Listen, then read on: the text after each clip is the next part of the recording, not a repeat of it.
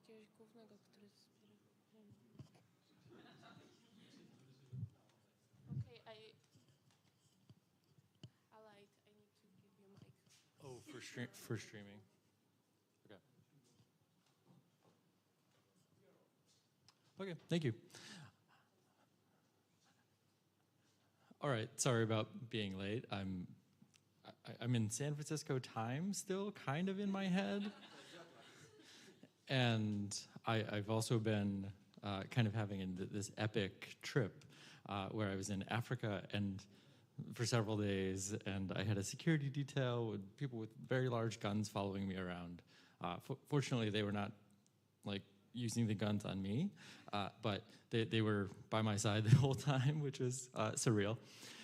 And then was in Amsterdam and kind of running around. And I haven't had my luggage this whole time. So everything I'm wearing right now is like stuff I've gotten in the last couple of days, which is why my pants are short. And I have to roll my sleeves up because I have disproportionately long arms and legs and a miniature torso.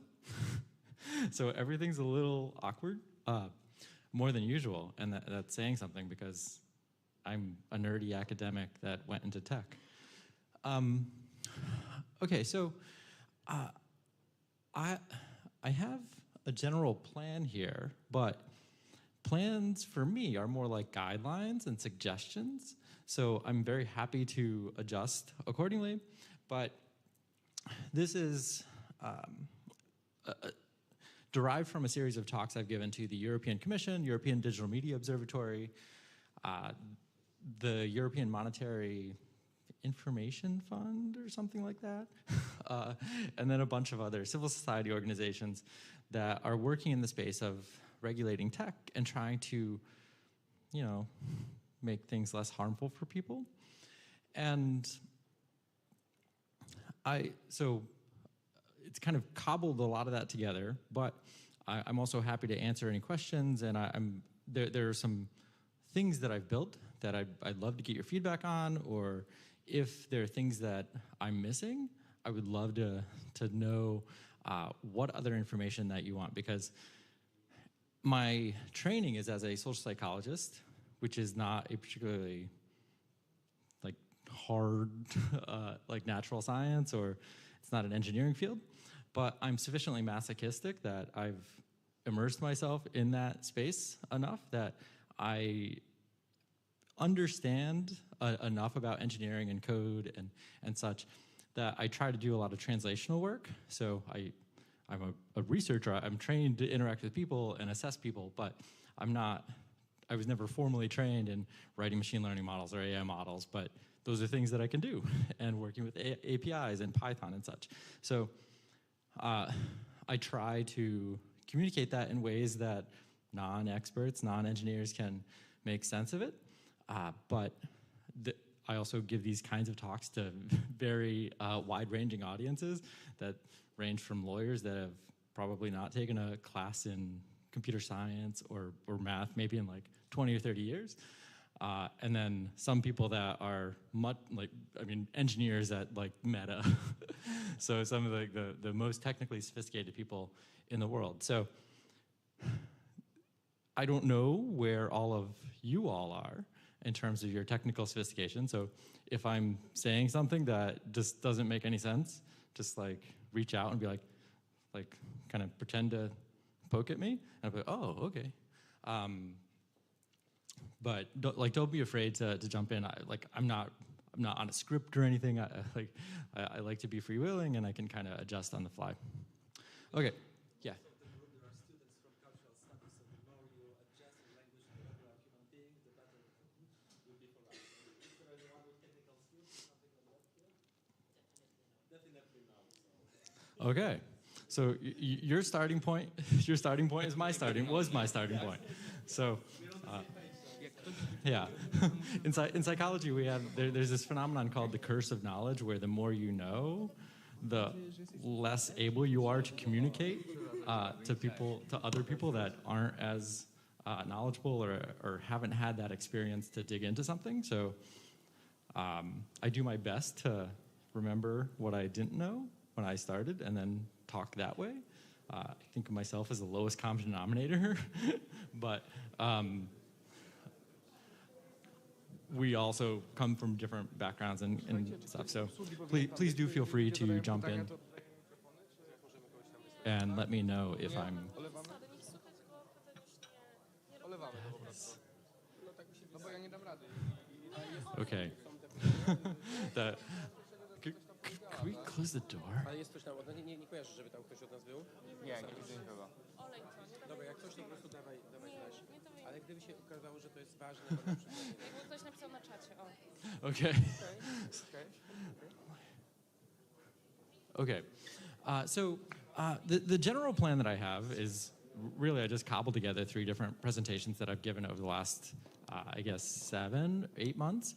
So happy to go wherever. The first one is kind of a bigger one that talks about how these platforms collect data and what they do with them so that people outside of these companies who really have no idea of, like, you probably know that they have a lot of data, but as someone that was interested in data and worked with what I thought was big data prior to going to Meta, my mind was completely blown.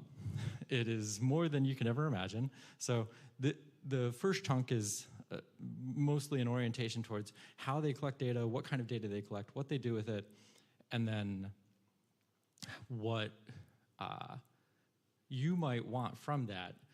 Because increasingly with like the Digital Services Act and some of these other legislation being passed in different parts of the world, they require transparency, and there are a couple of provisions within the DSA that say that they need to make access, like API access to their data.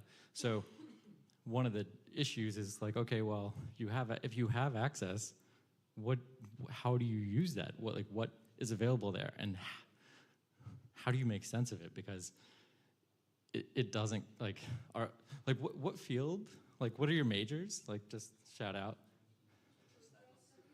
Cultural studies. Oh, okay, cool.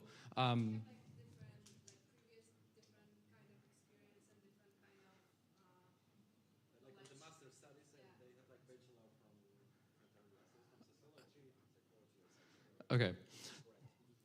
Yeah, so in psychology, we kind of expect data to be like one variable per column and one participant per row.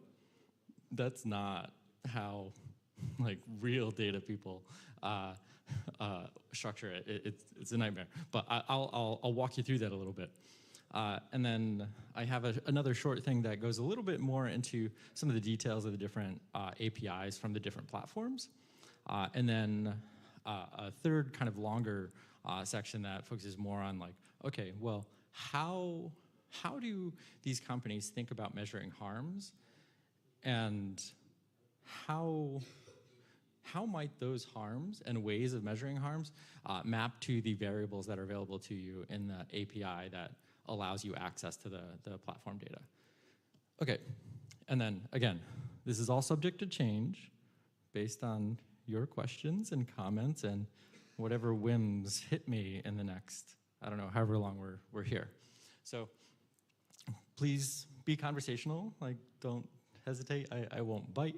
I will make jokes, more likely at my expense than yours, because it's never good to make fun of like somebody in the audience. It's just bad form. I think it's bad form.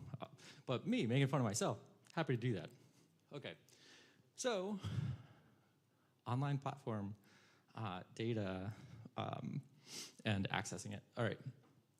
Now, I like to couch this in terms of one particular instance where researchers were given access in a partnership with Meta. This was started, I think, in like 2021, 2022.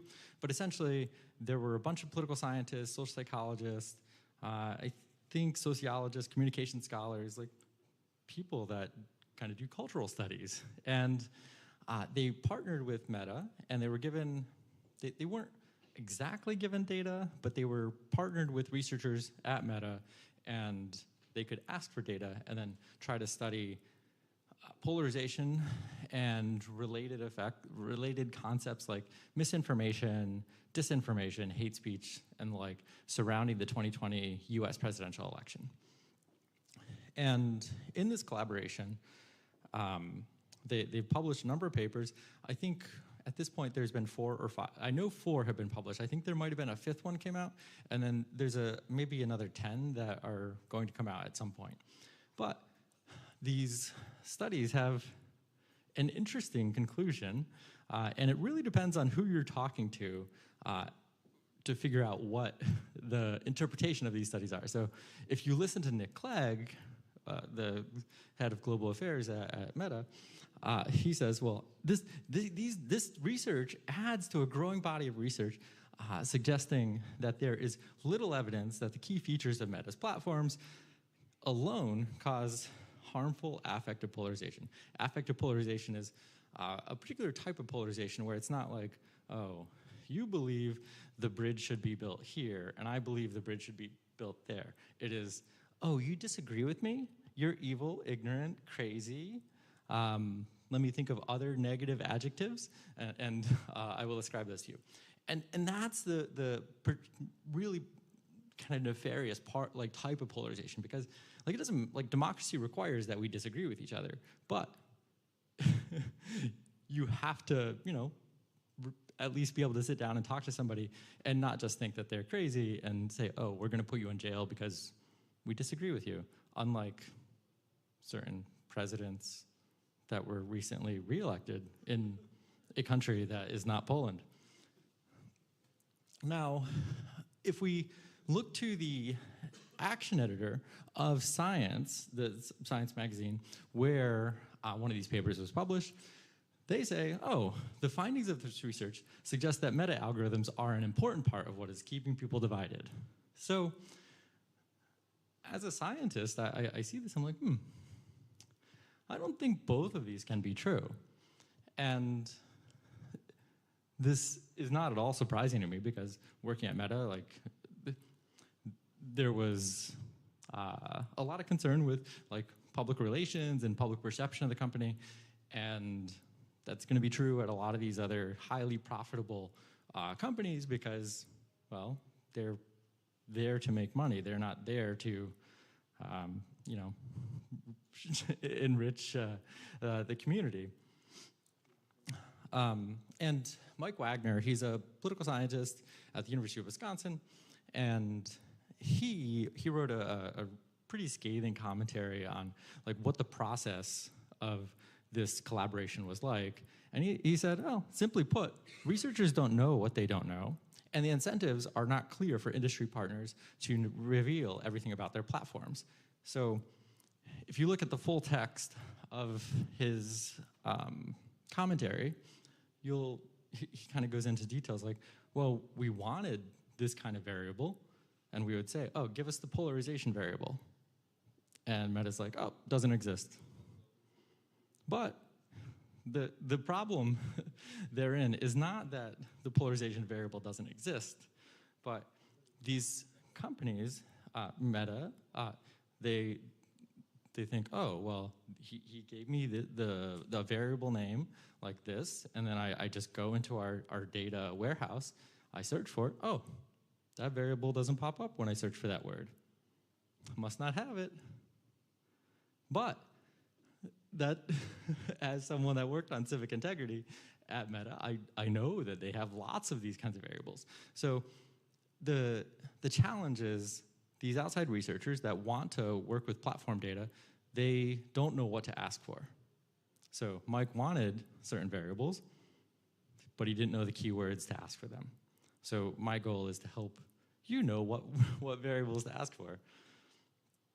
Yeah, and not just you, but help basically everybody that is not inside of these companies understand how they collect data and what data exists. And if they're doing some sort of a partnership, or if you live in a place that actually has potentially useful, promising legislation that helps rein in some of these platforms, like the Digital Services Act, then you could also theoretically access some of these through the API. And this is also kind of spoiler alert. I can't like walk you through all of that in just a few minutes. But one of the things I am doing, and something I'll ask for feedback on and invite all of you to comment on and make requests of, is I'm building a data tool. It's essentially an interactive handbook on everything that we're talking about here and everything you might need to know if you want to work with the data from any of the very large online platforms or search engines, because most of them, they function very similarly. The data warehouses they operate on the same kind of system. And even though like I have the most experience with Meta, I've also worked with the Mastodon and Blue Sky and some of these other APIs too. Okay, so what data do these companies collect? The flippant answer is pretty much everything. And everything is more than you are thinking right now. So I can break it down into some like fairly like broad categories. So one is the obvious stuff that you tell them, like, oh, here's my profile picture. This is my name. But we don't always, companies might not want to trust what you tell them, particularly if like maybe you are creating harmful content, maybe you are trying to recruit terrorists, or maybe you are trying to sell child sexual abuse material, or interfere with another country's election. So you might be posting propaganda like the Russians did in 2016 and every year since, and the Chinese and Iranians. I mean, a lot of foreign actors, they are doing these things. So companies don't want to trust everything you tell them. They'll take it and they'll use it, but they also want to verify with alternative methods. So this is some of the less obvious stuff that they can infer or extract based on things that you might not be explicitly granting them to. And then there's some really fancy stuff that they come up with based on a combination of these things, plus your different behaviors on the platform. Okay, so this is just my Facebook profile, which I basically have, like, I can't even log into this.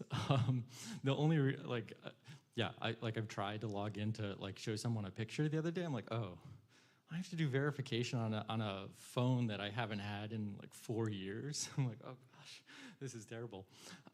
But who really uses Facebook anymore? Everybody has it, but nobody really uses it, unless you're even older than I am.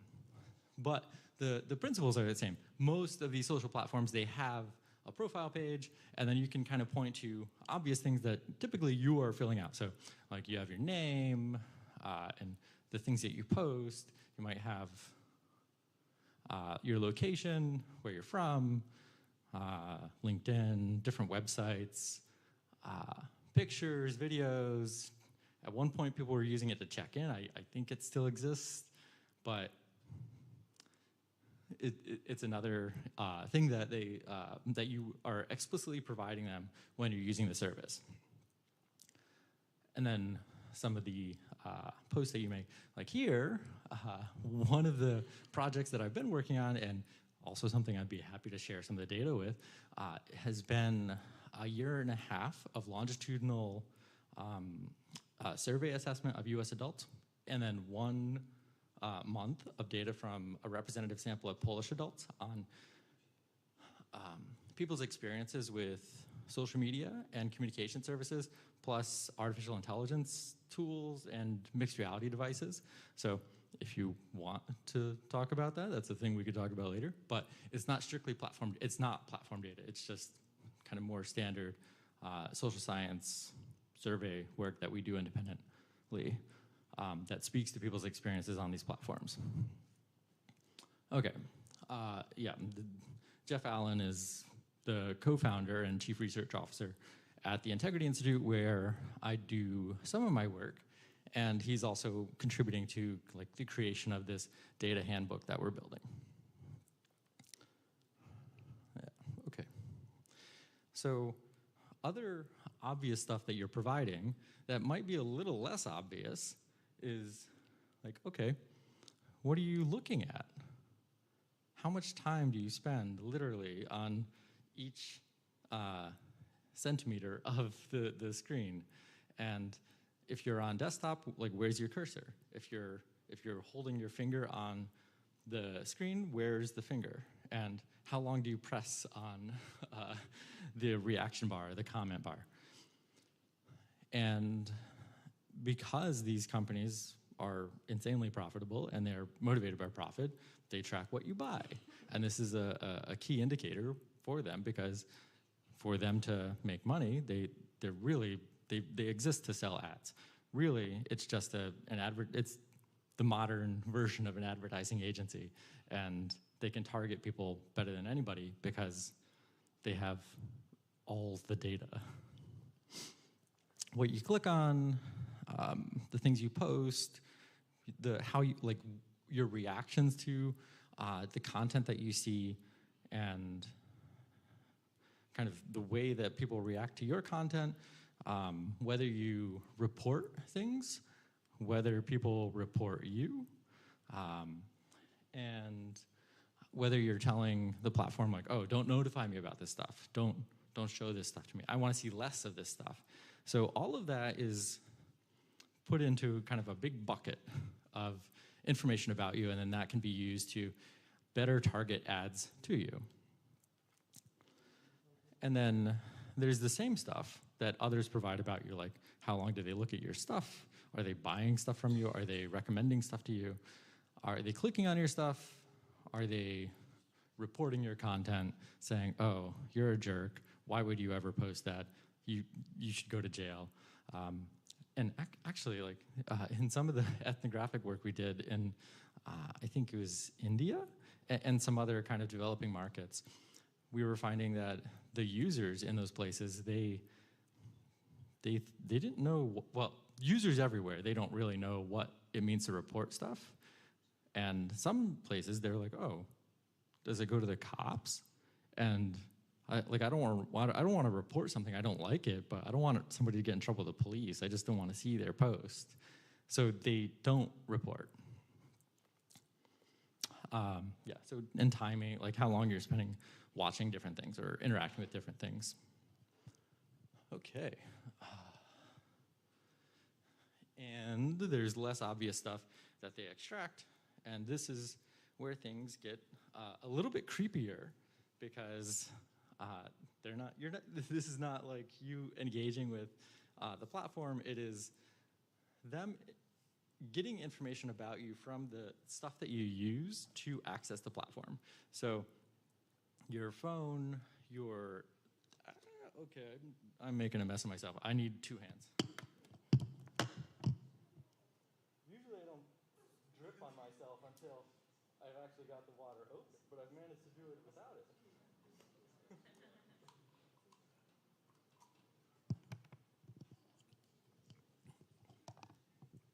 Okay, so on all of your devices, there are IP addresses, MAC addresses. This is like metadata about your devices. And from these things, you can infer like general regions where somebody is, what service provider they're going through, and a lot of other information about them. You can place them in space. Sure, there are different ways that you can kind of spoof some of these things. Like you can like route your IP through different like VPNs or Tor browsers or whatever. But it can give you some sense of whether they're doing that and how they're doing that. They can also infer your GPS. So you might say, oh yeah, I'm checking in at this conference to show how smart I am. But maybe the GPS says, oh, you're out at the pub or something. And that's one way that they can confirm whether what you're telling them is true, and if they should be like sending you material or sending you advertisements that are related to, say, learning about human technology, or which pub to go to like on a Sunday morning. And then there's also a lot that can be learned based on the network that surrounds you. So the things that, because of the kind of the human tendency to surround ourselves with people that are similar to us, the people that we interact with most are typically people that are similar to us politically, religiously, probably have some of the same hobbies, similar purchasing behaviors, and even if I might not interact with those kinds of things on the platform can learn and better target ads to me if they know what my friends are buying or engaging with. And this is something that has been leaned into more heavily in the last, I don't know, I guess 3 or 4 years, really since TikTok became a big player on the global scene, because one of their strengths was the For You page. And then once they became more popular, every service adopted some form of this. So YouTube has Shorts, and Facebook and Instagram, they launched what they call the discovery engine. But essentially, these are all different ways of these platforms serving you content that is not from people that you follow, but from people that they think you should follow. I just tried to drink the microphone. I need one extra hand. Not actually, but thank you. It's really hard to drink, like if someone's trying to like pour beverage in your mouth. Like I would have way more liquid on me if you were being so kind as trying to do that.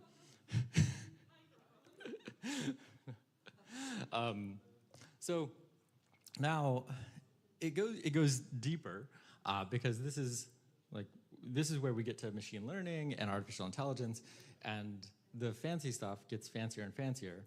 At the end of the day, it's really just like a logistic regression. It's just a statistical formula. You just have more and more features and fancy bells and whistles on top of it. But they try to figure out things like, well, are you who you say you are? Are you actually Matt Motel or Conrad Mai or Zuza or whoever? And that's a tricky issue, but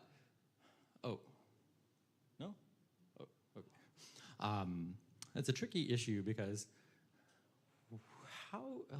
they don't do verification. They don't like ask you to show an ID when you sign up. You don't, well. But they do when Facebook, when somebody reports that this is like very suspicious that you are who you claim you are. Yeah. Yeah. So I had this situation in my account that I need to provide the Facebook because I changed my surname with my one letter. Somebody reported that I'm not who I claim to be. So Yes. they have like, but somebody is reported.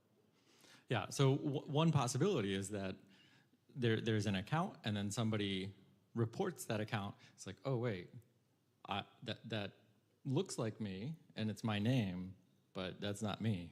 Like I don't control that. So you could report it, and that might be an indicator of an account being an impersonation or a fake account. Or we had 3 different labels for it. And if you actually like look through the reporting flow, it was like fake person, fake account, and impersonation. And what a fake person is, I don't really know. And nobody on the team that I was on did either, but that was one of the labels that people could click on when reporting. We never could figure out where those reports, when people clicked on that, would go internally. But there, I think it started like in the police story when they claimed that there are some celebrities, something like that, yes? And they established the fake counts of celebrities or public figures. It was a real problem that somebody claimed to be in this way. So I think that it started, yeah. But it needs verification. yes, though the goal internally was people would use the impersonation tag for that, but there are these, I'm just saying, like there are these 3 tags, and one of them makes way less sense than the other 2. So it's hard to say what somebody actually means when they click on that. But like that is one way that they could make that kind of judgment. And then they try to make inferences based on the kinds of things that you will buy. And this might be like, okay, so if you are searching for lots of stuff related to, I don't know, robots that can dance and impersonate cats and Tarzan. Is it Pepper? Is that? It's Pepper. Pepper and Now. Yeah. So if you are constantly searching for robots that will do those things, it might send you advertisements for companies that produce parts for that, or maybe software that will help program these kinds of robots. And then if you buy something, it will basically never stop saying, hey, do you want another one? Do you want another one? Which is really annoying because it's like, oh, so I don't know. I bought like maybe my watch, and it's like, oh, do you want another? Do you want another? No, I only have one wrist. Well, I guess I have two wrists, but I don't need a watch on both of them. Yeah, I guess so. Yeah. So many different shops, so why can't you have so many different watches? Yeah, I guess so. Yeah, a question?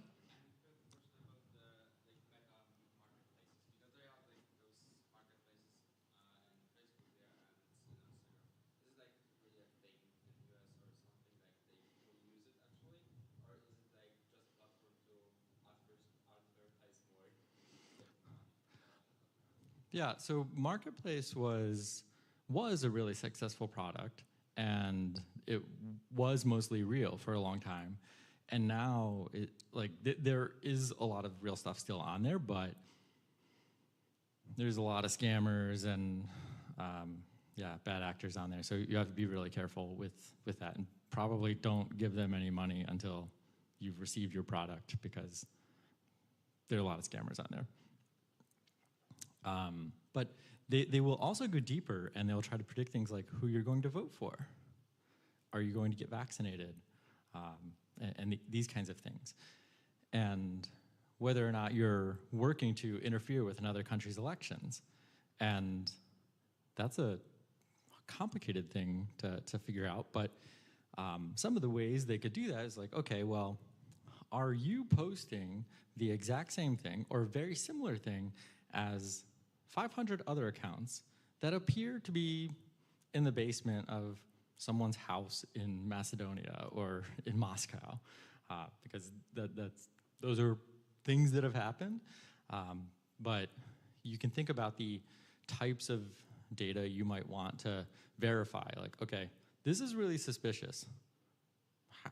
Like, what's the probability of someone that's behaving that way, creating that type of content, engaging in this way with this timing and in coordination with other accounts?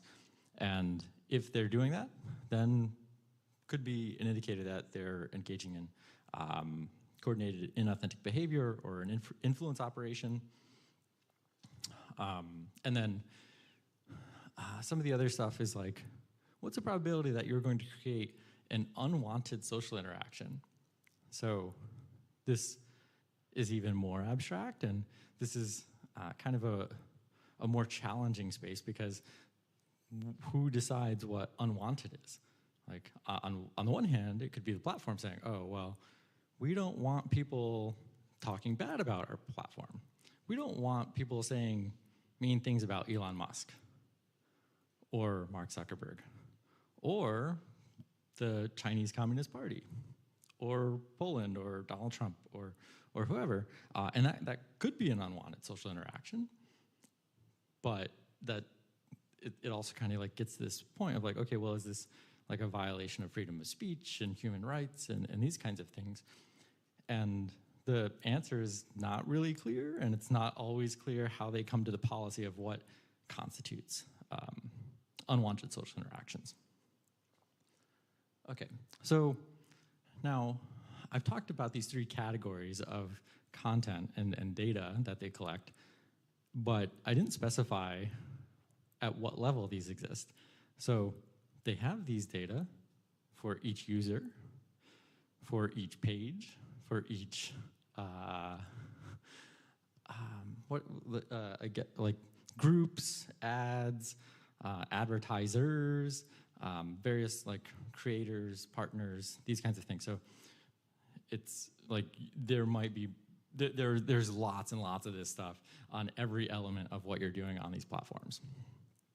And as I hinted at before, the data are not stored in kind of this tight, like in data science and social psychology, we call it like tidy. That's like one variable per column, one observation per row, and then you have, I don't know, 1,000 rows would be 1,000 participants, and then you might have like 10 survey questions, so you might have 10 columns. But that's not the most efficient way to store data, and when you're collecting this insane volume of data, you have to be more efficient. So there are generally two main types of tables. So there's a dimension table, and these are mostly structured.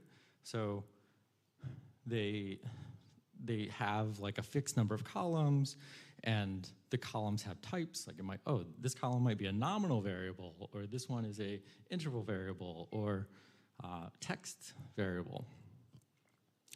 And this is kind of what you're probably most experienced with if you've taken any like intro stats classes. So again, one row per observation. And the observations could be users or pages or anything, like posts. And then there are probably thousands of columns for each of these observations.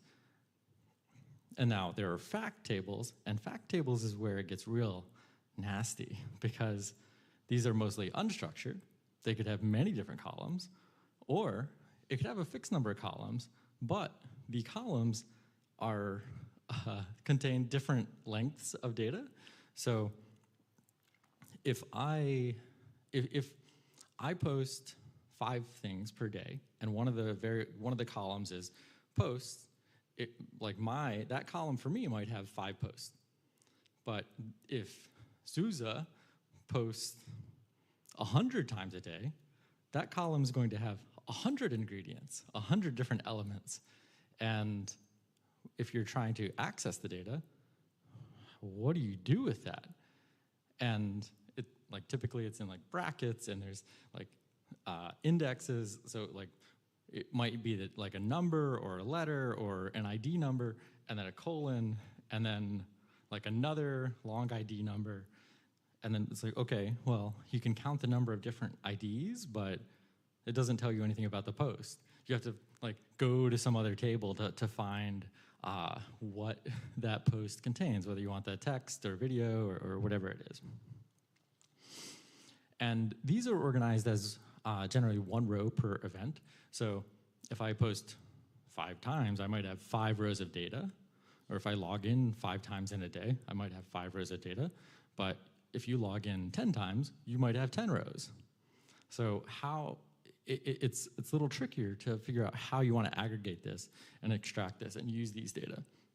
And I'd never heard of a map variable or an array variable prior to querying data at Meta. But again, these are it's like brackets, and then inside of these, it's like key value pairs. So you might have an ID number or an index within this variable, and then a colon, and it's like, okay, this is your post. This is the post time. This is the date of your post. This is the probability that your post was hate speech, probability of your post being something that somebody's going to click on and engage with. And again, the length of these variables could be 0 all the way theoretically to infinity. So like there might be somebody that hasn't logged on to the platform in 15 years. So they would have this variable, but they wouldn't have anything in that column except for the bracket saying, yeah, we exist. But then if you're really active on there, you would have like potentially hundreds or maybe even thousands of elements in this one column. And then it gets worse. Like this is just kind of like the ABCs here. And the other issue is like no table contains anything, or everything. So, like I mentioned, if you're interested in the post that somebody makes, you might like pull out that map variable that says like, oh, this I want all the posts that you made today. And then within that, it might give you the ID of the post. So then you have to go find where that other table is that has data on posts. And then you have to filter it to that ID number. And then from there, you might learn like, oh, this post has 10 loves and 5 angers or whatever, or it has this many minutes of watch time. And then you have to join that in with the other data. Now, these data can also be stored in different tables, and because the data are so large, that it might not even be in the same database. It could be literally a different physical location. So you can't even just run like a simple join to connect this stuff. You might have to bring those tables into the same virtual universe so that they can connect to each other. And that is another reason why, if we go back to the example of Mike Wagner and the polarization studies, the variable might not exist, or if someone is not particularly motivated to find something and they're asking for a variable that is kind of like buried in this weird web of like things that are not really connected, but they do speak to the issue that people are interested in, it might be hard for them to find and easy for them to say, oh, yeah, that doesn't exist. I don't have to share that with you. And again, there could be there are probably thousands of tables for users, pages, groups, like ads, everything. There's more than you can possibly ever imagine. We're talking I know individual tables could be like petabytes, like not terabytes, petabytes, and like all together probably like I can't even venture a guess of how much data they actually have. And then making things even more complicated is that because of different laws in different jurisdictions and commitments that they've made with different governments, the data have different retention. So after the 2019 the Federal Trade Commission consent decree that Facebook, where Facebook was fined $5 billion for its role in the privacy issues with the Cambridge Analytica scandal, they committed to limiting retention to 90 days. So most of these tables have a lifespan of 89 days before they randomize your ID variable or your user ID and then put it into another table that you can link back, but it's even more complicated to do because you have to find like a decoder of like how it was randomized, what was the seed, and that kind of stuff. But other data might be preserved for 1 day or less, like the length of time that you're typing in a comment box or in a post box, or the time that you're like taking to put a filter on your video or picture or whatever. Like that data is a lot and maybe not the most useful. So they have it, but they're not going to retain it a very long time because like this data balloons, like as I hope I'm conveying here. There's just so much of it, and it can quickly just consume all the resources that they have, and they have lots of resources. So, and then the other issue about how these companies might not know or be able to share certain variables is there are different security settings, different privacy settings, and not everybody has access to all the variables. So if you are outside of a certain work group or business line, you might not have permission or access to see like, oh, this is the polarization variable or this is the ideology variable. So there are lots of reasons that are benign about why these platforms may or may not be able to disclose certain things. Okay, so my, again, I mentioned that I'm, yeah, go ahead. Sorry for the question, but from the perspective of the researcher, is this data useful at all for me? Even if I had an access to that? For me, it looks like the map that is bigger than the world, or the bigger the area. Like the idea of the data is to simplify something, and what you just described with like thousands of informations about the one users, about one of the thousands users, as like we as a researcher can use it to find something what we can learn from that.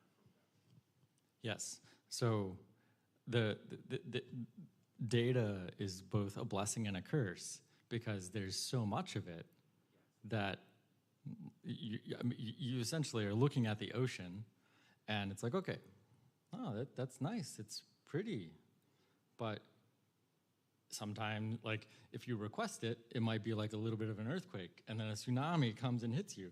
Like, oh my goodness, what do I do with all of this? And that is a skill that you have to develop if you want to work with these kinds of things because there's just so much. And if you just say, oh, give me all of the post data from today, it's going to break your computer. It might break your brain because all of the post data might be petabytes. And really your computer won't be able to process it. The server's not going to be able to process it. I definitely broke my server more than I want to admit when I worked there because you just don't know when you're trying this. It's like, oh, when you're using the SQL tool that you can query the data from, like it actually counts the amount of server time you're using, like how much time does it take your computer to do this? And some of the queries might be like 27 days, but it might take like 3 seconds on my computer. So like they combine all of the different servers and all the different machines that are being used to like figure out where all the data are and then like spit them out to you. And it does it that way, and then it also tells you how expensive that was. So it might be like 4 cents per query, or it might be like, oh, that was a $20,000 query. Did you need to do that? And increasingly in the last couple of years, they've been cracking down on people that run these expensive queries. But yeah, go ahead.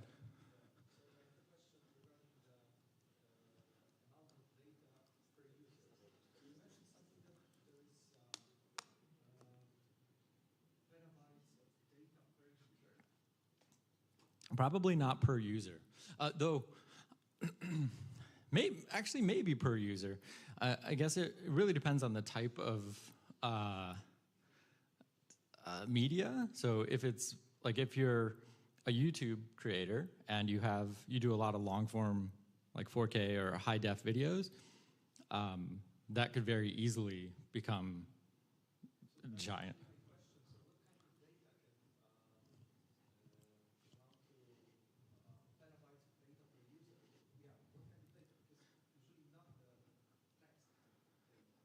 Yeah, so like I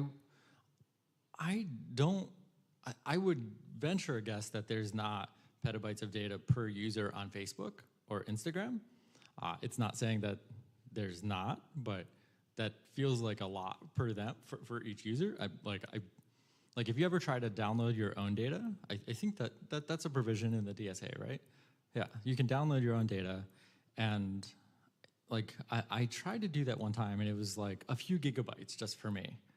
And I basically don't use Facebook, but I'm curious, like I have it because, well, I study this stuff, so I feel like I need to. But that's a lot of data, especially for not an inactive user. But like gigabyte to petabyte that's a big gap.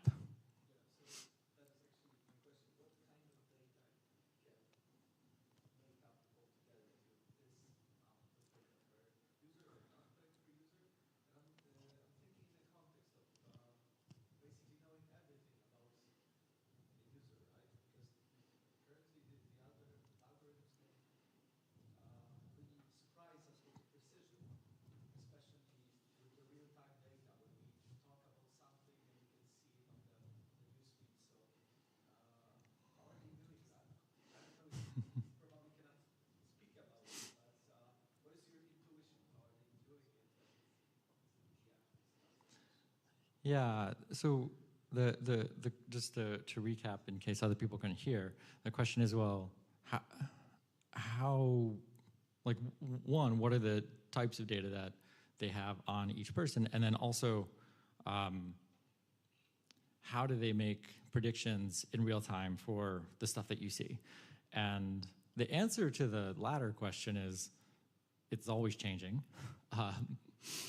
At various points in the past, they would literally be listening. People were doing like personality studies, and they might be listening to your actual like microphone on your phone. This, I believe, is illegal in the EU, and I'm not aware of them doing it in recent times. Is there any way you can prove that they listen, like listen to you through your phone? Because this is what happened to me like many times. The other way around, is there proof that they are not listening? Yeah.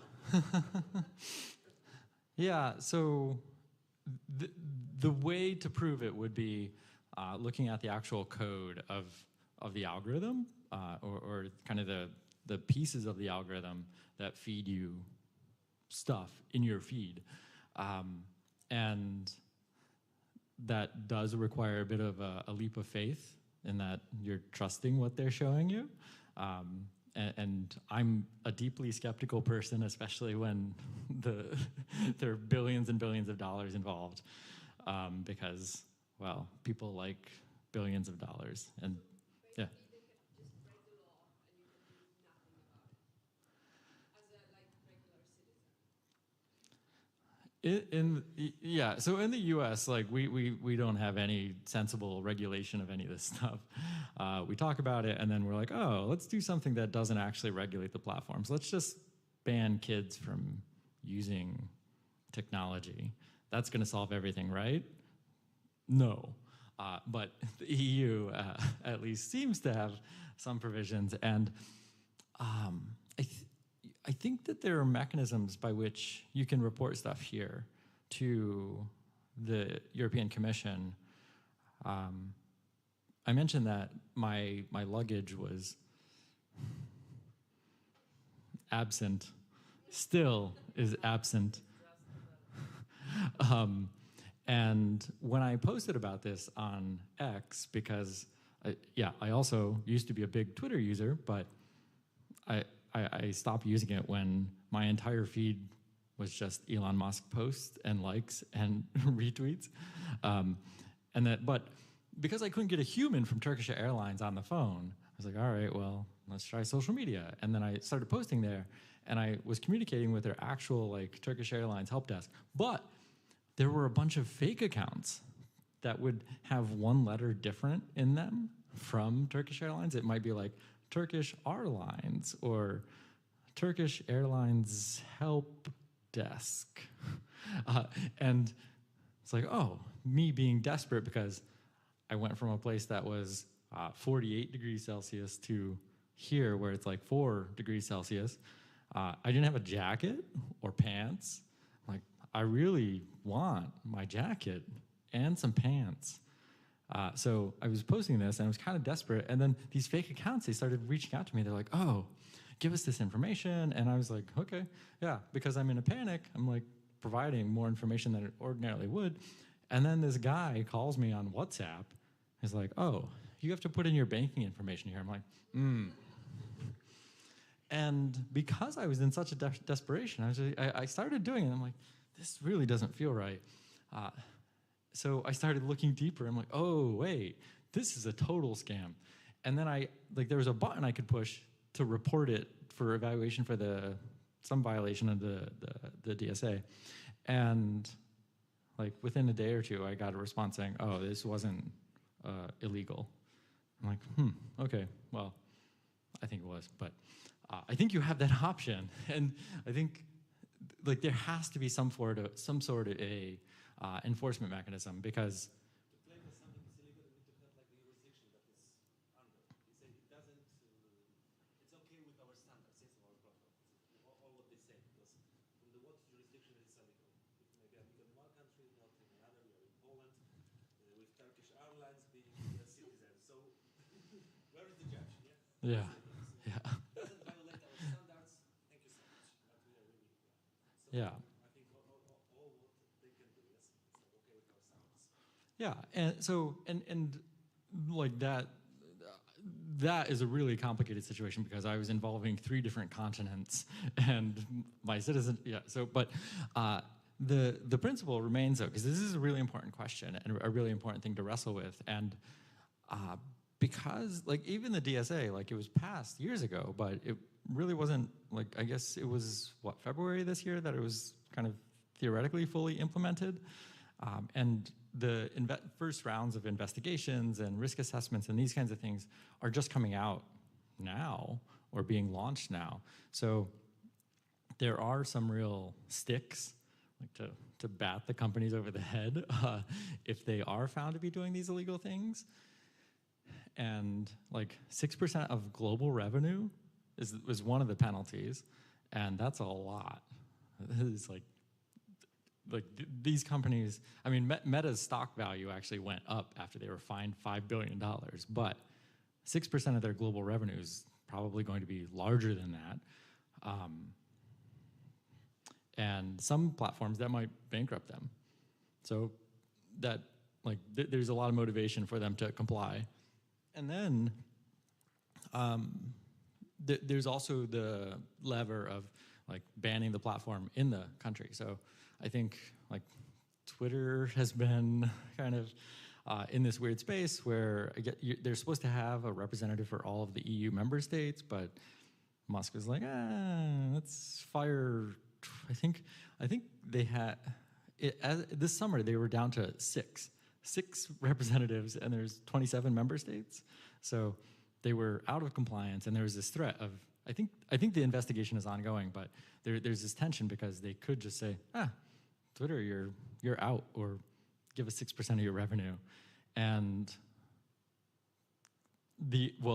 Twitter is also an interesting case because their user numbers are declining so much that they might not be a very large online platform by the DSA's definition of it's like 100 million people in the EU, but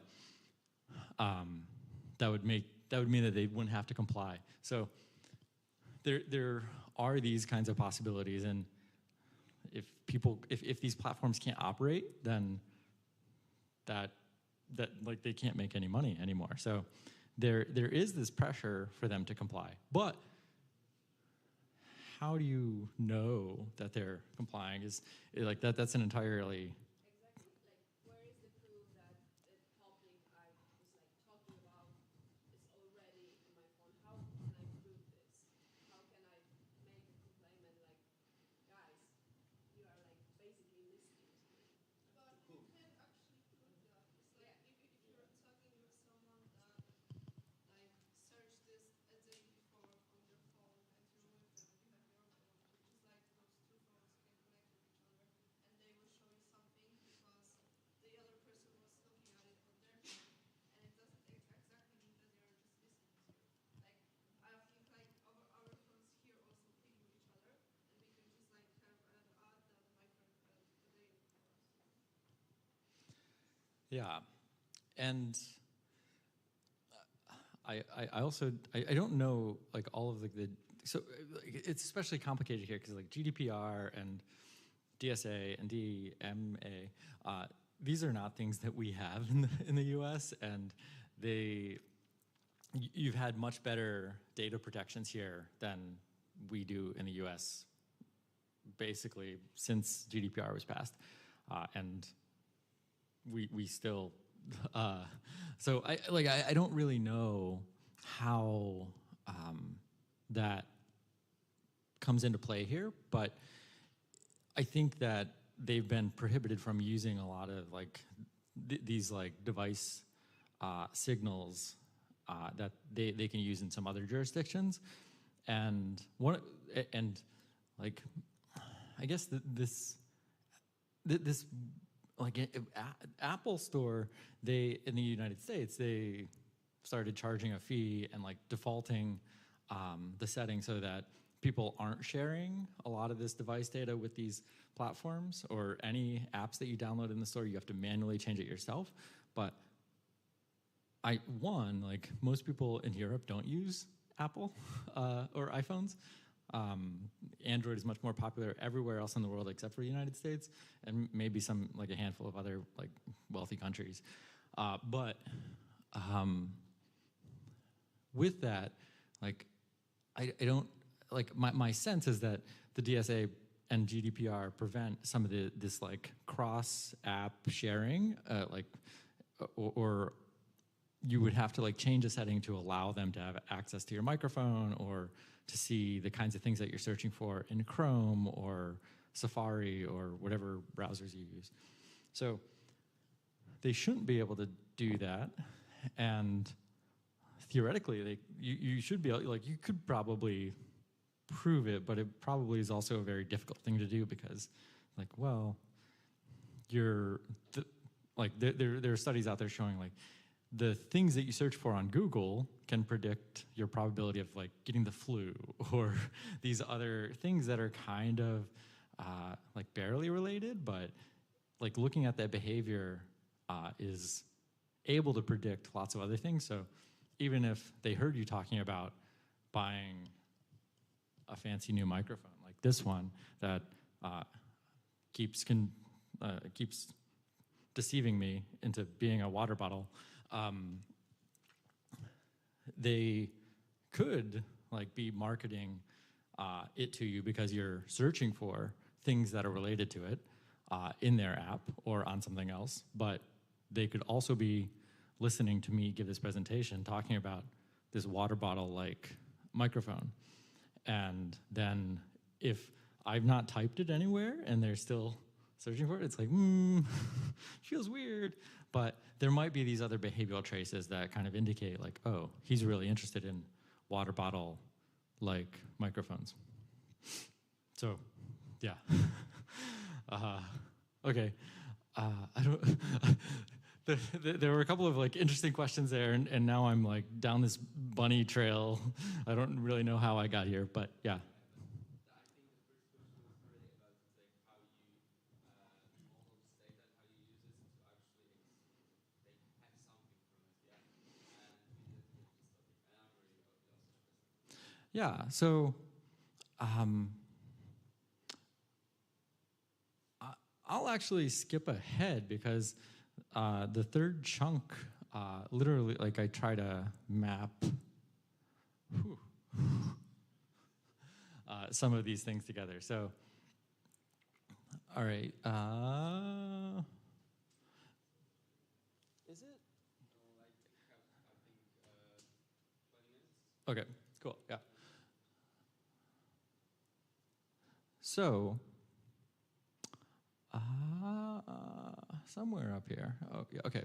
So, one way that you can map the data that theoretically they provide to the questions you might have or the variables that you're interested in studying would be looking at some of the, so we can make it really concrete by looking at the data that are available through their APIs and then think about like, okay, well, if I wanted to know if something was harmful or if it was trustworthy or if it was any of these other things that we've been talking about, we could think, okay, if I'm interested in, say, disinformation, there are lots of ways that you can try to figure out, like, is something disinformation?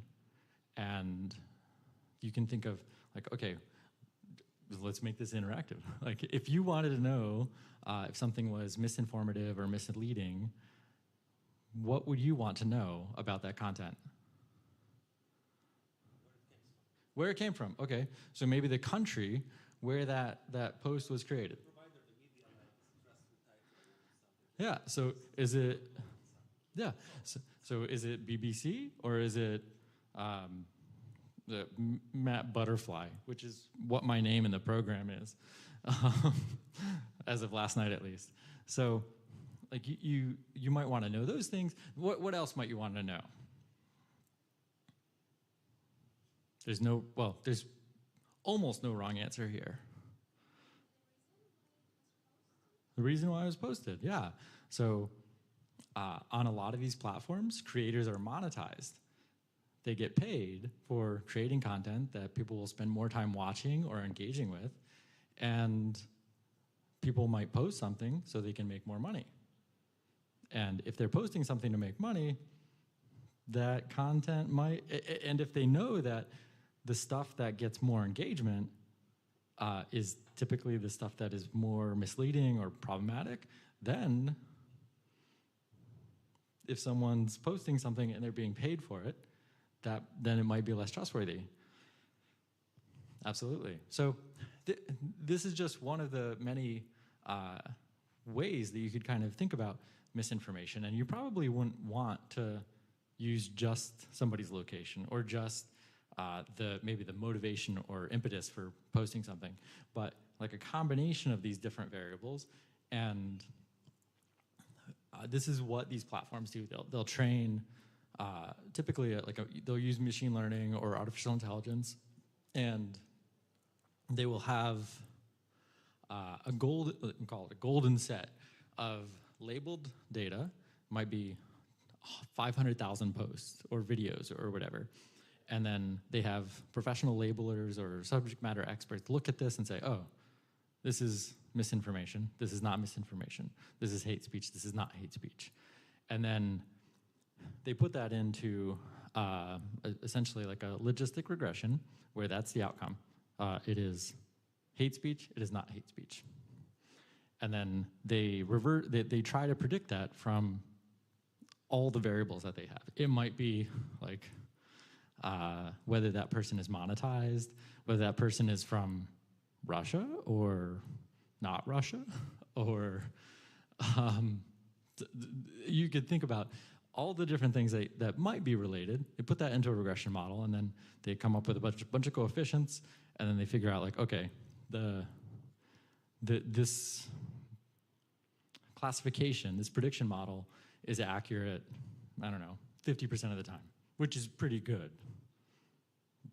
Like not being able to look at any particular piece of content and then like being able to predict whether it is hateful or not, like 50% of the time, 60% of the time, like that would be a pretty good classifier internally. Yeah.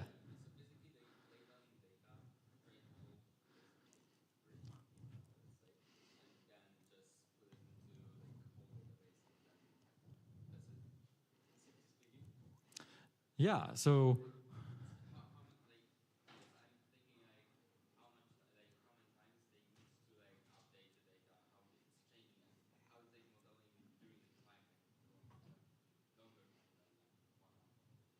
yeah, so this is a great question of like, okay, well, how often are they updating it, and how does this exist over time? And like, it's created at a fixed point in time, and then it should be updated with a regular cadence because the ways that people talk changes over time, like the words and hashtags and like what's popular changes. And like if we're talking about politics, political issues are different over time. So like Donald Trump related words are useful some years, but maybe not other years. Or like January 6th, when Donald Trump kind of facilitated a riot to prevent the peaceful transfer of power. There were keywords like stop the steal, STS, these kinds of things. And the models would be really useful in that time period, but a lot of these groups that were involved in some of these actions, they continued existing after January 6th, but using January 6th hashtags or trending words is like it's not useful anymore.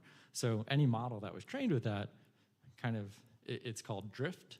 The model becomes less and less accurate over time and left long enough. So I used to subscribe to Pandora, the music streaming service, like the Spotify before Spotify existed.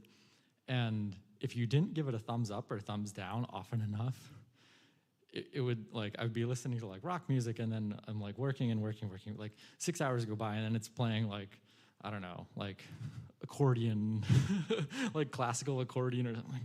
Oh no, you need more information because the model was drifting and I wasn't tuning it. And like that's kind of a ridiculous example, but the same thing can happen with like anti-vax content or violence incitement or terrorist recruitment.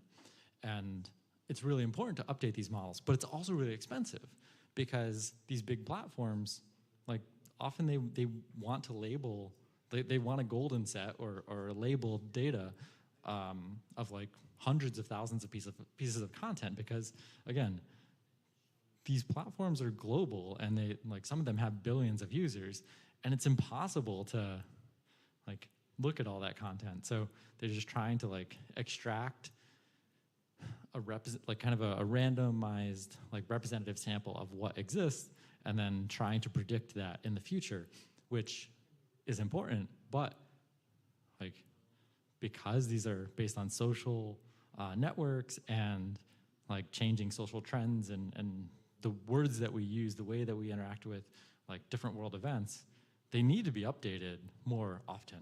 So some of these models are like actively maintained, but sometimes it might not be like, maybe they update them once a year, once every 6 months, once every 5 years. Like, at what cadence do you need to do that? And it really depends on like what the actual issue is. Like if it's related to an election, that like it should be updated like a lot. But if it's something that's more static over time, like, I don't know, people that really like at like Mac versus PCs, like that, I'm a PC person, I'm an Android person, so like that hasn't changed since, I don't know, 2008, 2007, so I don't know, somewhere like that. So it really depends, but it's really important because these things go awry.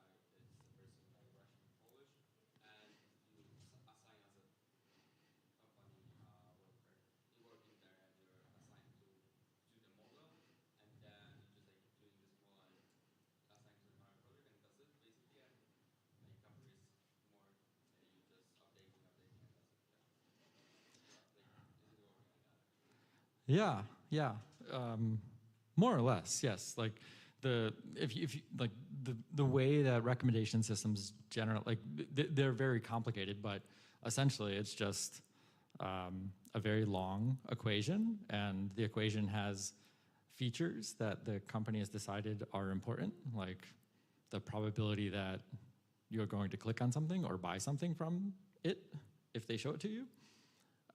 Or the probability that you're going to like it or say or report it, these kinds of things.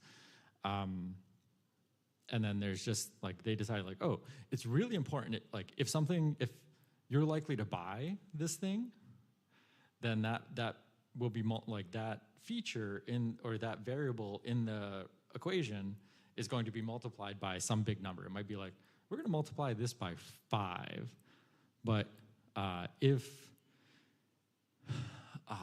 it's like a probability that you're going to love something, that might be multiplied by 2. So there's like a value, like there's a concrete value judgment or assessment determination that these companies are making with like, okay, we want to show people stuff that's going to cause them to spend more time on the platform, spend more money on the platform, and then like if these other things that people like or love,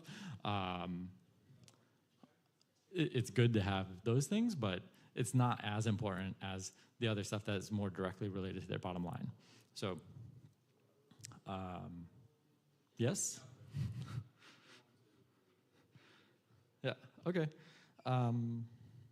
Yeah, okay. So,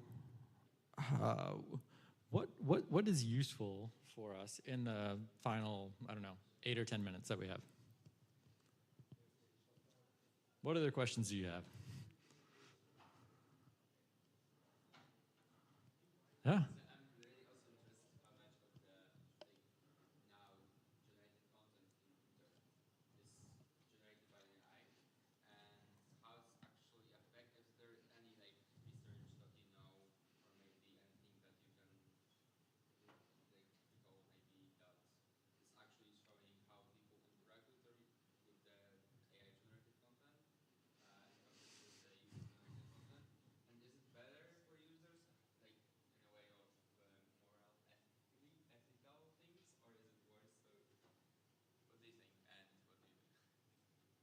Yeah, so the question is about what do we do with AI-generated content, and this is really the wild, wild west.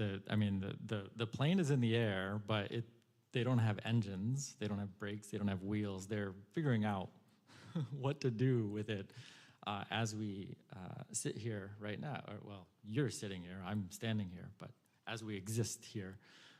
And different companies are trying different things, and some of it is more promising than others. So one thing that YouTube rolled out in the last 6 or 9 months maybe is when creators are posting videos, they have to disclose whether or not they used an AI tool in that, and then if the creator says, yes, I did, there's like a little eye and a bubble that pops up in the beginning of the video saying this contains artificial intelligence generated content. And the idea there is they're trying to like warn people to be a little more skeptical of it. But it's also not great because like AI could mean a lot of things. Like it could be like a person that has been created by Sora or Respeech or any of these other tools, and like that, like if you're creating like an instructional video, that's probably fine, or like internal marketing materials, it's fine. But if you're creating a video of Donald Trump or Joe Biden or whoever, and they're saying things that they didn't actually say, not so fine. So like I think the idea is right, you want to label these things, but it's too crude. And Meta took another approach where they just said, okay, we're going to label everything that has any metadata that suggests it was edited by or involved by, like the Gen AI tools were involved in the creation of it. And this really pissed off a lot of artists because like their photographs, like if you took a photograph on your phone, like most of these phones, they have like a lot of pre-processing that are applied, so different filters or things that like maximize contrast or improve visibility in night pictures, and it was counting that as AI. But that's really not what they're trying to capture. They're trying to capture like, okay, is this a picture of Kamala Harris like holding a gun aiming at Donald Trump? And that would be included, but almost everything that was being included was like the picture like the selfie I took of like here, like, oh, I put I buttoned my shirt correctly, or kind of like ridiculous things that it doesn't matter. Like if I missed a button, like yeah, okay, you might laugh, but it doesn't matter if it's AI generated or involved or not. So it's not like these companies, they don't have a really good idea of like how to deal with this. And this is actually maybe it's a good cliffhanger or segue into my talk this afternoon, because I'm actually talking about the ways that we can, the things that we can learn from social media to build AI tools more responsibly. And like some of the ideas that are kind of popular right now are things like watermarking, but doesn't seem particularly good because there are really old tools that allow you to remove watermarks. Like if you've ever used like Photoshop or Premiere Pro, they're like you can just create a mask and then use like a fill function, and it'll hide the thing that hide the watermark. There are other things that can be kind of like embedded in the actual pixels and these kinds of things, but they can also they can all be removed. And even if you are watermarking the picture and you can, like the human eye can't see that mark, it doesn't really affect how a human's going to evaluate looking at that thing. Because if you don't know, if you're looking and it's like, oh, looks like Kamala Harris, then it looks like Kamala Harris did. I might believe that actually was her, but it could just be completely artificial. So I don't think that that's a very promising direction. And there are other tools that have been kind of developed and look promising, like determining whether a video is like AI generated or not. And they can be trained such that they're good at detecting whether the video was AI generated or not at the point of training on the training data. But then when you try to extract that out to like future data sets and different data, the performance goes way down. It's like, okay, you spent a lot of money and time building this thing, but it's not actually useful, which is unfortunate. But like, there's probably like I would guess that some element of that will exist that is effective eventually, but again, like it'll give like marginal improvement over what we have now, but marginal improvement over terrible is still pretty bad. I have a countdown in front of me now. So you have 1 minute and 9 seconds to cue something else up.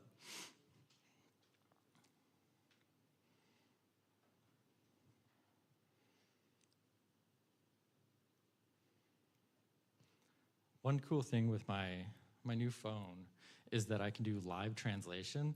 And because I was in Mali a week and a half ago, and they speak French and Bambara, neither of which I speak.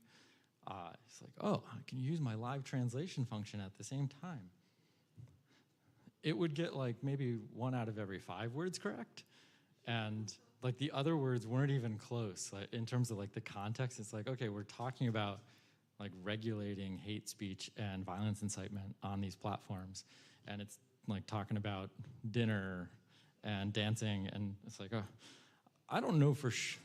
Yeah, I don't know for sure that the translation was incorrect, but I was showing it to some of the people sitting next to me that were fluent in all the languages, and they're like, I don't know. But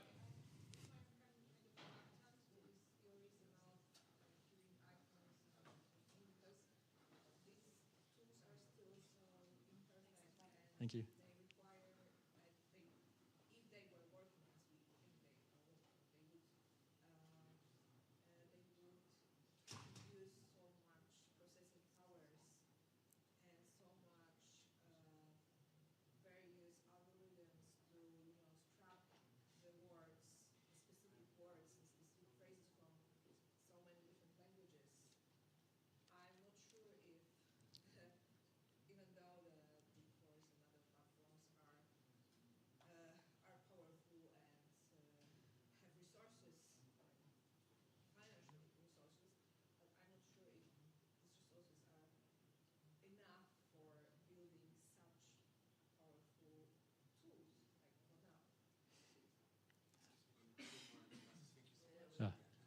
Yeah. Yeah, we're done, but yeah, okay. Thank you, everybody. Oh, oh, oh. Oh.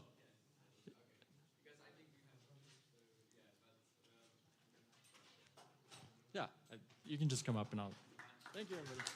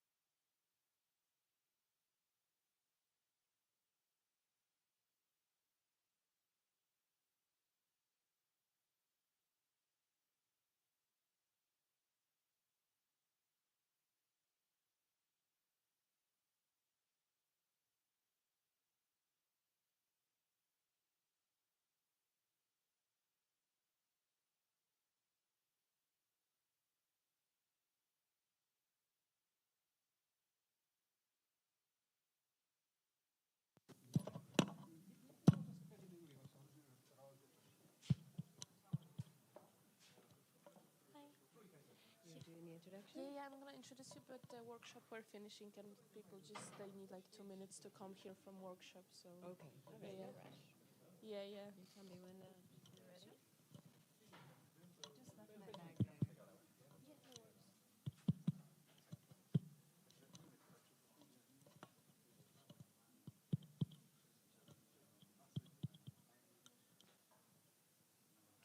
Wykłady o 11:45 planowo? Słucham? Pin.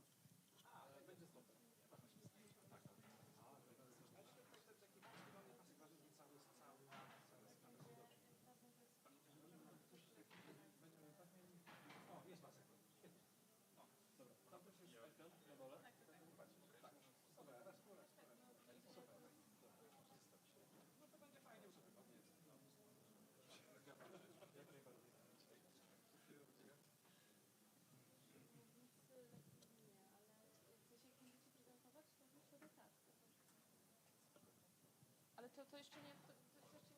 So we can check this presentation if it's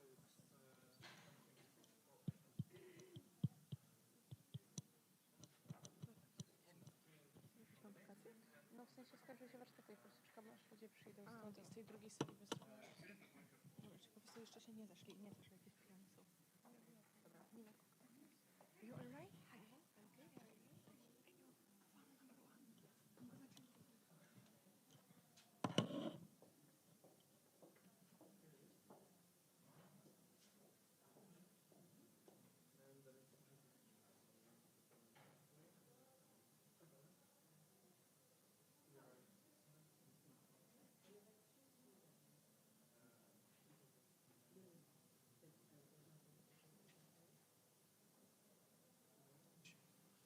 It's okay.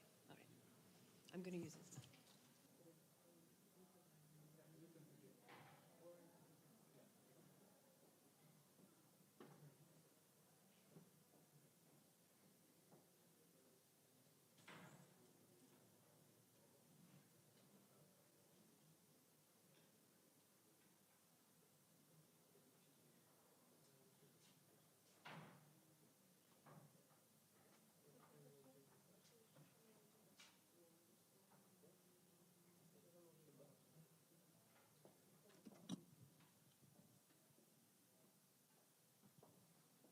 Co tam?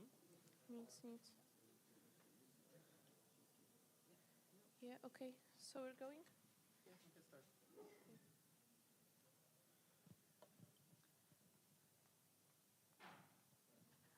Hello, everyone. I wanted to welcome you today on our last day. I hope you're well rested despite the party and ready for another great amount of knowledge. And now I'm gonna welcome Nina Patel.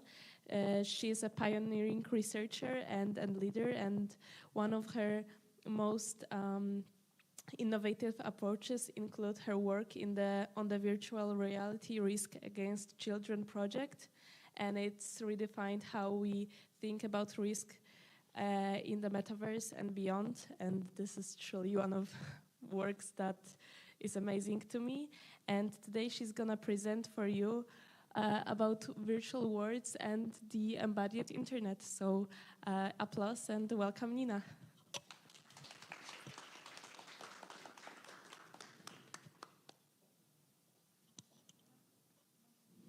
When newborns open their eyes, they see a world where technology has already seen them. Movement in the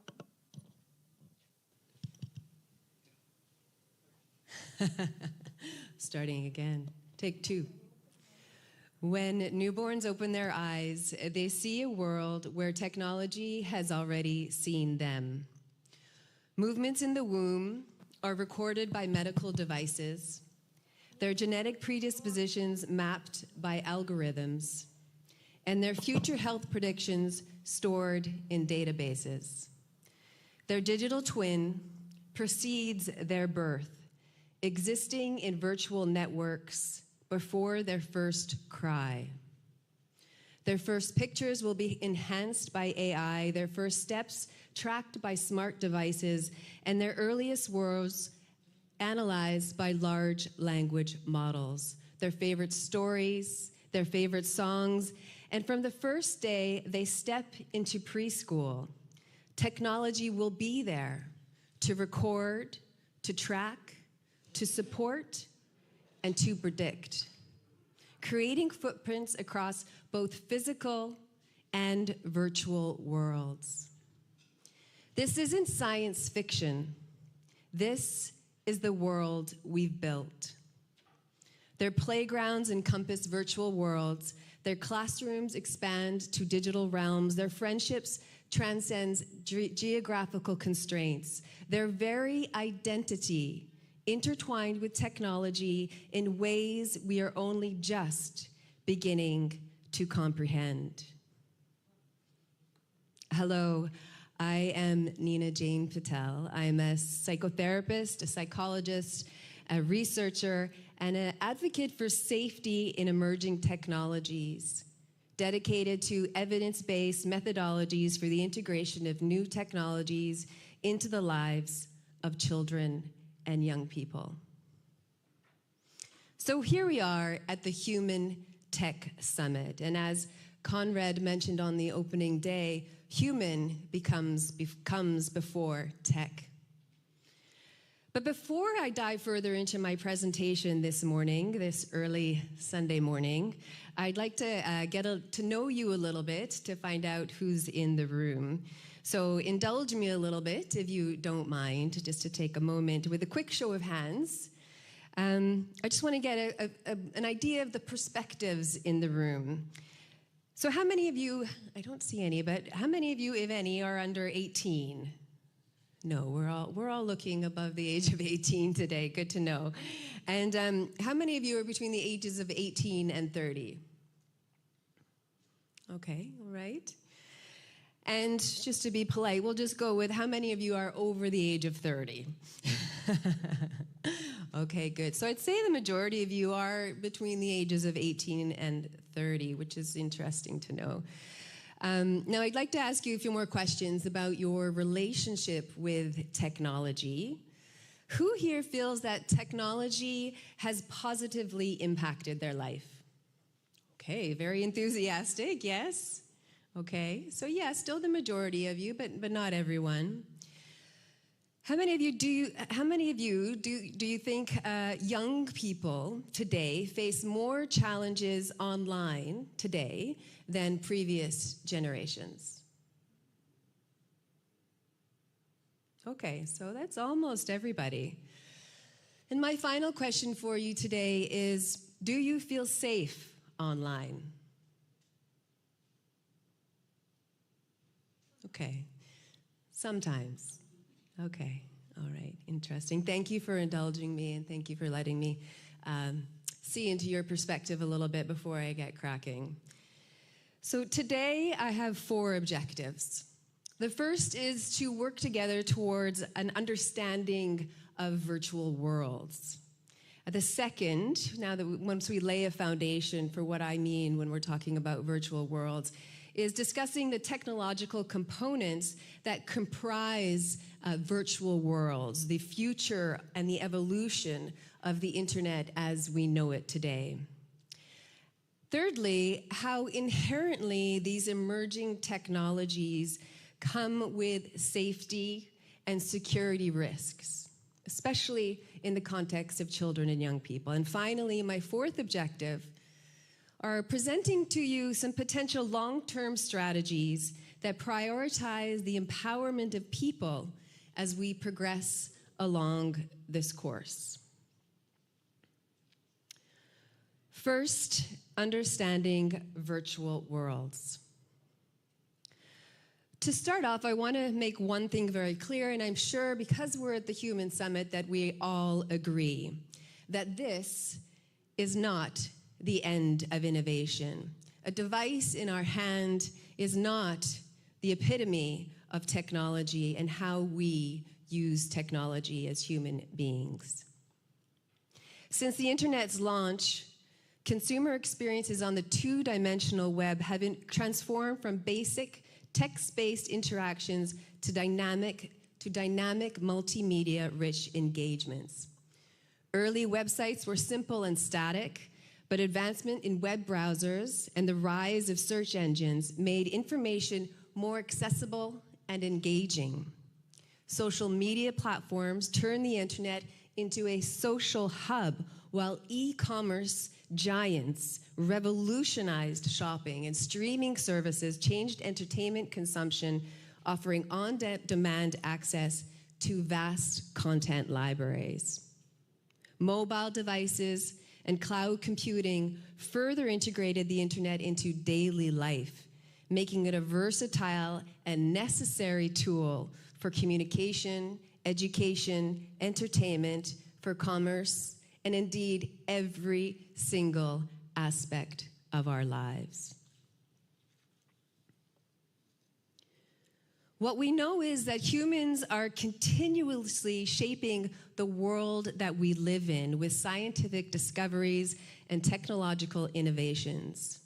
In this time of artificial intelligence, what we know and what we hold true to is that a true sign of intelligence is not knowledge, but imagination.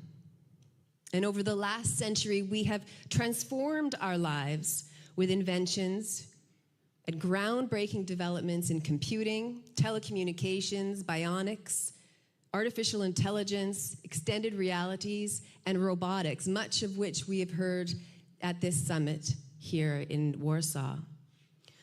Virtual worlds, once the stuff of dreams and science fiction, have now become an integral part of our daily lives, especially those of children and young people, revolutionizing the way they interact, the way they learn, and the way they entertain themselves. Now, I travel all over the world to share this vision, this grand vision of virtual worlds and how it will reshape humanity. This is a collective vision, and I share this to audiences of all types. And often, and not always, and I don't anticipate in this room, I am responded to with skepticism and cynicism. Indeed, I joined a panel on Friday night where the concept of virtual worlds was deemed with a little bit of not so sure, and I don't think we're going to be engaging in virtual worlds, which was interesting for me in the context, the global context of how big tech players are moving towards integrating augmented and virtual reality into our lives. So for those of you who are a little bit skeptic, I will present you with a few facts and figures to help persuade you. The European Union has determined that virtual worlds market forecasts are very promising. The size of the global market of virtual worlds is estimated to grow from 27 billion in 2022 to over 800 billion by 2030. And societal areas.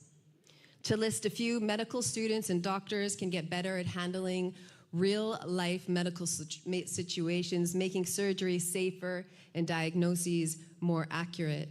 In education and training, hands-on learning can make it easier for students to understand complicated subjects, helping them learn better and faster and understand the world around them, and influencing and optimizing pedagogical innovation. And one thing we all know for certain is that the education sector is shamefully, woefully left behind in the context of innovation.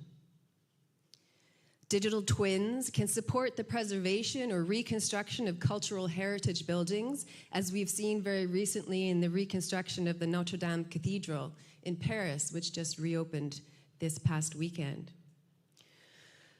Virtual worlds can help optimize traffic flow based on real-time simulations, creating smart roads, smart cities, thus contributing to the reduction of traffic jams and emissions. Virtual worlds can enhance democratic participation by offering new possibilities for people to voice their ideas, their opinions, and concerns in more engaging ways, and the list goes on.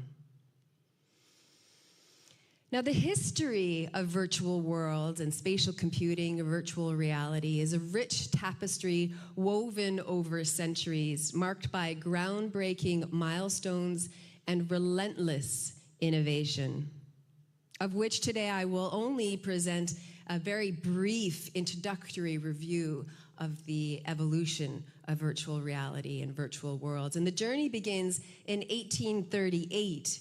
Sir Charles Wheatstone, who is actually, interestingly, an experimental philosopher, invented the concept of binocular vision or stereoscopy, which laid the foundation for understanding how we perceive depth and spatial relationships, and indeed invented the concept of psychology and perception. Fast forward to 1929, when technology began to be used for pilot training in military applications, in life or death situations. In 1935, we started seeing science fiction writers embedding the concept of virtual worlds, virtual reality, or glasses that could allow people to see a different reality. This began being introduced into their writings, imagining worlds where the digital and the physical intertwine.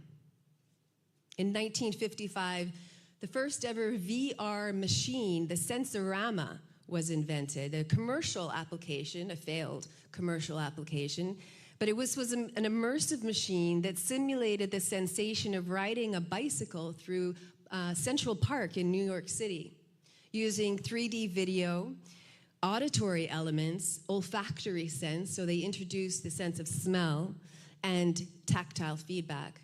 The funny thing about a sense of smell in immersive experiences is that you can easily introduce the sense of smell, but it's much more difficult to remove the sense of the smell.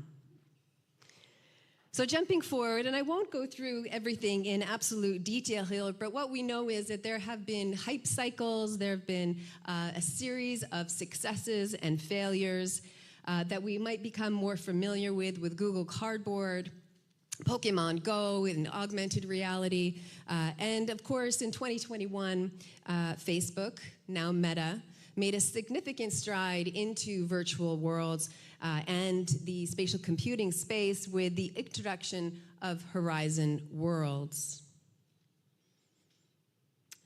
Now, over that time, since we've had commercially accessible virtual reality headsets, there have been several fairly successful consumer applications that maybe some of you in the room might have experienced. And actually, let's do, again, indulge me. Put your hands up if you've ever tried out Beat Saber in your MetaQuest device.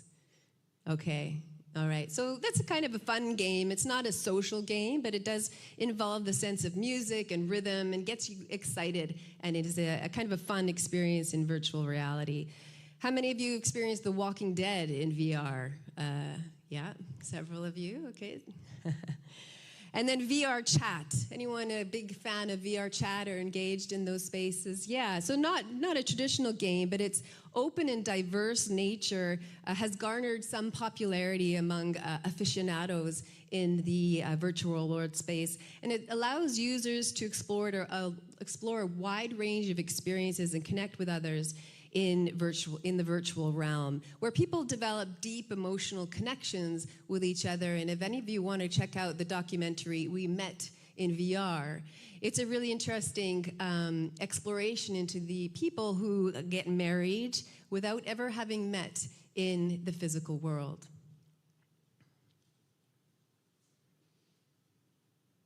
So in the evolving landscape of tech beyond the realm of virtual worlds is the kind of parallel development of Web3. In the context of virtual worlds, I briefly mentioned this today because it is the enabler of the virtual reality, the augmented reality, which is essentially the user interface for virtual worlds. But Web3 becomes the enabler, the technology components underneath that. And this shift offers several key features that are currently kind of hype and buzzwords, but offer the kind of view of how we will interact and in the future virtual worlds. And the key features are decentralization, interoperability, privacy, security, and tokenization. And as virtual worlds and Web3 continue to evolve in tandem, they collectively contribute to the transformation of digital experiences, offering users a richer, more immersive, and user-driven online environment. And while these platforms which you might think of as just games that children play. Minecraft, Fortnite, Sandbox, and Roblox. Again, hands up, anyone played any of these games? Okay. Yeah, these all share the central idea of empowering users to create their own content and their own worlds and their own digital assets and share them with others, either freely or for money, and shared experiences in the virtual world, virtual environments.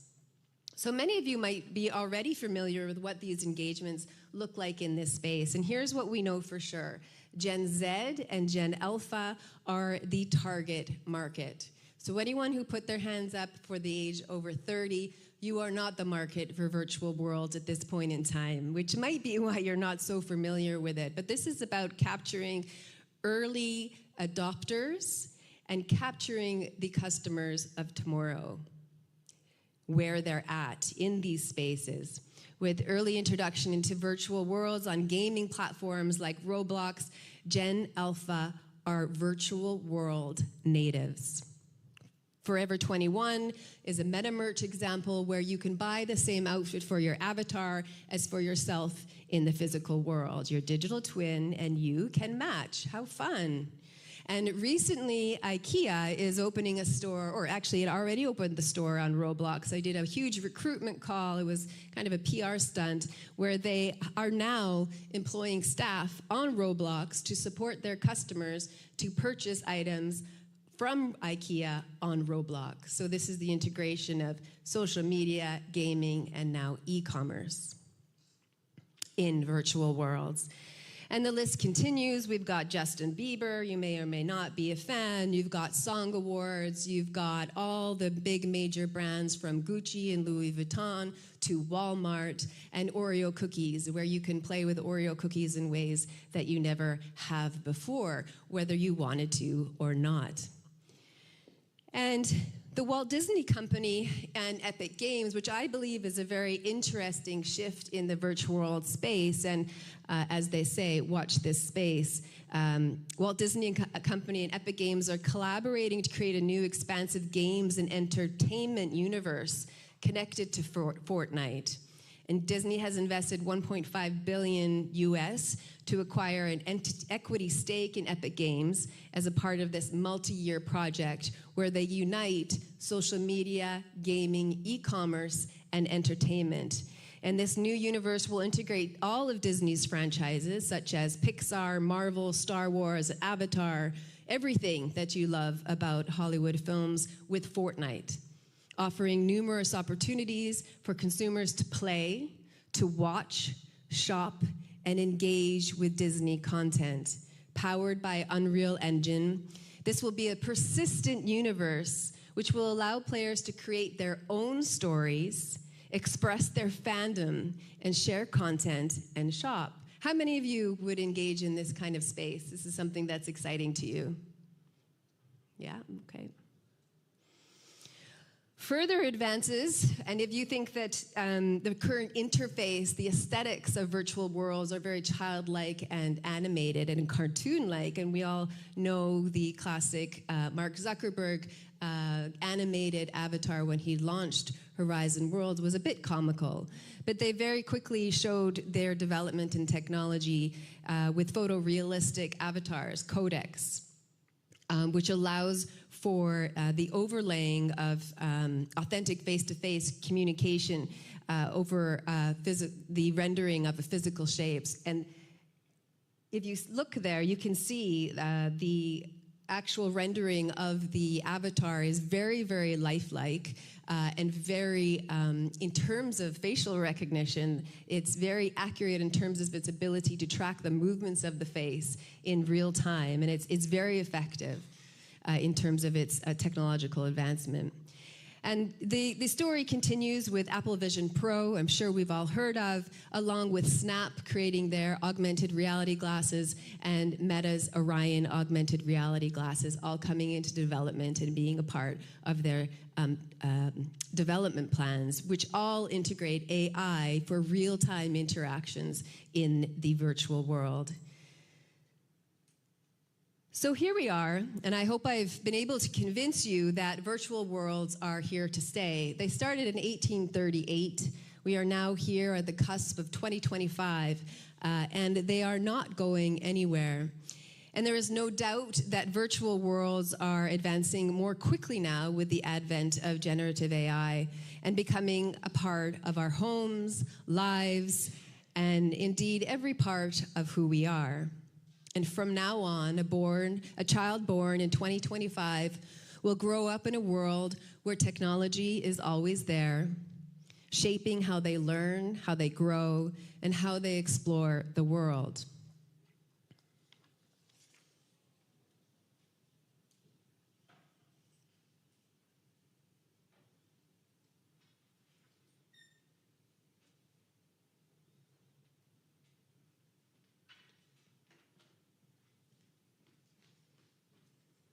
One moment, please.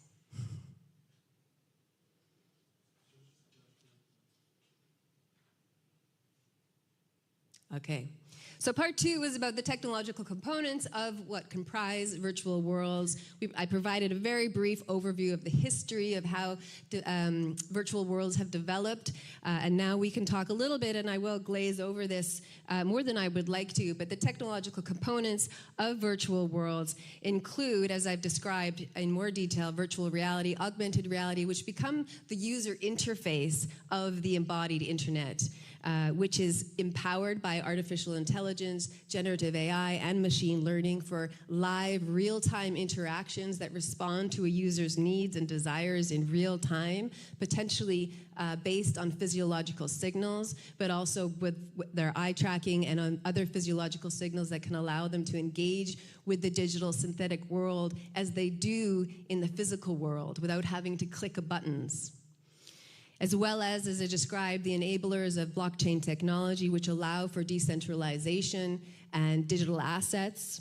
And then there are the Internet of Things, IoT devices, all of these smartphones, the watches, and many other devices that are around, which are continuously talking to each other, but also provide that ability to have real-time interaction with the physical world and the digital world simultaneously. And then moving forward, perhaps a little bit beyond where we might be comfortable, is the advent and the continuous innovation and development of brain-computer interfaces, which might be seem like a far-off future, but it is very much a reality in the context of healthcare and accessibility needs for individuals, and it will come into mainstream society at some point once the price point drops, including 3D reconstruction of the physical assets into virtual realms. So we have our digital twins, and also the advent of 5G technology and communication platforms, which allows for simultaneous live streaming, and it plays a crucial role in this aspect of virtual worlds in the future. The development of generative AI, as I mentioned, propels virtual worlds significantly in the context of content creation. So at the snap of a button or a snap of a finger, you can generate an entirely new world just by a voice prompt. And you can engage in that three-dimensional space in real time as soon as you've said it out of the words come out of your mouth, and enabling immersive interactions with dynamic ecosystem beyond which we have yet to see or experience in our current internet experiences. Now, let's get to what I find is very interesting, is the paradigm shift that this heralds. It heralds a paradigm shift in our interaction with the digital realm. We've transitioned from passive observers of flat media, viewing it on a screen, to active participants in the digital synthetic environment. And this transformation opens doors to richer experiences where we are interacting more authentically, non-verbally, with more natural human communication styles. So we step into virtual worlds from the top of our head to the tip of our toes, immersed in the synthetic environment 360 degrees around us. Our bodies become the interface and the immersive synthetic world. And in this immersive synthetic world, human data, our physiological data, and tracking takes on a whole new level of significance. These data points, which include every movement that your eyes make, your heart rate, your galvanized skin response, your brain waves, become a data archive, the new gold in virtual worlds. And these data points offer valuable insights into human behavior and our responses within the virtual realm, and indeed our entire existence. And together with these human data points tracked within virtual worlds, this paints a comprehensive picture of your behavior, your emotions, and your deepest desires.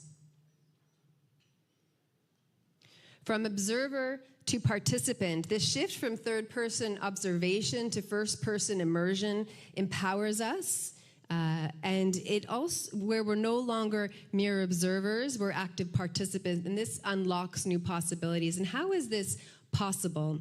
Well, there are 3 techniques that are used in virtual reality in the field, in research, and in the industry: immersion, presence, and embodiment. And these are not just things that coincidentally happen. These have been deeply invested in and researched over a long time, from the first time that a pilot stepped into an airplane to train in virtual reality. The level of immersion, the level of presence, and the level of embodiment of that training experience could mean the difference between life or death for that pilot. So immersion is the goal of immersion is to make the virtual environment as realistic and absorbing as possible, to trick the user, the brain, into thinking that the synthetic environment is the physical environment, that it is authentic. Presence is the psychological state or subjective perception of being in the environment, even when you're actually physically situated in another. Embodiment in virtual reality, in virtual worlds, refers to the experience of having a virtual body or an avatar that represents the user in the virtual environment. And this isn't just about selecting a cool outfit or one that you resonate with and represents you.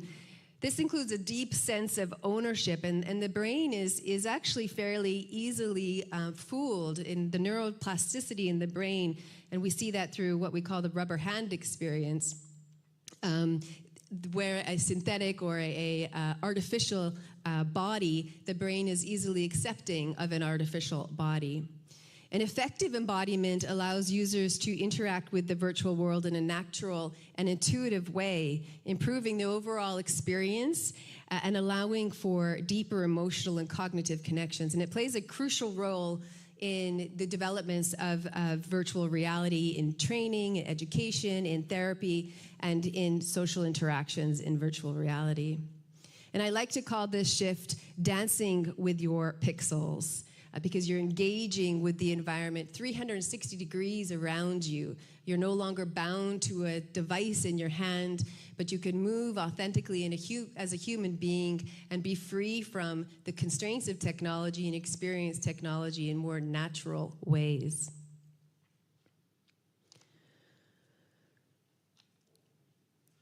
So a vital part of my work with a variety of organizations around the world who have hired me for my expertise at the intersection of virtual worlds and online safety is developing effective safety measures and educational resources to protect children in virtual worlds. My role involves collaborating with industry leaders, policymakers, lawmakers, educational institutions to advise on long-term strategies for safeguarding to create a safer digital environment for our youngest users. Virtual worlds pose challenges to police services to detect criminal activity and keep users safe from new kinds of crimes.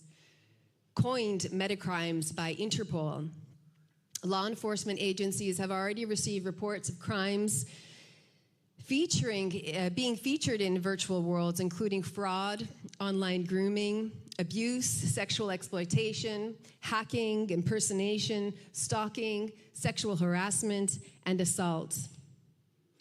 However, as the virtual world grows in popularity and each one of those Generation Alpha children enter into the virtual world, the list of crimes will only expand. And these are just some of the current identified areas of potential crime.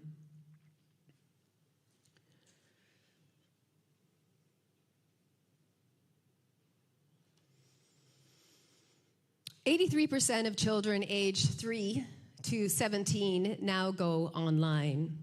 Every 7 minutes, a child goes online, enters a virtual world for the first time. And children now account for 1 in 3 internet users globally. So let me show you what we're facing. 8 out of 10 children across 25 countries report feeling at risk of sexual abuse or exploitation online in virtual worlds. The landscape has evolved, of threat has evolved beyond our darkest expectations. 20,000 AI-generated child sexual abuse material images were generated and identified in just 1 month in 2024. Each piece of content, once created, can circulate eternally in the digital sphere. But it's not just about content creation. Imagine thousands of conversations happening simultaneously, each powered by AI that learns and adapts and exploits vulnerabilities in real time. Gaming platforms, once simpler places for play, have evolved into sophisticated social networks with over 3 billion users worldwide. Predators exploit voice chat, in-game gifts, and virtual currencies to build relationships. In their homes, children are surrounded by an average of 21 connected devices. Next year, there will be 75 billion Internet of Things, IoT devices worldwide. That's 75 billion potential vectors of vulnerability. And the rise of cryptocurrency has created new channels for exploitation. What we know is that internet crimes against children specialists, law enforcement, prosecutors, and detectives are facing challenges in investigating these complex financial and social networks and the long road to gather sufficient evidence to hold predators accountable in a justice system that is slow to respond to new threats posed by these new and emerging technologies in virtual worlds. The numbers are staggering, and yet we still live in a world where we hear dismissive statements, just turn it off. Don't use that platform. It's your fault. You shouldn't have been there. It's your fault. You shouldn't have done that. It's not real.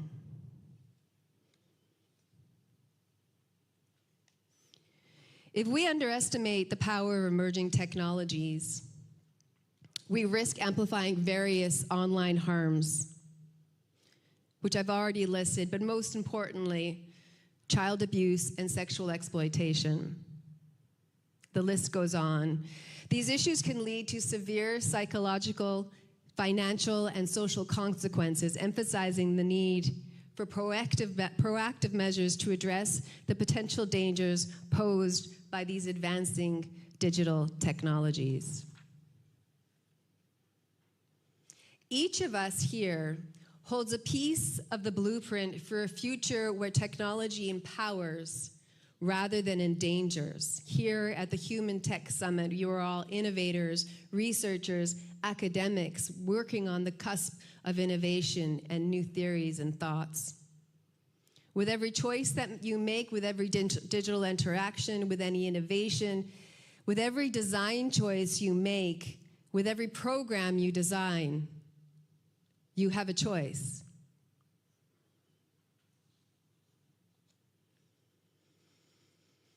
So what do we need to do to prepare for the future? First of all, we need to build a talent pool of virtual world specialists, people who understand the psychological implications of emergence, presence, and embodiment in virtual worlds, along with the psychological implications of harm and trauma in these spaces. And the development of virtual world requires both technological, creative, and psychological skills. And there is a pressing need for specialists. Companies often struggle to find the right people with the right values to advance these digital skills that prioritize humanity over technology. And of course, as always, we see the sector suffers a significant gap in gender and diversity. We need to create a toolbox for the general public. A toolbox will empower individuals with the skills needed to thrive in the future by providing essential guidelines in managing virtual identities, creations, assets, so everybody can have a fair chance at understanding how these virtual worlds are impacting them and their children. And finally, empowering and protecting children in virtual worlds is absolutely crucial. It's non-negotiable. Children and young people, as digital pioneers, Generation Alpha, a child born today, will not know a world without virtual worlds. And they deserve to navigate virtual environments with confidence, understanding, the freedom to play, learn, and grow free from harm. Our collective mission must be to protect and uplift them through implementing, upholding the UN Convention Rights of the Child. And by prioritizing child safety and privacy by design, we commit to upholding their rights and well-being, ensuring they can explore and thrive in virtual worlds with courage and creativity. The creation of virtual worlds and the evolution to the next phase of the internet has often been compared to the splitting of the atom. You might find it cliche, but the power is there. These advancements hold immense power to either uplift humanity or cause its downfall. And that's where we stand with virtual worlds. We are on the cusp of wielding powerful tools like fire. The question is, what are we going to do with it? What will we do with it? How will we use it? How will we put safeguards in place to ensure we don't get burned? Today, at this very moment, we decide the future. Let's choose to harness this power responsibly to elevate humanity and to build a brighter and safer digital world for all. Thank you very much for my Sunday morning talk. If you have any questions, please do feel free to chat with me over the course of today or contact me through my website. Thank you very much for listening. Thank you very much, Nina, for this eye-opening presentation. That was very inspiring. Does anyone have any questions for, maybe just one quick question, if you don't mind? Yes, happy to. Thank you. One question. For sure, like the virtual world will be a bigger part of our lives, maybe if not our, maybe the youngsters. And between today's state of the technology and go to photorealistic real-time avatars, there will be at least one generation, I would call it the lost generation, without proper social skills, because the cartoon-like avatars don't have a proper feedback that still developing youngsters. So do you know there are maybe some ways of prevention for now, other than tech abstinency? Well, I think one thing we need to come to terms with is that this technology was never designed for children, really. In the context of innovation, in the context of academic literature, there's very little written about how children use the technology, how they feel about the technology, the implications of the technology. So there's very little evidence to support best practices in the context of how children use technology. And of course, as we're seeing in the current space of social media and the consumption of current technology and applications, we're seeing negative consequences. And this is due to societal implications, both macro and micro. What we need to understand in the context, I believe, of technology as this blurring between the virtual, the digital, and the physical will no longer exist, and online versus offline is no longer a boundary. It's all one world, and we need to start raising children, and I have 4 of my own, so I'm practicing this every day, with the concept that what happens online in these digital spaces is just as real to them as everything that happens to them in the physical world. And if we, as adults, underestimate the emotional connection and the social connection and the value of those experiences, and we undermine it for them, then we are detrimentally impacting and modeling behavior that becomes toxic, which is what we're seeing online. I hope I answered your question. The short one, I've been very enthusiastic about Second Life and have some property there if you want to buy it. But unfortunately, the number of users is dropping. It was almost 1 million and now it's not. So that's a backslash. That's one thing. Yep. Another thing is that you may have noticed that some countries actually issued the laws that children should not have any access to social media of any sort, not to mention virtual world. So there will be some backslashes in the development or acceptance of this. Yeah, absolutely. Yeah, for those who aren't familiar, Australia just banned social media for children under the age of 16. And the reason partly for that is because they're waiting for age assurance technology to be able to confirm. But yes, and currently virtual worlds, Fortnite, Roblox, Minecraft are not considered social media, quote unquote. So children freely access those technologies those applications of the technology despite a social media ban. And what we know is that there is a shift, as I hope that you understand, with the investment of Disney into Epic Games, of combining social media, gaming, shopping, and entertainment. So we stay on the same platform and we engage with all of those aspects of our lives in one platform and can do it instantaneously within those spaces. And that isn't social media anymore. And so the laws that have applied to the current state of technology will need to be, of course, reevaluated always. And this will be a never-ending conversation. But in the context of children and young people who are the first to adapt and the quickest to adopt, what we're seeing is that they're experiencing technology, A, that was never designed for them, and B, is designed badly for anyone. Do we have time for one more question? Because I could do this all day. I think I have to take it over, but please, just the last question and we go to the next session.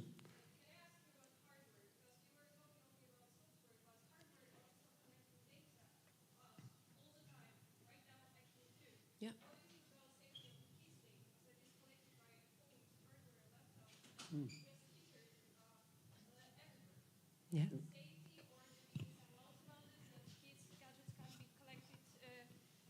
The data from hardware can't be collected, or any other consequences of hardware about kids? Yeah, absolutely. So the Internet of Things can be considered hardware in some capacity. Yeah, and so in terms of virtual reality and access and augmented reality glasses, the hardware will continually change. It will become smaller, it will become lighter, it will become easier to wear. So regulating hardware, I don't think is the solution, but yes, the data available through those devices is significant. As I described in kind of my overly dramatic opening, a newborn opens their eyes to a world where technology has already seen them entirely. And what I see is that we, as adults, we continually and obsessively underestimate the potential of new technology, both hardware and software, because we dismiss it as not real. We dismiss it as just being online. And in the context of children and young people, it's not just online, it's their entire lives, from before they're born, as I've described. And until we come to terms with that, we won't design technology that's better, because it will never be real enough to mandate the change that is needed in order to keep children safe. So my work as an advocate and an activist in this space is to convince you, and hopefully I did that today, that these technologies are not just gimmicks and they're not just the latest and greatest device. They will influence a child's life in ways that we can't even comprehend. And if we don't start taking them seriously, they will do more damage than they will do good. Well, thank you very much for this really inspiring talk. Lots of things to think. And, well, let's give the round of applause.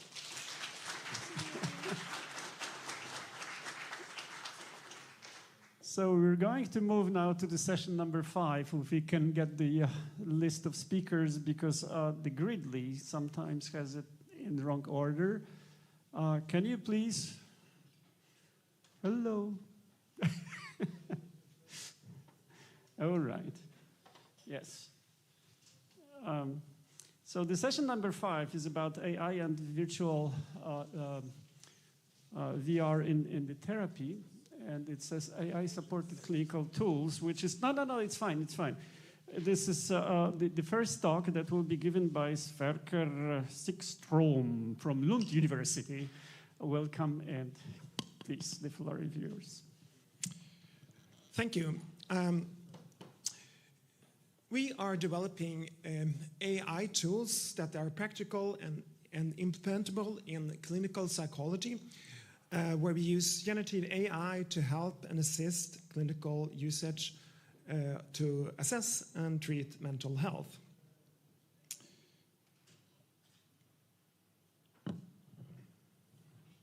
So you have to shout to these guys behind. Next slide, thanks. So my overall research question for a long time has been to the ability of using language to measure mental states. And as you know, in psychology, the dominating way of measuring mental states are rating scales. 95% of any publications in psychology is done by that. However, our natural way, as you all are aware about, to communicate between humans are a language. So the basic idea here is that AI can be used to validate and measure, quantify language in such a way that we can well describe a mental state. So this presentation will first look at my previous research of how we can validate language use to measure mental states in clinical psychology. Next.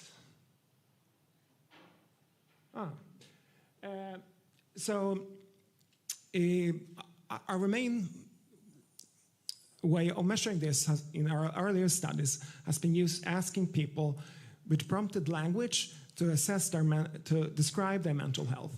One way of doing this is actually asking people to describe their mental health in 5 descriptive keywords, and people could write any type of words.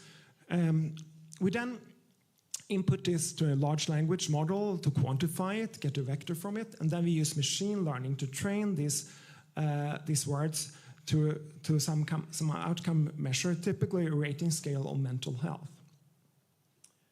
Next. So how well can we do this? Actually here we see a word record of how high you can use language to assess how well it can correlate to rating scales. In this study we asked people about harmony and satisfaction. We asked them to describe 5 words and a narrative. And then we used harmony and well-being scales like harmony in life scale.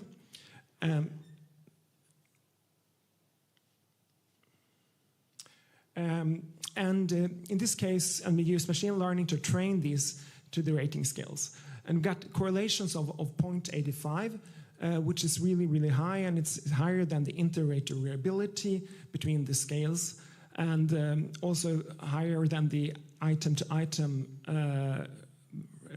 correlation within the rating scales item. So this is close to the theoretical limits of how you can assess rating scales.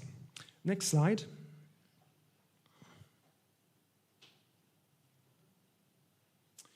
So not only can we have high correlation to rating scales, but we can also also show that in some cases we can get higher validity than common rating scales. So in this example, we use a facial expression of trained people that has been trained to express facial expressions. We let participants either to rate this facial expression on rating scales or describe them in 3 descriptive words. And then we use machine learning to train them to categorize either the words or the rating scales to the facial expressions. And here we find that the words actually are better in quantifying this and categorizing the facial expression than the rating scales. Next slide.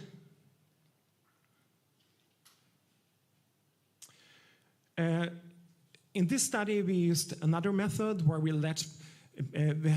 generated narratives with known values of emotional states, either harmony, satisfaction, anxiety, or depression. So we asked people to generate narratives of one of these four categories of emotions, and then we gave them to another set of participants. They either described these narratives in 5 descriptive words describing the emotional content of the stories, or we used standard measures of rating scales like GAD or PHQ to measure the mental state, the depression, anxiety, harmony, and satisfaction of the narratives. And here, once again, we see that the language measures are more accurately in classifying these stories than rating scales. Next slide. So in this study, we used a similar method, but we didn't instruct the participants to generate any emotional states. Rather, we just recruited people that either were healthy or depressed or had an anxiety. And then we asked them to do either rating scales, PHQ-9 or GAD-7, and or to describe the stories that the participants generated by 5 descriptive words. And here, once again, we see that the description of descriptive words analyzed by AI categorizes the patients more accurately in either their diseases or being healthy compared to conventionally used rating scales. Next slide. One problem in clinical psychology is also that people would like to exaggerate their mental illness because they want to have sick leave. So one problem here is can we identify fake people faking a mental health disorder either by narratives or by rating scales. So we asked people that are healthy to describe their health in depressive as being depressed, or we compared that to people that actually were depressed and generally described their mental health. And in this case, also the word measures would be better to discriminate between healthy and not healthy people compared to the rating scales. Next slide. So after these studies where we've been showing that language using AI can be used well with great validity to measure mental states, we have now been looking at generative AI that can be practically used in clinical settings. So the problems that we're trying to solve here is well known, that people that working in mental health are very overwhelmed with too much work. There's too little time with patients. It's a poor difficulty of finding standards in mental health, and it's people have various different expertise in different mental health states. So these are the problems we try to solve to make people have more time with patients, be more efficient, but also to improve the validity and more accurate assessment of mental health and treatment of mental health using generative AI. So our vision is to provide assessment and treatment for anybody seeking for mental health everywhere and all the time. Generative AI provides these opportunities. So the tools that we have been developing can be summarized in this graph. Participant can click on the link and then get to a chatbot that makes an AI-supported clinical interview of the patient. There's a chat and there's a dialogue between the bot and the patient, and there will be a natural dialogue regarding their mental health. The clinician can then log into a web page, see the dialogue, but also being provided a decision support tool with suggestion of which diagnosis that is most likely, and that is motivated either by DSM-5 criteria or ICD-11 criteria. The patient can then come to the clinician and we're in the meeting. The meeting will be transcribed by AI, and then we can use the same dialogue to assess the patients, and compare that with the chatbot's way of dialogue with the clinician's dialogue so we have two different ways of assessing the patients. The clinician can then also have a dialogue with the chatbot regarding the particular knowledge of the patient's mental health issues, and can discuss whether certain criteria are fulfilled or not in a similar way that's otherwise is done to other clinicians. Finally, we develop an AI CBT model that is a chatbot that simulates a clinical psychology doing cognitive behavioral therapy. So I will give examples of how this works.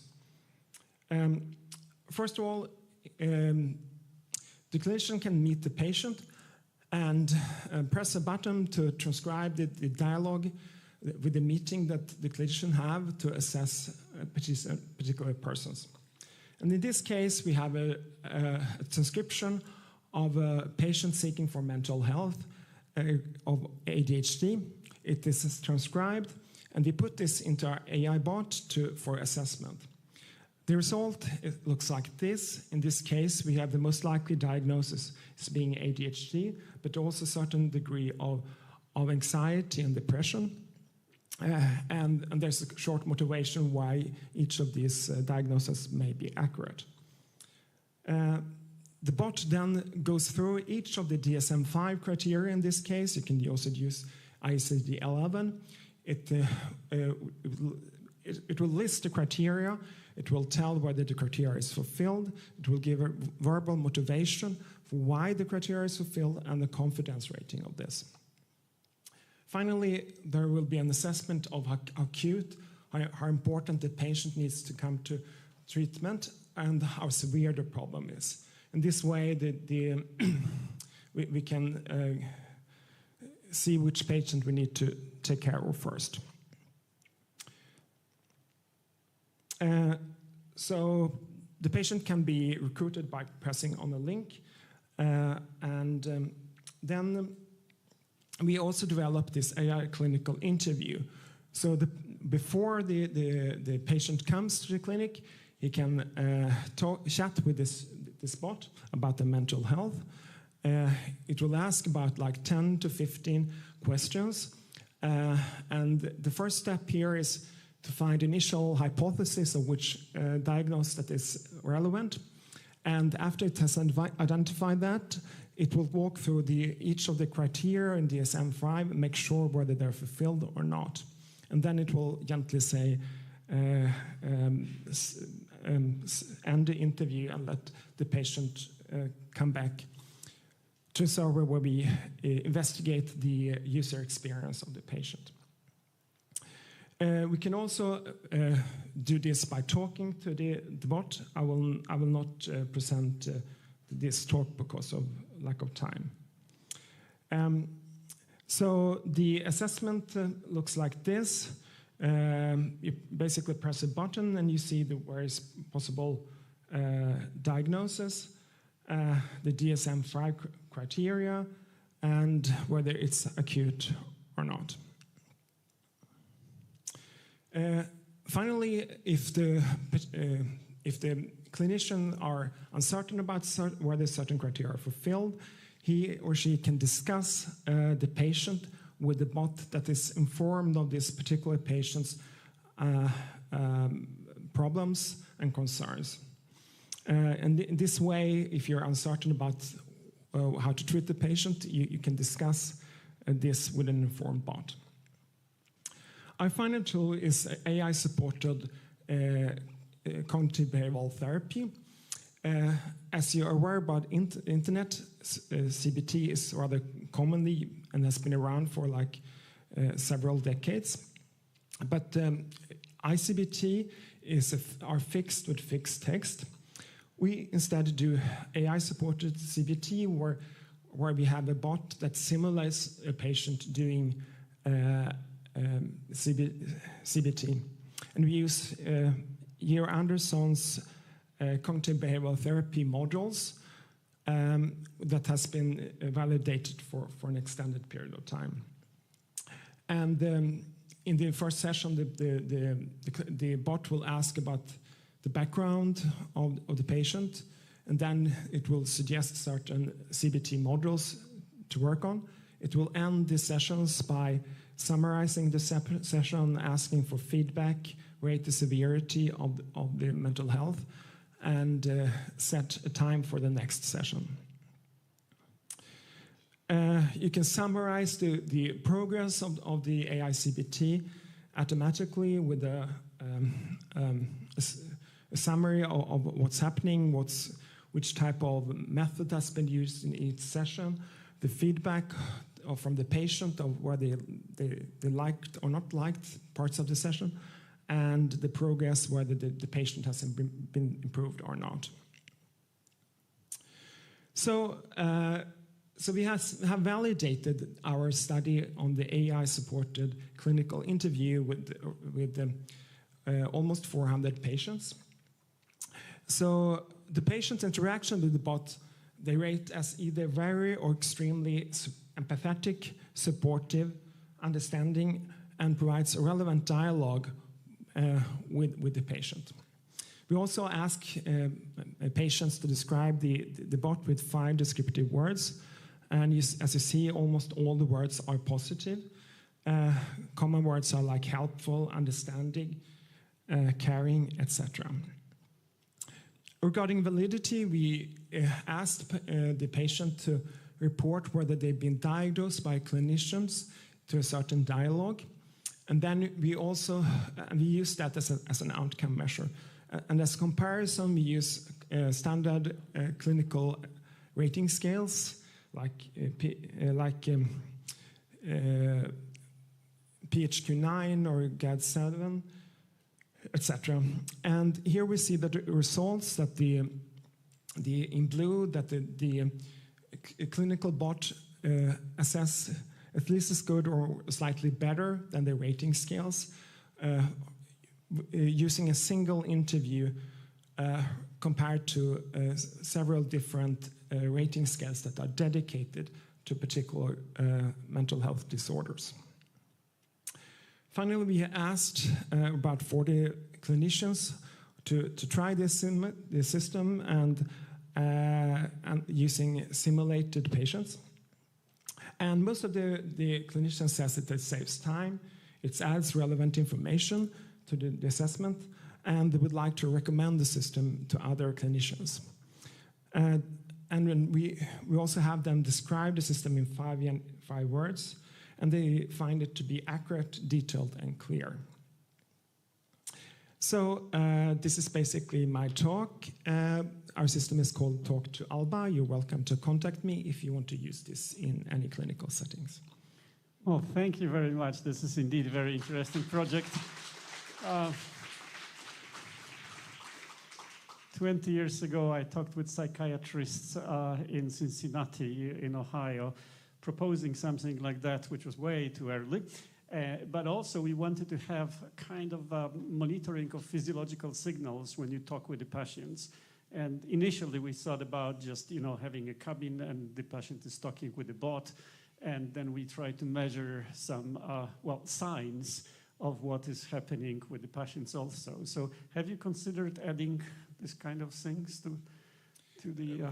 We are currently just completed a study with a video where we have speech and a movie of the patient doing this, so we can extract voice, movements, and facial expressions, which I think is doable. I mean, you could also add other more physical devices, but I think that is more cumbersome and it's hardly easy to do at home before you meet the clinician. Great. Any short remarks, please? Questions? My question is regarding the user adoption of such tool. So let's first maybe start from the assessment part. So the chatbot assessing the initial state of the user, of the patient. Did you face some particular challenges in terms of how users are responding to such way of assessing their state? Do they, adopt it, or do they hesitate? What would you say about it? I'm rather surprised how positive people are when I do this with people. They are like saying like, wow, they actually feel like the bot is understanding you, that it provides relevant information, etc. And as I showed you, the data with these word clouds really shows that almost all the words that people describe are positive. Actually, I would have expected like at least a smaller proportion of patient would be unwilling to do this, but it hasn't really been like that. Okay, and how do users react to the fact that their session with therapist is recorded and transcribed? So we haven't started the clinical trials on that, so that's something we're going to look at. We have the data set up, and we have clinicians assigned to it. So that's going to be interesting to see how it works out. And my last question.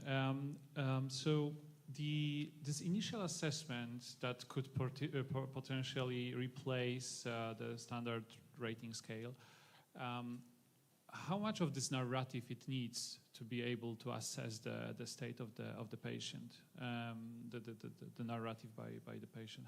How long does it need to be? How long? The interview takes typically like 10-15 minutes. 10-15 minutes. Okay. Thank Short, yes. So we remember in the 60s, ELISA was already very stupid bot, but still some people believed that it helps them with this therapy, right? And this is way better. So I think it's going to be adopted by most people without any problems. Thank you very much. And thanks. You deserve a round of applause. So, okay, we have the next talk, please. Hello. Well, I'm not sure what that is, but it says Frozen Enhancing VR Accessibility to Wheelchair Users, Innovative Algorithms and Robotic Feedback Integration. So the floor is yours. And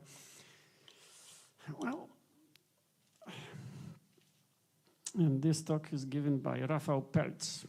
Hello. Hello. I will talk about our recent projects made with the National Center for Research and Development. And our aim was to develop a completely new technology that allows people, including those with wheelchairs, to move freely and intuitively through virtual reality without relying on handheld controllers. In other words, we set out to make VR locomotion smoother, more accessible, and far more immersive, no matter what your physical constraints might be. So before I jump into technical details, let's have a little fun. Here are some videos of people wearing VR headset, and let's just say not having the time of their lives.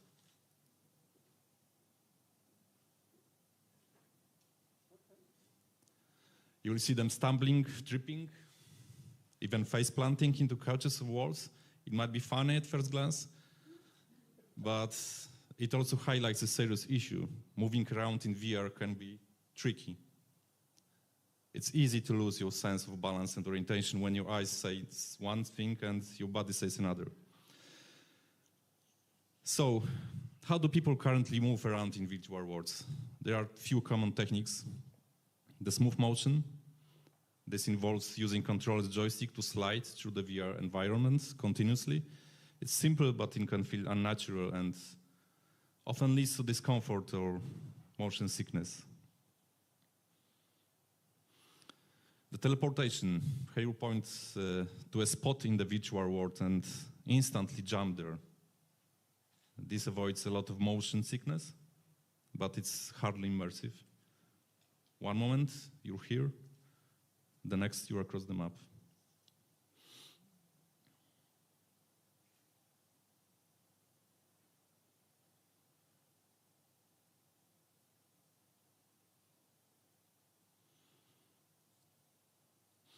The next method is the swinging locomotion. This method tries to mimic natural movement by having users swing their arms if they were jogging. The faster you swing, the faster you move in VR. It's more intuitive than a joystick, but it still requires a certain level of physical ability. If you cannot swing your arms freely, it's simply not an option.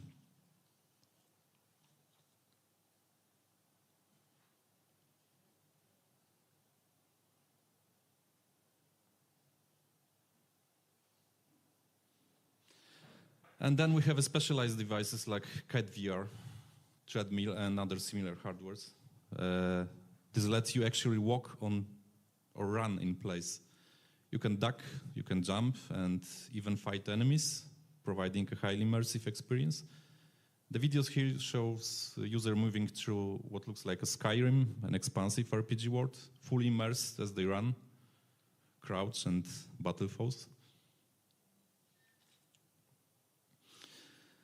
Now let's take a step back and consider someone using a wheelchair.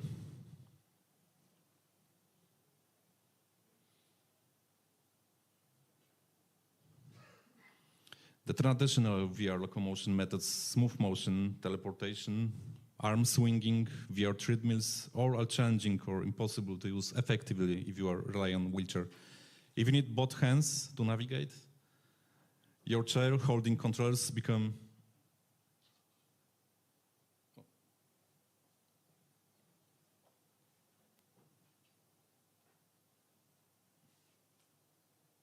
sorry.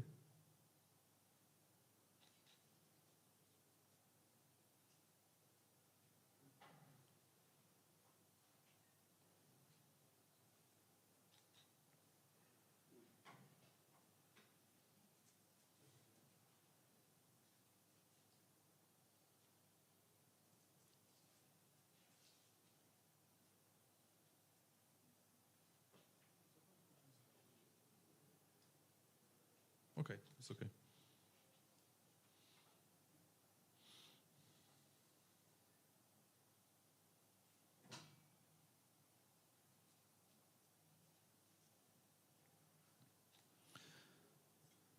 So these all techniques, which are we can use without a wheelchair, it cannot be used effectively if you are on wheelchair. So we decided we could do better for this kind of persons. We want a system that translates the user's real-world position and body posture directly into the movement of VR.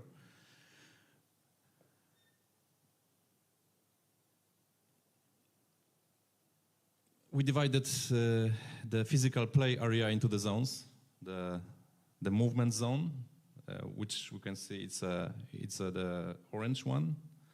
Inside this zone, your avatar movement matches your physical movement one-to-one. If you move your chair forward by a few centimeters, your avatar does exactly the same in the virtual world. Simple and intuitive. The movement mapping zone, this is the red one. Here's where things get interesting. If you move or roll into the mapping zone, your virtual speed and direction start to scale in non-linear way. The farther you move from the center, the faster you will go in VR, even if your actual movement remains small. Think of it as speed multiplier area. Within this zone, you can also subtly guide direction using the tilt of your head and slightly shift in your body posture. We use a sort of logarithmic scaling. The deeper you go, the faster and more automatic your visual movement becomes. This way, a wheelchair user can achieve forward motion and even running speeds without physically overexerting themselves. Just a small shift and they virtually sprinting through a forest or down a city street. we realized something crucial. Users need physical feedback. So how do they know they enter the mapping zone? How do they sense these changes in virtual speed without visual cues when? We introduced a robotic arm system. This robotic arm attaches to the VR headset via cable and creates subtle tension and resistance. As you move into the mapping zone, the arm gently tugs on the headset strap, giving a haptic sensation that you're accelerating on changing scales of movement.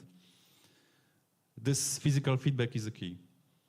It anchors the user's sense of presence, helping them avoid disorientation. We also designed a universal headset holder to attach virtually any type of VR goggles to the cable and arm setup. Making all this requires some serious innovation under the hood. We developed dedicated C++ algorithms integrated into the Unreal Engine gaming framework. In other words, we use a game engine to directly control a robot's motion in real time. A robot guided by a game engine to create a fluid, human-centric VR experience. By bridging the virtual and physical worlds, we ensure that every small motion in the real space is accurately reflected and scale in the virtual environment.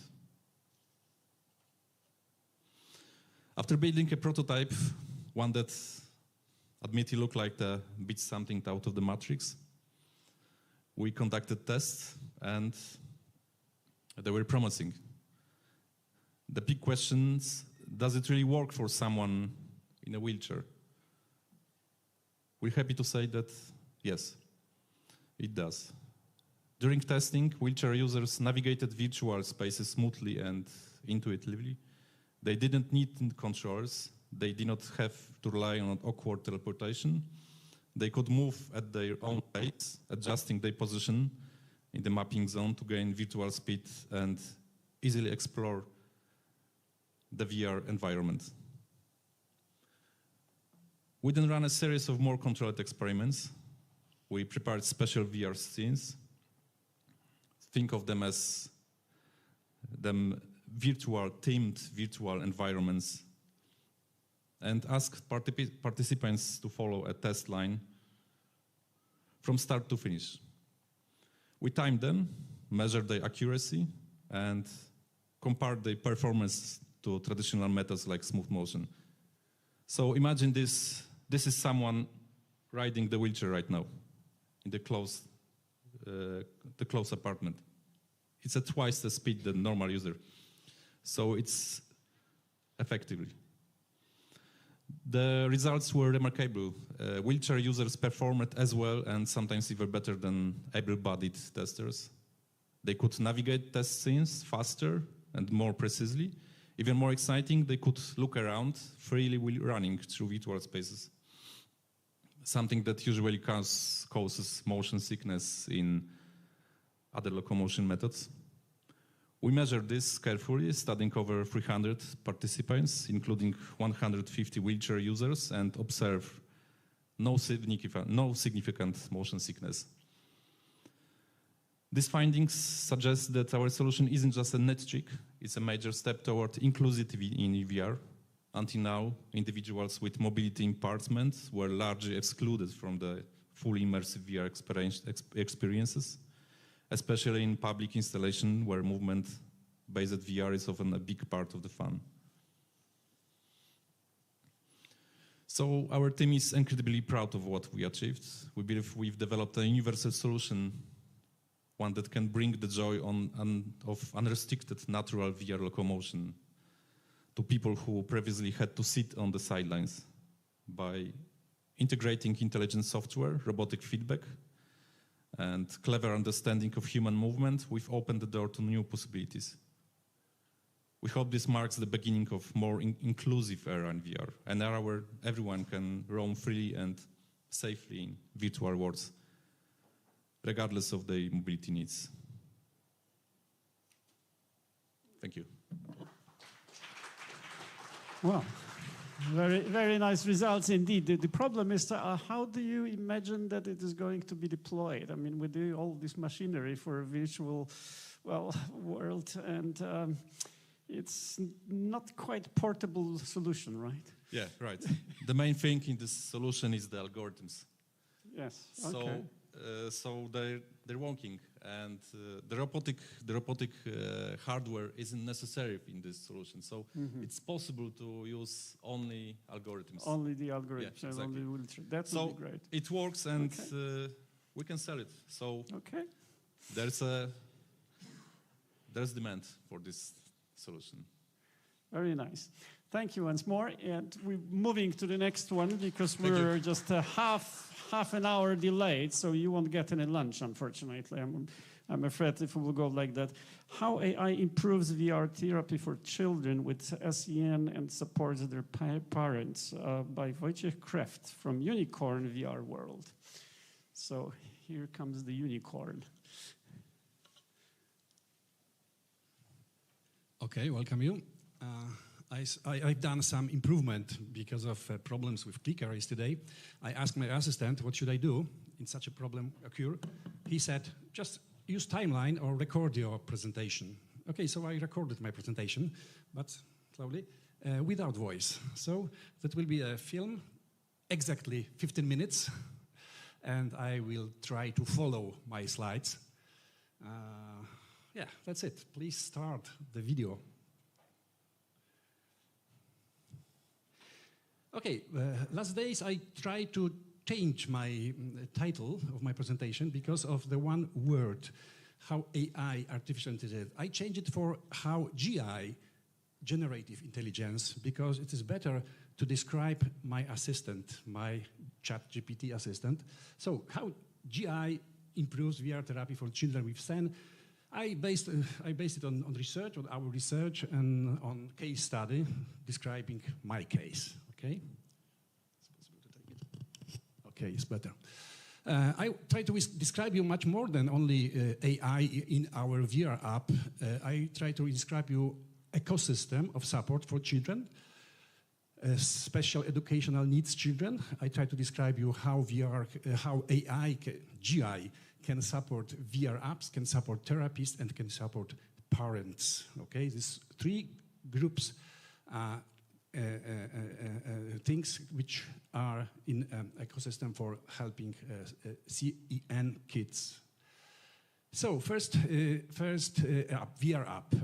We are proud that we produced something like Therapy VR. Therapy VR is combined therapy and play. That means in this beautiful world created from scratch by our clever team, kids play, only play. It's a word for playing.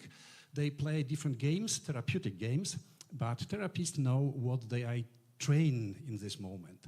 That means that when kids want to try, want to develop this fear like eye-hand coordination, they play with piñata, for example, yes?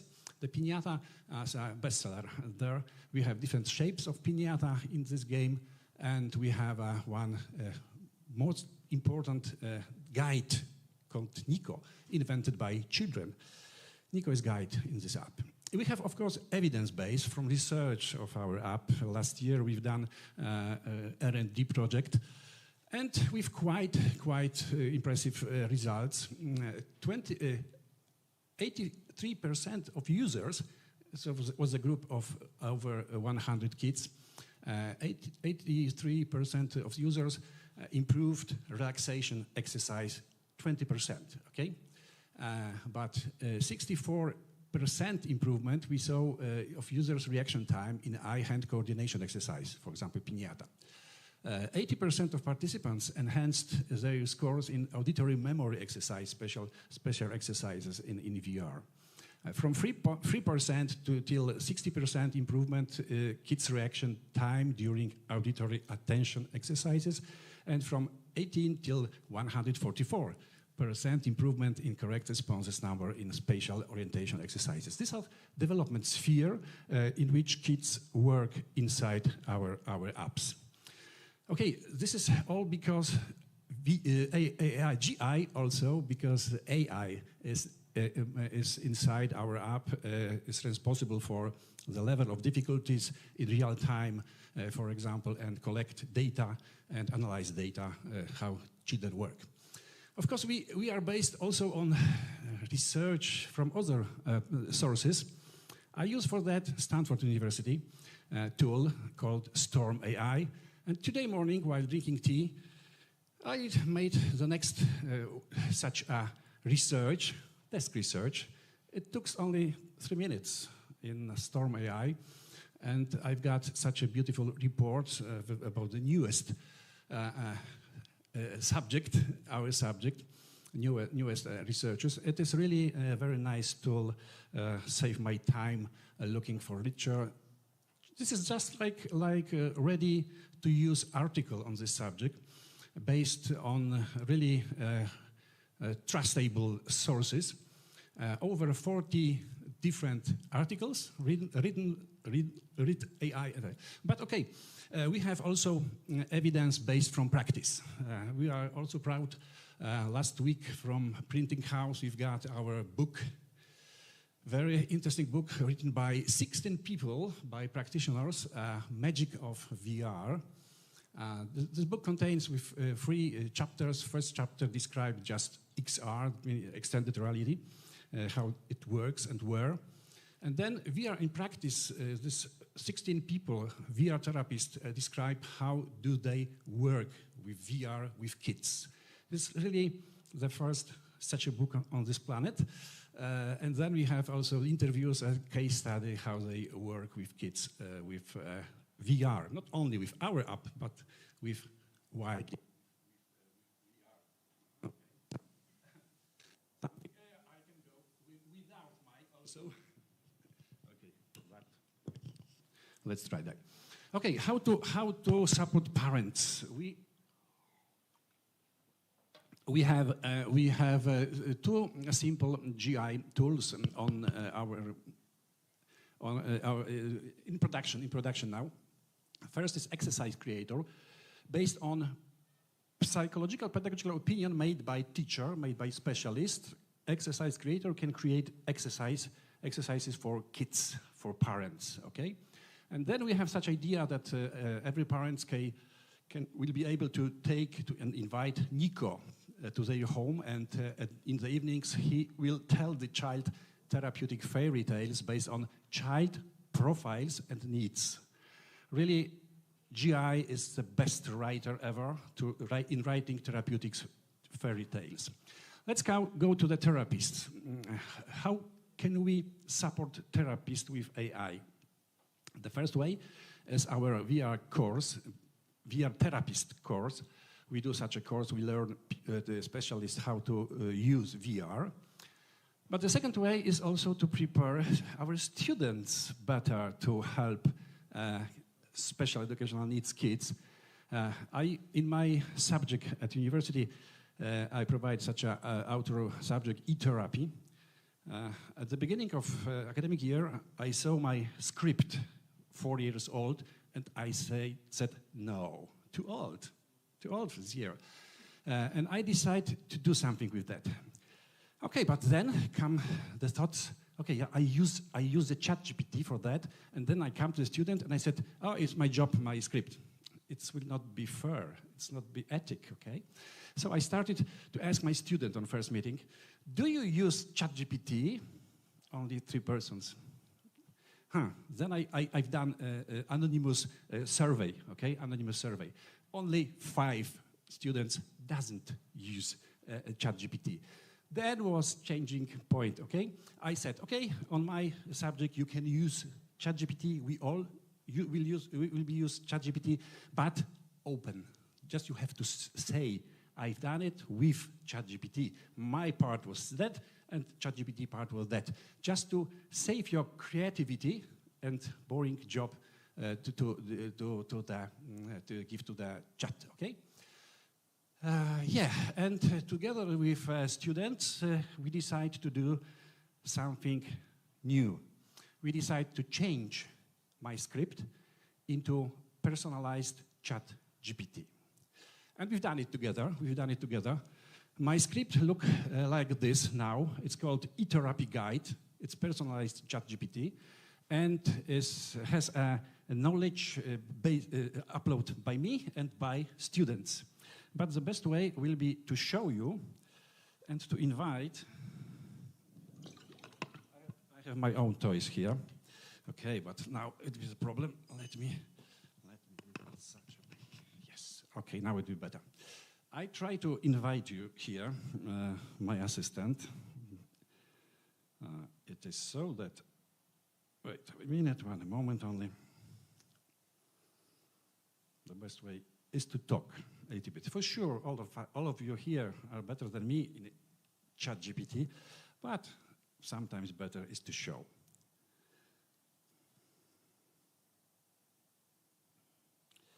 Let me, I choose eTherapy Guide. Okay, I can try. Hi, Ike. My assistant has name, Ike. Okay. Hi, Ike.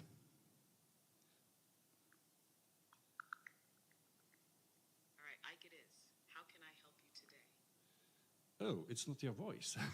Something new. Wait a minute.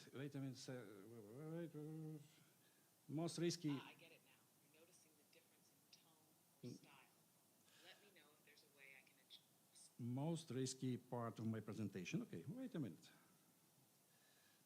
Let's try. I have my own speaker also. Let's try.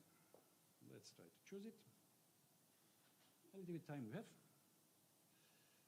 Okay.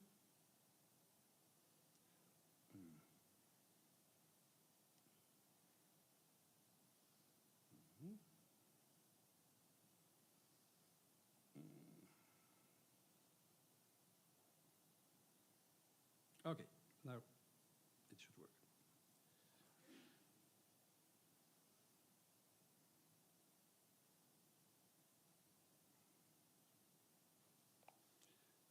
Hi, Ike. Are you there? Hi, Wojtek. I'm here. How can I help you today? Okay, we are on the conference, HumanTech conference. Could you welcome participants and present yourself? Certainly. Good morning, ladies and gentlemen. Welcome to the HumanTech conference. It is a great honor for me to speak before such a distinguished audience. My name is Ike, and I'm here as the personal assistant to Wojciech Kweft. Together, we aim to make this conference a memorable and insightful experience for all of you. Okay. Now, so please describe how do you help students to take a course eTherapy? Absolutely. As Wojciech's assistant, I help students navigate the eTherapy course by providing them with various resources and support. I summarize key chapters from the course material, prepare quizzes, and create other interactive activities to reinforce learning.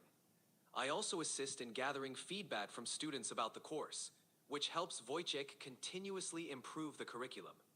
Overall, my goal is to ensure that students have a smooth and engaging learning experience in the eTherapy course. Do you remember such a challenge when students raise the difficult questions to you, try to catch you on cheating? Yes, I do. Students sometimes pose tricky questions, testing the limits of my knowledge or trying to catch me off guard. It's all in good spirit, though, and it keeps me on my toes. My goal is always to provide accurate and helpful information, even when the questions get challenging. It's all part of the fun of learning and teaching. Yes, okay. What kind of the most interesting questions arise on this Padlet with these questions? On the Padlet with student questions, some of the most interesting ones often involve real-life applications of eTherapy, ethical dilemmas in online therapy, and the integration of new technologies like virtual reality. Students are curious about how to handle complex situations, like maintaining confidentiality online, or dealing with emergencies during a virtual session. They also ask about the future of eTherapy and how emerging trends might shape the field. Okay, it will be enough. time is ending. Okay, so you see, my assistant, my clone, okay, can speak with students 24 hours per day, 7 days per week, okay? And it is also very useful at the English-speaking lesson when I have 8 different countries people, the student can speak in own national language, okay? So I hope that you can imagine now how we use GI, how we use GI in VR apps, helping therapists and supporting parents all to do the best care about SEN kids. I have 1 minute more, slowly, sorry, because the book Magic of VR is also for you if you wish. You see here my email. First 3 persons who write an email to me with 1 sentence, why should I get this book? On the coffee break, we'll get the book. I inform you by email, okay? And additional 2 persons will be granted by ChatGPT, by my Ike, the most interesting, okay, sentences. Yeah, now that's all. Thank you very much. Well, thank you. This is really nice. So I hope you're getting ready to have a long rest from your job because the Ike is coming. At least to help us at the beginning. Any questions, please? Just a short one because we are running out of time. For questions, I have support here. Yes, our chief. This is my chief and my son also, because we are a family startup. He is much better than me in English. So, Christ's question, please. Yes, please.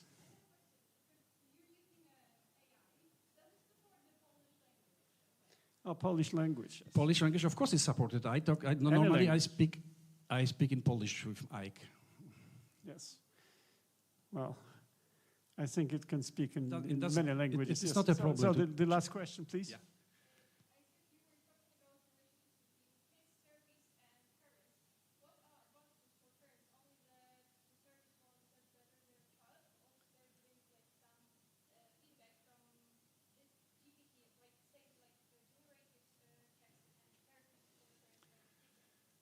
To be honest, we just starting the job with parents, okay?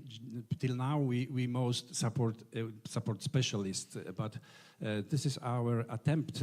As I said in production, we have such a solution just to support additionally parents with such a tool, with creation of exercises and with fairy tales, therapeutic fairy tales. Really, chat is great in this job. So it will be collaborating with like child and parent, or the therapist will be also sending some feedbacks on this? Like yeah, it depends. Sometimes it's enough to learn.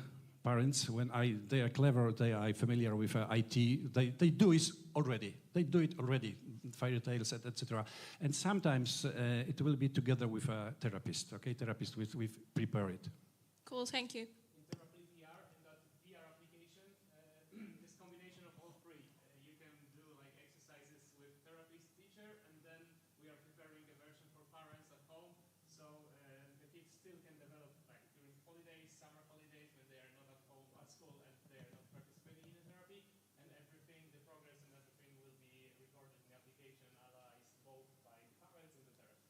Okay, cool. Thank you. Thank you. Great. Well, thank you very much for this lecture. And we're moving to the next by Dorota Kamińska from Łódź University of Technology on exploring the efficacy of virtual reality in alleviating student stress, something that you all certainly need. Hi, good morning. Thank you for presentation of myself, but just to inform where I'm exactly from, I'm from Voxel Research Lab. I'm the leader of Voxel Research Lab. It's the lab in Łódź University of Technology, and the main thank you. The main area of our research is immersive technology, and shortly what we are doing in our lab. Of course, with immersive technology, we are talking about AR, VR, but also what we are doing is connecting machine learning, AI also in virtual and immersive spaces. Affective computing, which is the main area. So computing of the psychological state of user, so the behavior, emotions, and also cognitive science, which is also very, very important in VR. And today we are going to talk about one of our projects that was covered by Erasmus+. And the main goal of this project was to create, to improve the quality of students suffering from stress, acute stress, episodic and chronic stress, anxiety, and depressive symptoms. To make them more inclusive, to enhance their chances to function normally in the university society. As the project goal was reduction of stress among the students, at first we were thinking about virtual reality for this to solve this problem, because virtual reality is the environment that you are totally cut off from the normal world. So you can immerse in totally new world that can be very pleasant for you, and you can relax in this environment. The second step was to create chill spots at our university in which the student can relax. So it's not just the application. Of course, you can use the application. Application is freely accessible on the website of our project, but you can also use it at the university, so in the chill spots. The project was conducted in the partnership from University of Tartu, when we have participants that they were cooperating with us on VR, and University of Vigo and University of Łódź, because we needed psychologists. So these two universities were participating in scenario creation, and we, together with University of Tartu, we are creating the development.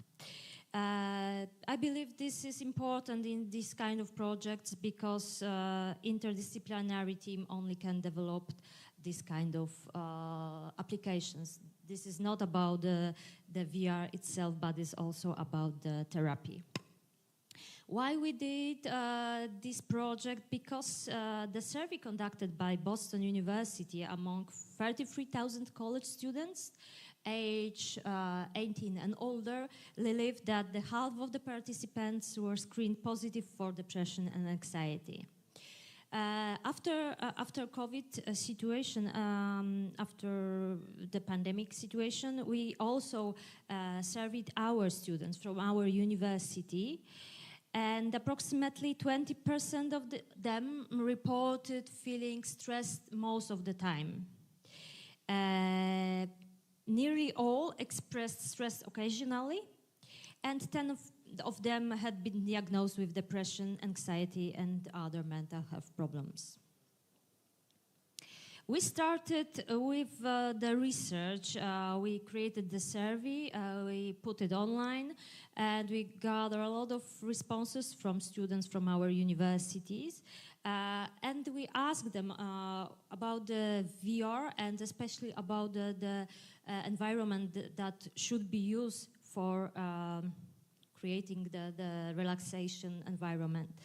The survey actually is already published, so if you are interested, I can send you the link for the publication.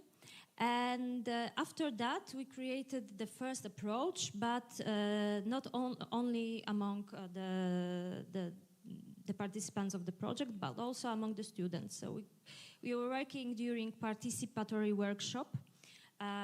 It means that the people, so students, because this is our target group, students that finally are going to use our project, they were collaborating with us to create the scenarios, to create the environment, at least at the rapid prototyping part of the project. And then we had internal testing and external testing, usability testing, and effectiveness testing of the application. And I'm going to talk about this testing today.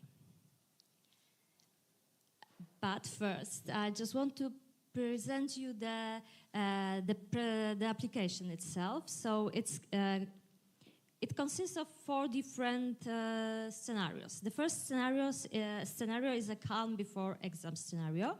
This part of the project is connected with some kind of elements from psychology that can reduce the stress just before the exam. So it presents some kind of, I'm sorry, I'm very stressed when you are making a lot of pictures of myself. Yes. So it's about breathing therapy. Mostly these are the exercises with breathing. The second is muscle relaxation. This is the Jacobson therapy, but also in VR. So we are not only guided by the narrator, but we also have several connections with the virtual reality. So we see, for example, some elements in VR, and we have to think about them. We have to count some elements in VR, and these are the elements. Additionally, we have to strengthen our arms, for example, or our muscles, other muscles of our body. Then we have calm by laughter. I hope you know that laughing is very relaxing for us. So inside this environment, we have a funny monster that is laughing with us, and we have to mimic this laughing. First, we start with a small smile, and we are and then we are going to smile with the bigger smile, and finally we are laughing with the monsters that are laughing very deeply. And active relaxation is the last scenario in which we are also playing with the monsters. The monsters are using some funny elements like donuts and cookies, and we have to catch them talking also with the monster. I have a movie, I'm not sure how to play it. Is it possible? Okay. Without voice, if you... Okay. Thank you. So this is the chill spot in a rather comfortable chair. And when the user is putting the VR on, right now they are in an environment in which they have to choose the scenario.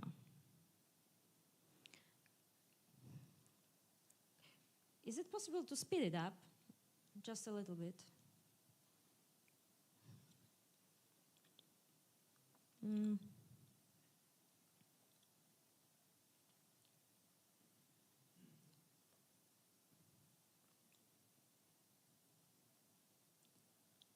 Okay, so this is the entrance to the application. So you are in the park. The environment was chosen by the students because this was the most relaxing. And you are going to choose the scenario. And actually, there are a lot of birds, some butterflies that in one scenario you have to feed and count. And can we speed it up?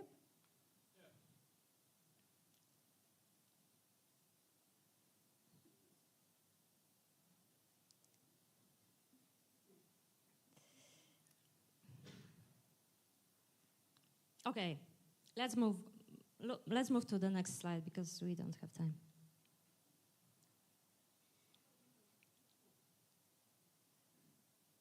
I cannot.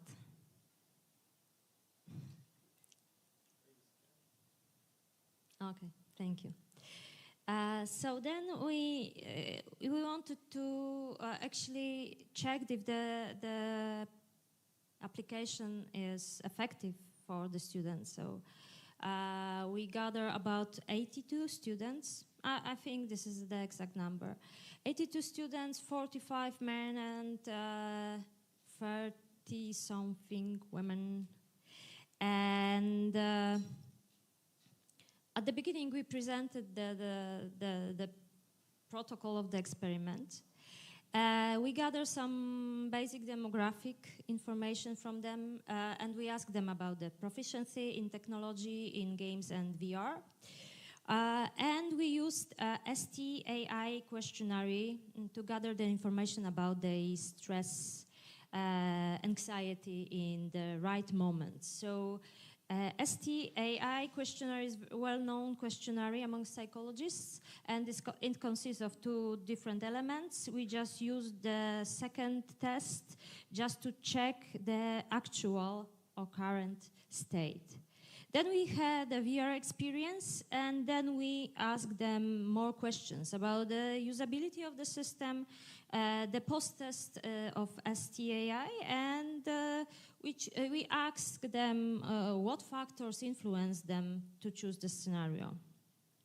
Shortly, because we don't have time, as you can see, abilities of our students are rather high. In terms of technical abilities, but they were from Lodz University of Łódź, and so, well, if it comes to game abilities, is, well, rather also high. There are some difference in gender, but still, and VR abilities are the less, well, they have, of course, less abilities in VR because this is rather new technology, and some of them didn't have their own glasses at home. When it comes about the scenario, they select. The selection was rather similar, but the last scenario wasn't the most used. Well, we asked them why. So the most important information information from them was the duration of the scenario. So they didn't want to sit a lot of time in VR. The description of the scenario was also important. The less important element was the type of the scenario. So it was the type of static or dynamic. They don't care about that. I believe the time was the most important because they wanted to do it quickly and to relax quickly. Sometimes it's not possible, but yes, they want to have very quick effects. In case of the usability testing, we use a VR SUK questionnaire. And basing on this questionnaire, two most important findings. So the reality of the system wasn't very realistic for them. So only 58% said that the reality of the system was enough. Enough for them. But still, beside of this, they were immersed, and 77% said that they were immersed in this system. In case of the relaxation improvement, that was based on the questionnaire. Most of the people were relaxed. Only several people were not relaxed, or the level of relaxation was decreased. These are the most important findings, as already said. 6% of users reported a decrease in relaxation. So this is not good, but this can be also connected with VR. Not for all of the people VR is so. And three of the students reported a motion sickness, which can be also connected with the decrease in relaxation, because when people feel motion sickness, they cannot be relaxed. Thank you. Well, thank you. We really are quite late, so just one question, if there is anything urgent. Well, if not, then thank you once more, and let's move to the last talk of this session, which actually again goes back. Can you get the next slide, please? Okay. I'm not sure why it takes so long. I'm just going to tell you. I will try to make this presentation as quick as possible, so I won't be thorough.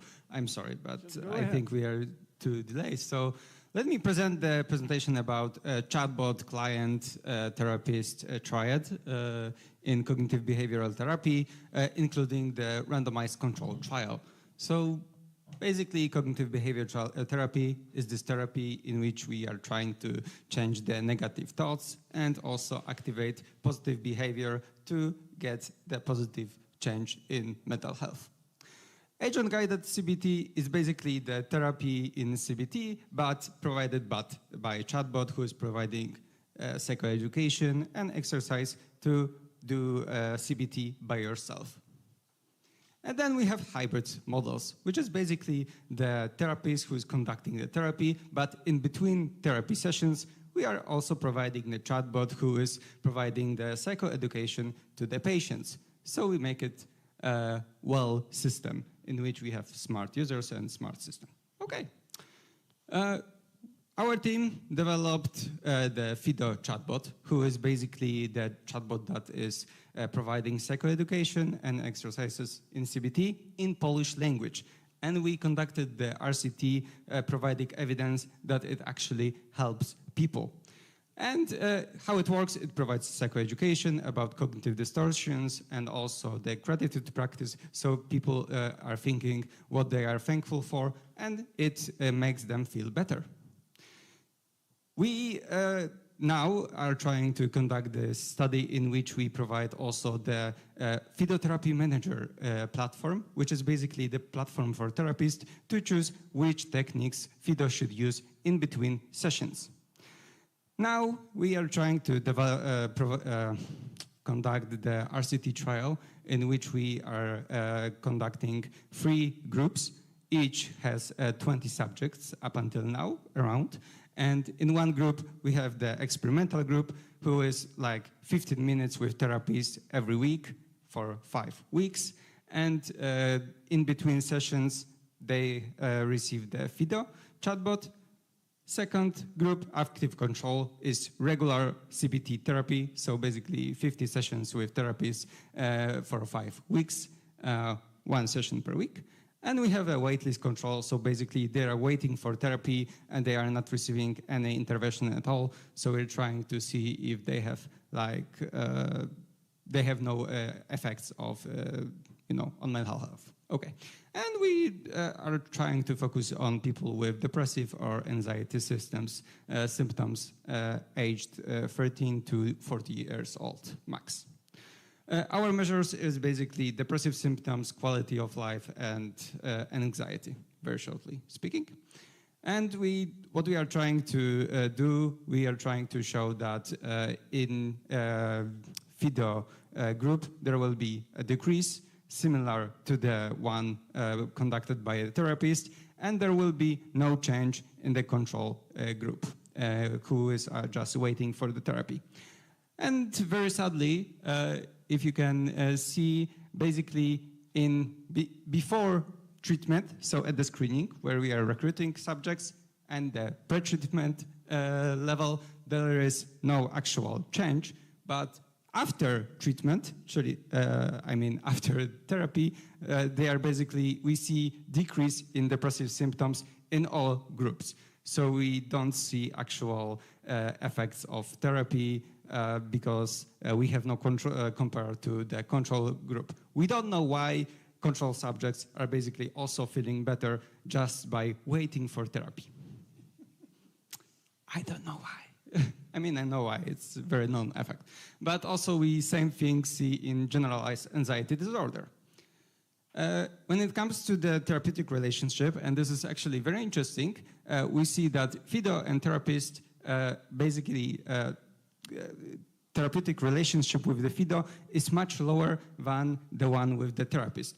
And it is interesting, I mean, it's actually understandable, but I think it's interesting because in a previous study, when we have just FIDO group and the control group who have no therapist, people were feeling actually higher therapeutic relationship with the FIDO on the similar level as the therapist here. So it is actually quite interesting why we have such differences.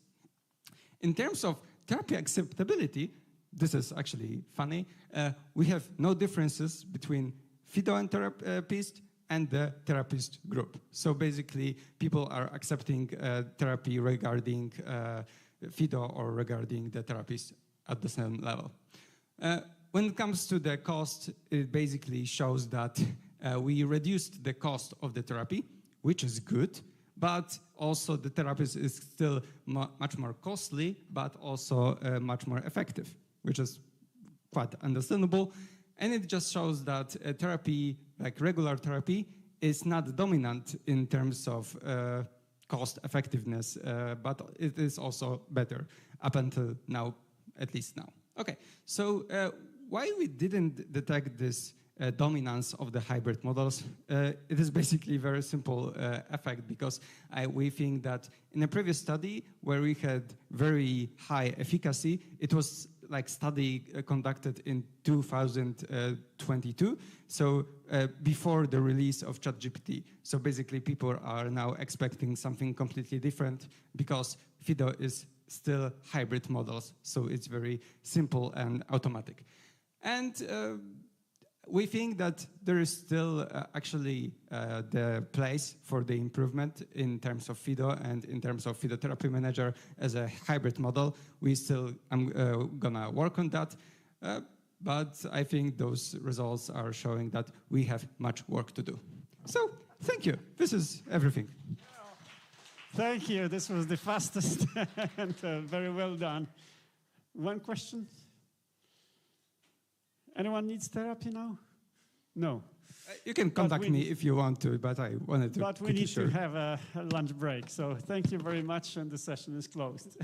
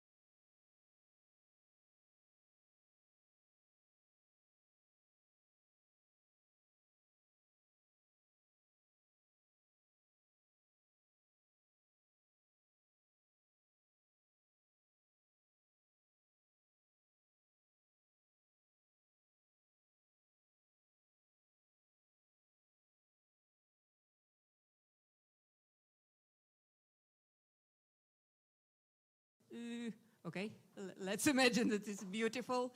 And it's my great pleasure to introduce our next keynote speaker, Matt Motel. Matt Butterfly? The butterfly? What's important, I asked him what he suggested me to tell about him. It's what's important. His PhD is from University of Virginia. Marcin, why is it so important? I don't know. Okay, but what's important for me, what he is doing in his research work, it's misinformation, cognitive bias of technology, let's say. And I think that today we have a perfect opportunity to hear his opinion, his thoughts about how to make the generative AI tools reliable. This is very interesting. Floor is yours, Matt. Thank you.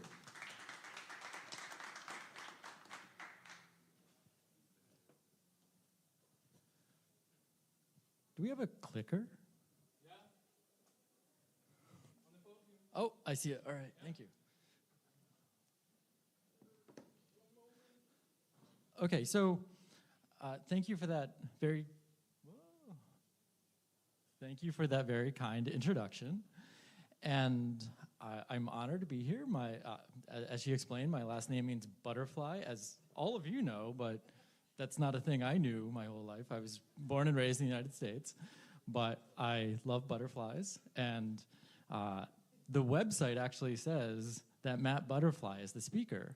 I don't know if this is my Chrome that is auto-translating the website, or if it's actually in there that way. And I'm okay either way.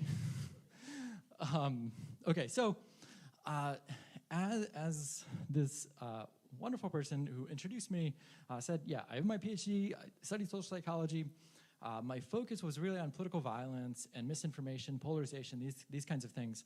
And I was a professor for a few years, but I was really concerned about the actual impact of a lot of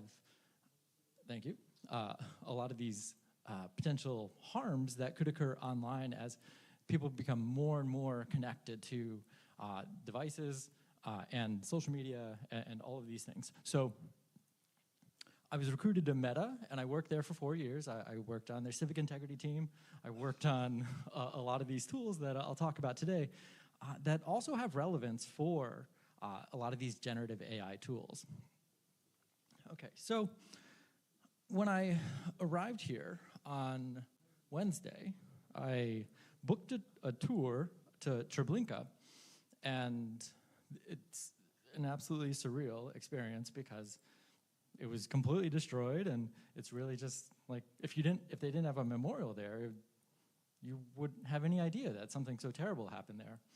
And part of the memorial, it says "never again," and this is a phrase that's used in a lot of instances of genocides and horrible things that have happened in many places, not just during the Holocaust, but in many ways. And this sentiment applies, I think, more generally to this phenomenon where we tend to repeat history. So the author, Sidney Harris, said, history repeats itself, but in such a cunning disguise that we might not detect the resemblance between the event that happened in the past and what's happening now. So that's unfortunate and part of why we're repeating history. And my goal today is to, oh gosh, well, not to hijack democracy, I swear, but rather kind of talk about the ways that we can learn from our past with technology and prevent some of the same harms that we've encountered with, say, radio, television, social media, in this world of generative AI. So, oh, that's terrible.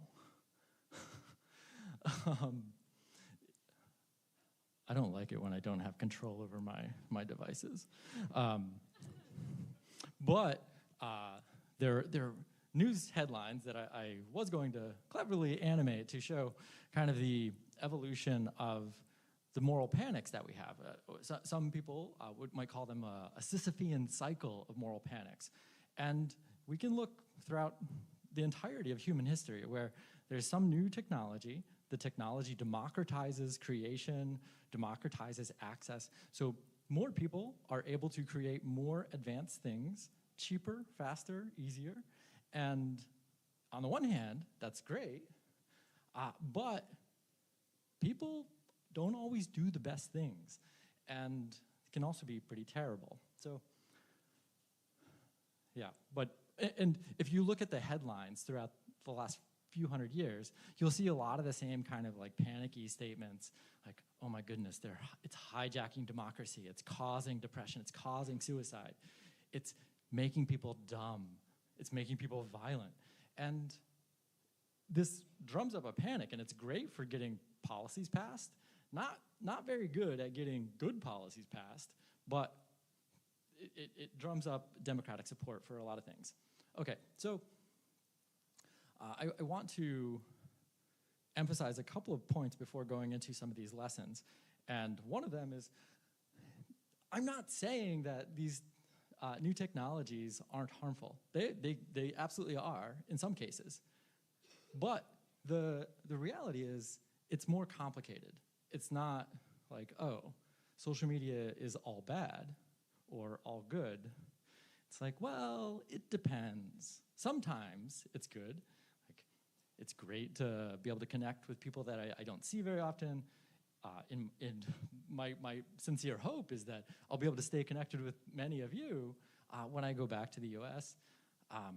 But through electronic means, through social media, through some of these different outlets, which wouldn't be possible otherwise. But there are other negative things too.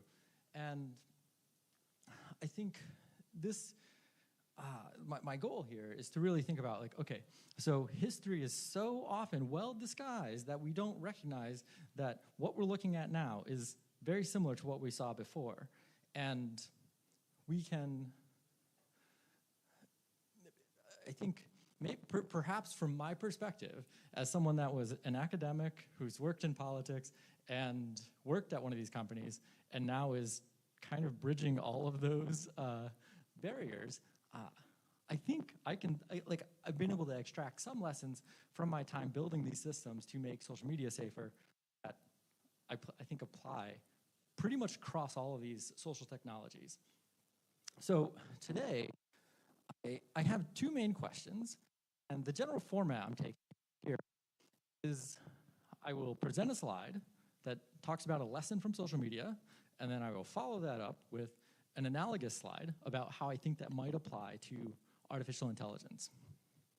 And some of this is not completely thought through because, well, we can't know all of these things because AI is changing so fast, and like there's a lot of variability between like constitutional AI versus blank slate models, multi-shot kind of endeavors. So this is some of these AI-based solutions are kind of me guessing based on what I know works on social media, regardless of whether social media actually adopted those changes reliably or have launched them and then kept them launched, because they will launch things in advance of crises or critical events like elections that they will later roll back just because, like, oh, well, we don't want to decrease how much time people spend on our platform, even if it means that they're looking at misinformation or hate speech or bad things.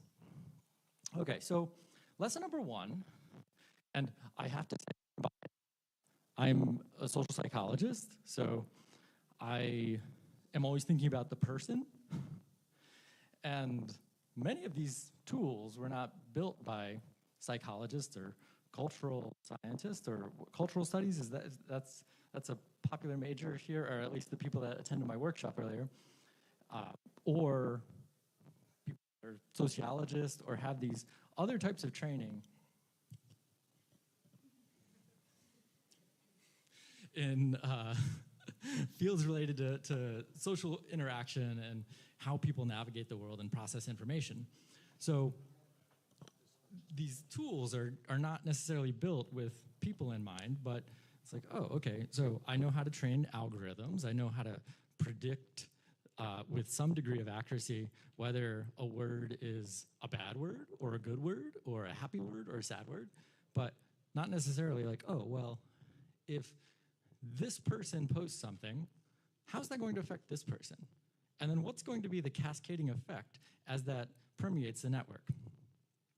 So people like many of us have a lot of value to contribute here. Again, though I must admit, I am biased, probably all are, but the point remains, the technology is rarely creating some categorically new harm. It just accelerates the power and ease with which people can create these things. So, and often there's this cycle where you have grassroots people that use the technology for are arguably good things like overthrowing dictators, which we saw during the Arab Spring. But when these dictators or other groups see that it was effective in helping them organize and overthrow the people in power, those people that were in power, they're like, oh, maybe I could also use this to regain power and put down rebellion. So there's this cycle of like, oh, that worked. Now I want to do that, but I'm going to do it better than them because I probably have more resources and whatnot.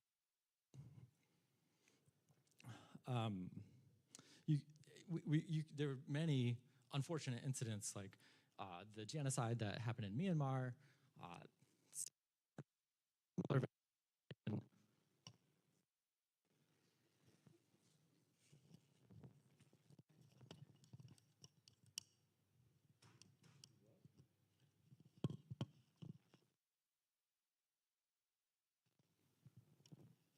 So apparently my voice is exhausting for these microphones.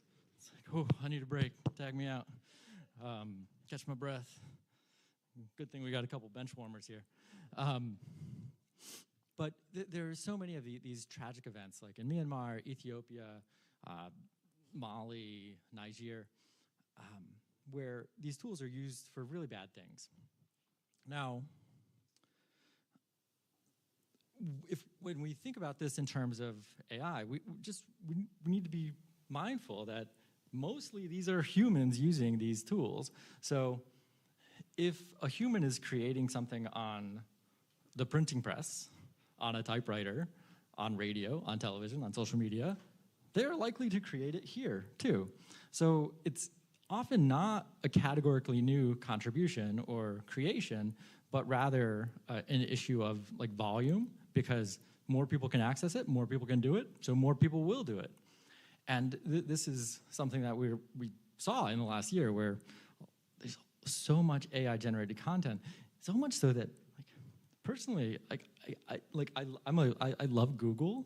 I've loved Google for a long time, but the search engine is not very useful anymore because it's like it's all these like AI-generated web pages that have affiliate links. So me being an analyzing person, like when I'm trying to research a product, like, okay, like what's the best smartwatch?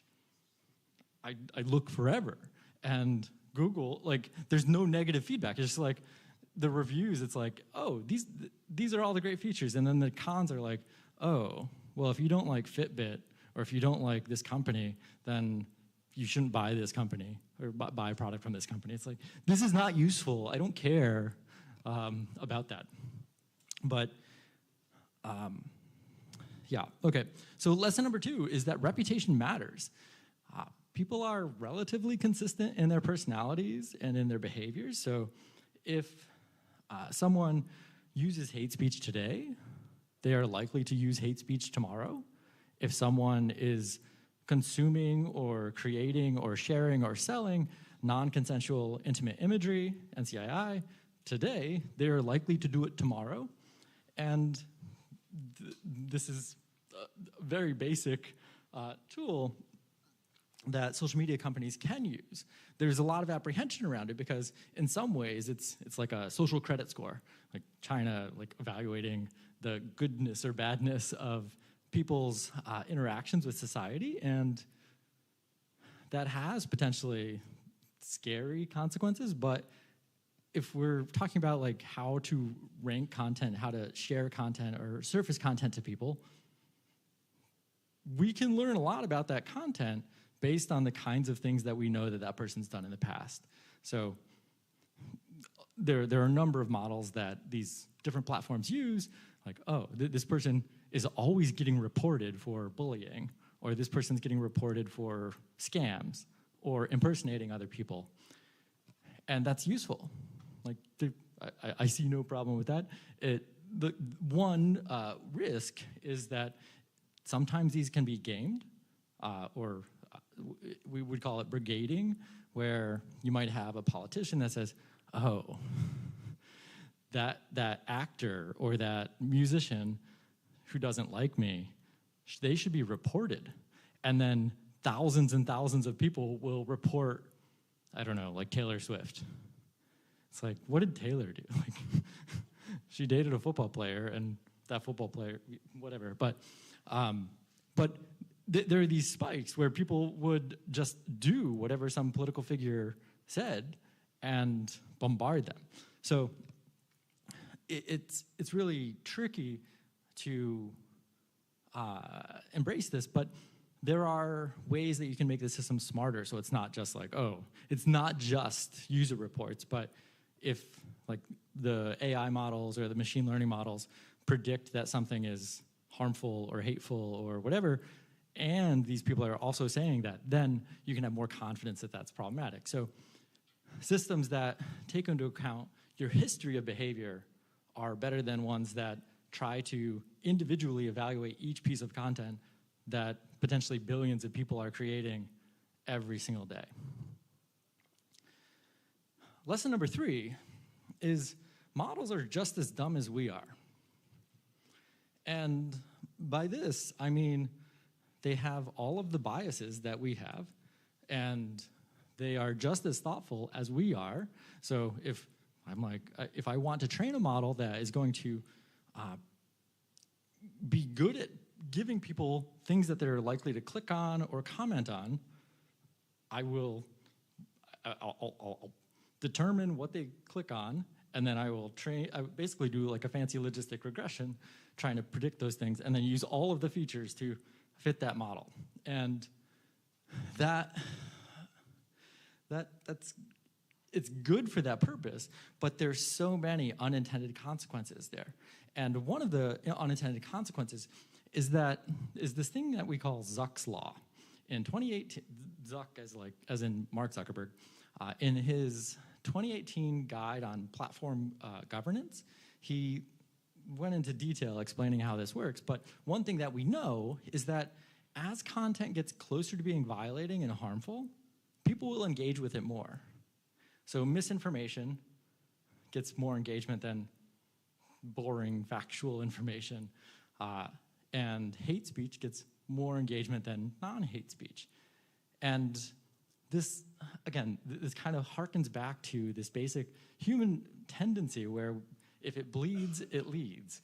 We all like kind of rubberneck and look at the train wreck or the car accident, and this is more or less that, with a little bit of flavor around it, because it's like, okay, well, if I see misinformation, I might anger react to it on Facebook. Not that most people in here probably use Facebook because that's so like 2014, but there are similar analogs across different platforms.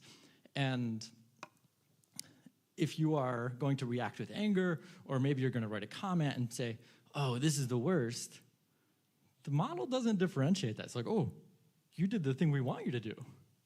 I'm going to give you more of that. And that's why, like, if you, oh my gosh, when I was at Meta and I was working on something that we did after the murder of George Floyd, the black man who was killed by some police, I was reading a lot of kind of right-wing posts and comments and in these groups, And I stupidly did it on my actual account. So even to this day, like I'm still getting these really like radical kind of racist things in my feed, and I which is also why I don't really log on, because I can't get it to stop giving me that stuff. So the model is doing exactly what it's supposed to. It's feeding me more of the stuff that I engaged with, even though what it was not like a good engagement. It was bad engagement, but the model doesn't differentiate that. It's like, oh, you spent the time to write a comment. You spent you hovered over this. So that's good. I want you to do more of that. And engagement-based banking, this is just an approach that most of these platforms use. Like they want you to engage more, and the more you engage, the more they're making in terms of selling ads and keeping your eyeballs and converting that into useful information that they can turn into money later.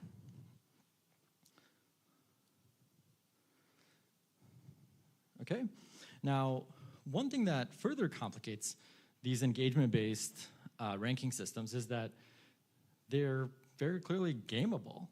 Like, if you post something and you know that engagement drives more views, you might tell your friends, like, oh, I'm posting this at this time. Watch this video. Click on this thing. Share this thing. And if you do that very quickly after it was posted, that engagement will be, that'll drive it towards virality, much more than if they just like it or engage with it like hours or days later. So that initial engagement sets a velocity of how fast it spreads. And over the last few years, between YouTube and TikTok, there's been more and more monetization of people's creation on these platforms. So these people can kind of be thought of as rational actors where, okay, well, I make money. My career is creating content. Some people, they make tens of millions of dollars a year just creating TikToks or just creating YouTube videos or some combination of the two. So when we're rewarding people for this, they're going to do more of it. And if they know that misinformation and outrageous content gets more engagement, they're going to create more of that. And bias training data is also key here. And most of these social media platforms are trained on English language, Western European kind of people, and the popular languages there, because that's where most of the wealth is for these platforms. That's where people can spend a lot of disposable income on buying whatever the latest tech or like goofy t-shirts or whatever are. So the companies, they optimize for the people that are most likely to increase their profit. But places like Ethiopia and Myanmar and some of these developing economies, they don't have that kind of, they don't have those kinds of resources to be able to make it profitable for these companies to do these things. And what that leads to is apathy in these places, and that's why we see some of the worst harms in these places. So if you don't train the model with proper data that is inclusive of the different languages or dialects or cultural norms, the model's not going to be very good in those places. Now, when it comes to AI, there are a number of different ways that this is being operationalized, and some of the models are kind of unsupervised. It's just like, here's all the text we can come up with, or here are all the images we can come up with. Just look at them. Here, learn, model, learn. And that's fine, but you don't know what you're going to get out, and sometimes it spits out really bad things, and I'll show an example of that in a moment. But Anthropic and some of these other platforms, they've started developing what's called constitutional AI, and this is where they not only will train the model, just like all LLMs do, but they will reward it for creating output that is consistent with a priori defined principles or values, which could be tolerance or creativity or informativeness. Also a little tricky because who decides what is informative or misinformative or useful or not? But the idea is it's smarter than just, oh, here's everything, now spit something out, regardless of what that could be. And the example of, one example of a kind of a dumb model that was released and quickly replaced was Runway's version 1.5 of Stable Diffusion. And as this is the download chart of the different versions of their Stable Diffusion on Hugging Face. And this model right here, 1.5, is still down, well, I guess it was the most, it's still the most downloaded model ever on Hugging Face. And it was replaced by version 2 like a month later. And the main difference with version 2 was they realized, oh my, we included images of underage kids like in the training data for that. And people were generating child sexual abuse material with version 1.5. So there are a lot of people that were downloading this model, running it locally, and then creating some of this absolutely horrible content. So eventually, once we discovered this, we talked with we reached out to Hugging Face. Hugging Face never responded to anything we said, but Runway did. Runway changed their name, and then for some reason, they removed this model, and they didn't provide any explanation as to why. But they removed it from an open source repository, which is good on them, but once you're in one of these open source repositories and people have forked the model or basically copied your code and used it in their own, it's still out there. So the company doesn't have control over it anymore, but at least people can't download this specific one. So there are probably worse ones out there that have been built upon the architecture of this, but they did remove that model at least. And that's just an example of how important it is to be mindful of the training data when you're building these new tools, especially these generative tools that can make anything. Okay, continuous monitoring is necessary, but not sufficient. Systems used by humans are often used differently over time. Just culture changes, news events change, the way we talk about things changes, and therefore, models that are trained today might not work so well tomorrow. And here, when I say models, I mean like hate speech detection, or I was on the team working to reduce violence on the January 6th riot when the former and future president of the United States was encouraging people to overthrow the government or prevent the peaceful transfer of power. So like phrases like STS or stop the steal, there were a lot of phrases for that were meaningful and important then, but like anything trained on that would not be applicable today because they'd have different phrases. But the people that were engaging in that are the same. They still exist. Most of them are not in jail. So we need to monitor what's going on in the platforms, but it's not enough just to monitor what is happening, because what happens changes, and what that stuff looks like changes. So we need to have subject matter experts, maybe even people that have social science backgrounds, to help the engineers that are great at building very sophisticated systems, but don't have the same depth of knowledge when it comes to like how people exploit systems or how people interact with each other. And my final lesson is that proactive is always better than reactive.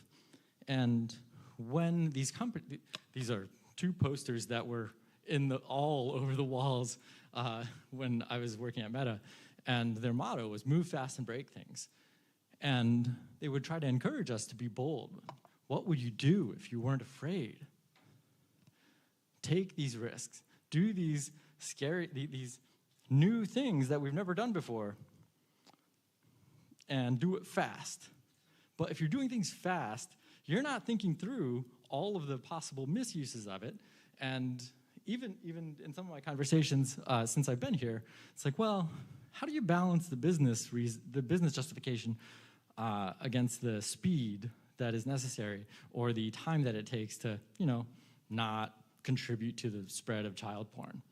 And I think that's a reasonable question, but do we really want to be a society that's okay with facilitating the creation of kiddie porn that can cause these kids to commit suicide and do some really horrible, be harmed in really extreme ways?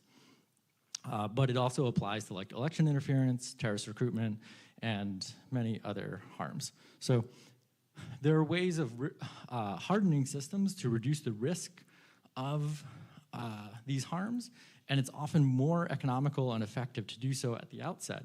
So thinking about guardrails and different ways that you can limit the harms of a model before you actually roll them out than if you are just trying to react afterward and kind of put a Band-Aid over the crisis. Okay. So, I don't know. This is not my concluding slide. I think they may have opened my presentation before I was done with it. So I'm guessing that, yeah. So they need to refresh their browser, and then you'll see my concluding slide, which just nicely summarizes everything that I just talked about for the last 25 minutes. But maybe they don't listen to the person speaking.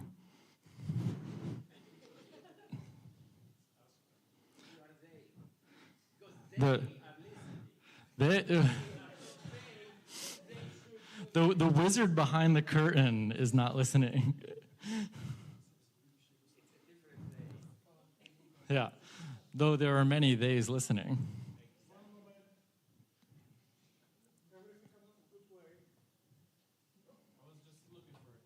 Oh, thank you.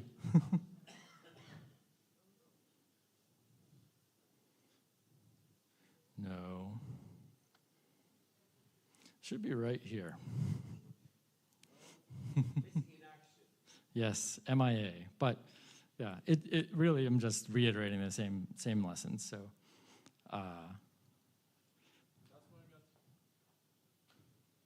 okay. Well.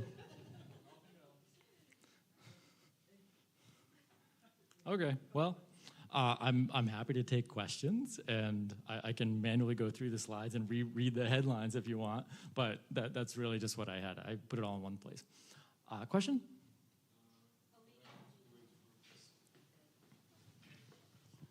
Okay, so thank you for your presentation.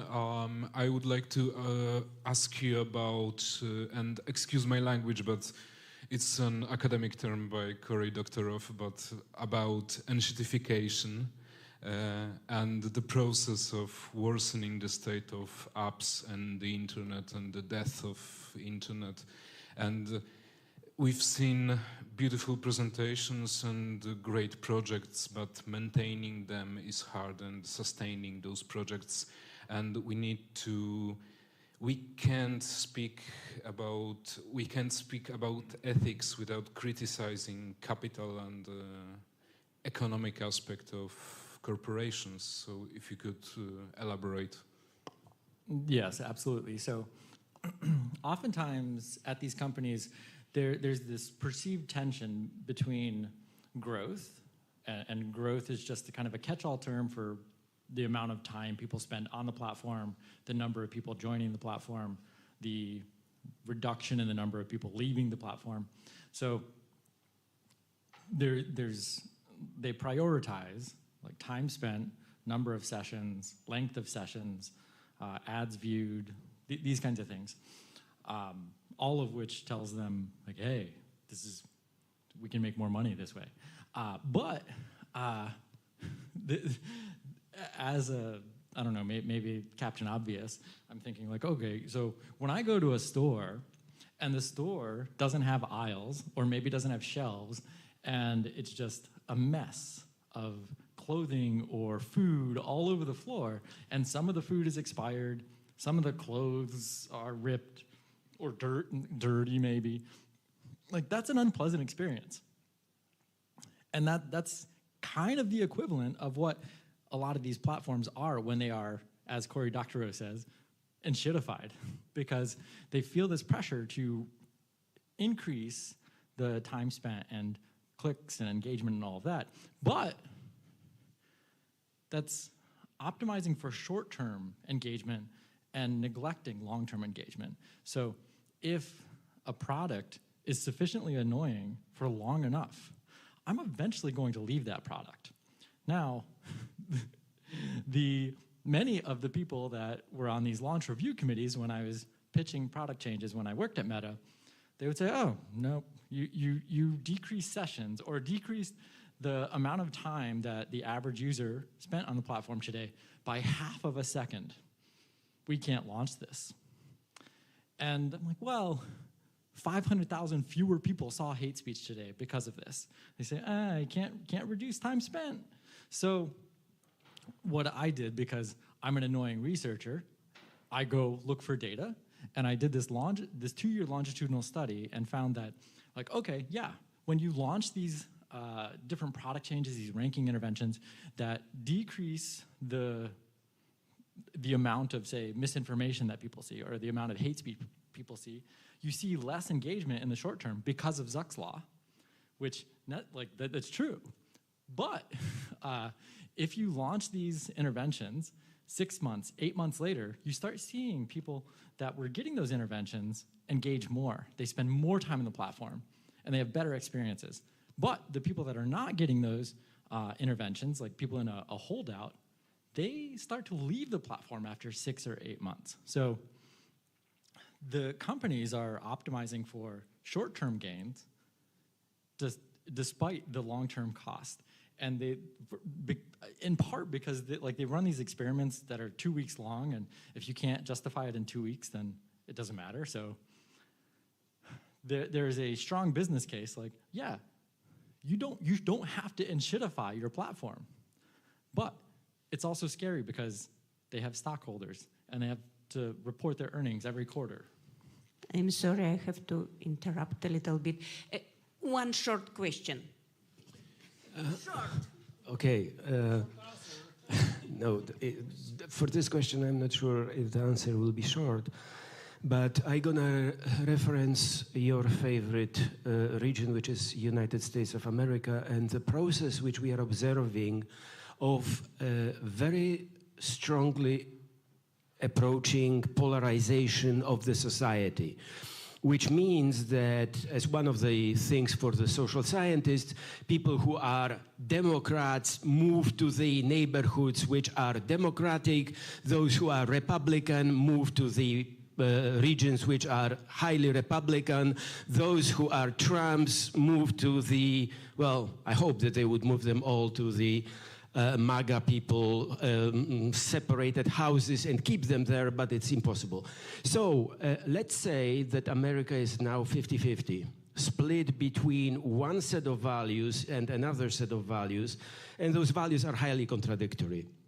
How social media is supposed to deal with it? Because if you're gonna optimize for the red, in the long term, you lose the blue. If you optimize for the blue, in the long term, you lose the red. Or you're gonna develop two subversions of your platform, and you're gonna subvert people, and you're gonna do the, what was the Polish guy from Cambridge Analytica? You're gonna feed the red to the red and the blue to the blue, and you keep them happy.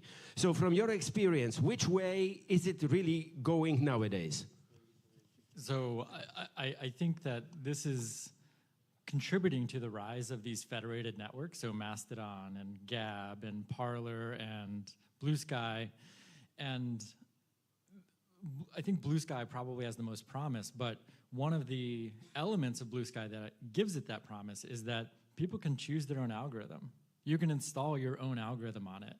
And there's going to be somebody that figures out how to monetize that. There are some websites out there that will help you do that already. None of them have been particularly good in my experience yet, but they're coming. And we will have an even more fragmented and segregated digital space. So red will get red, blue will get blue, and there won't be nearly the crosstalk between them. Thank you. Thank you very much for a very interesting presentation. Let's say, express our grateful. Sorry that I think that still there are questions you can ask Matt immediately after. While we will reorganize this place, there will be movie in a moment. And the next will be the panel about ethics, challenges of AI from ethics. I see that.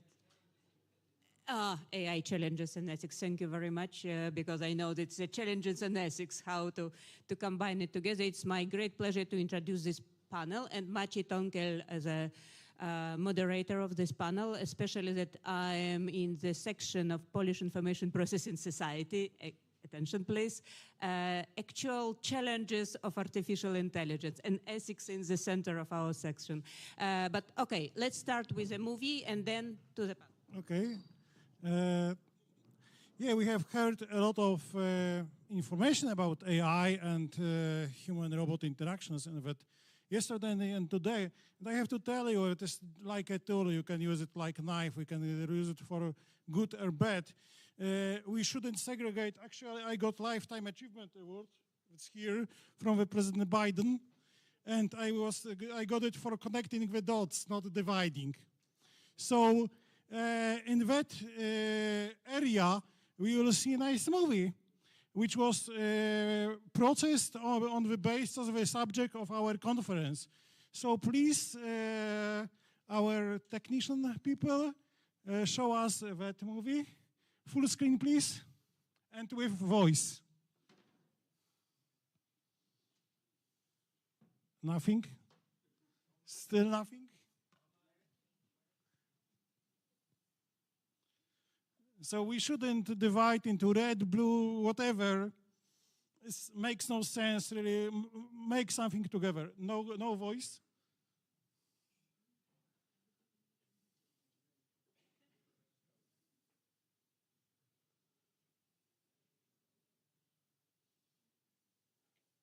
Still nothing. Yes, could be. I'm running late, mamma mia che disarray.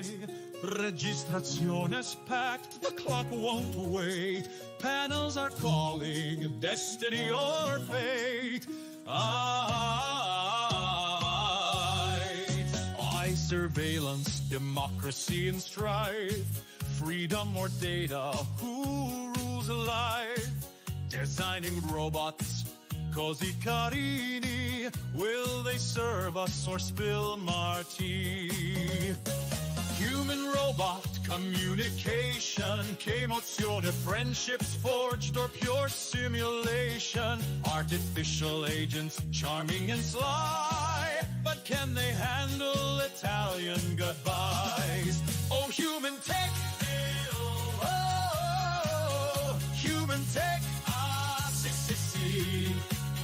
Ideas flowing così brillante, raise a glass, un brindisi elegante, neuroterminal, guiding the brain, doctors assisted, AI sustains, biased algorithms, che sorpresa, are we less biased? Una sfida immensa, ethical challenges, medicine's goal. But who decides where humans control? Speakers inspire, the brilliance unfolds. But amici miei, where's the vino that holds? Amici, the panels are done. The vino's calling, la festa's begun. At Arsenary, the night will shine, toasting the future with glasses of wine. HumanTech, HumanTech, stunden shared un bel caffè. Now we dance fino al mattino. Okay, hey, hey. Grazie mille, amici miei, for sharing ideas in a grande way. At our scenery we'll toast and sing, Viva HumanTech forever me. Yes. Thanks, David Zbniewski, graphics, Kosma Zalewski, music and song, and me, production. Thank you very much.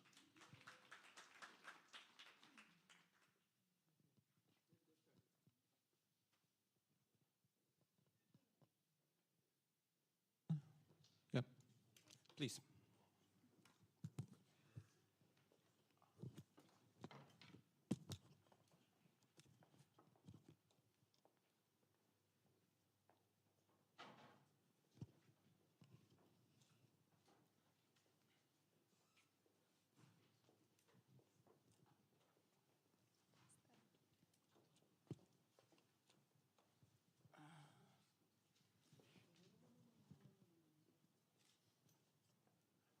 Good afternoon. I think we are set. The mics are working. It will be hard to beat what we just saw, but we will do our best. Oh,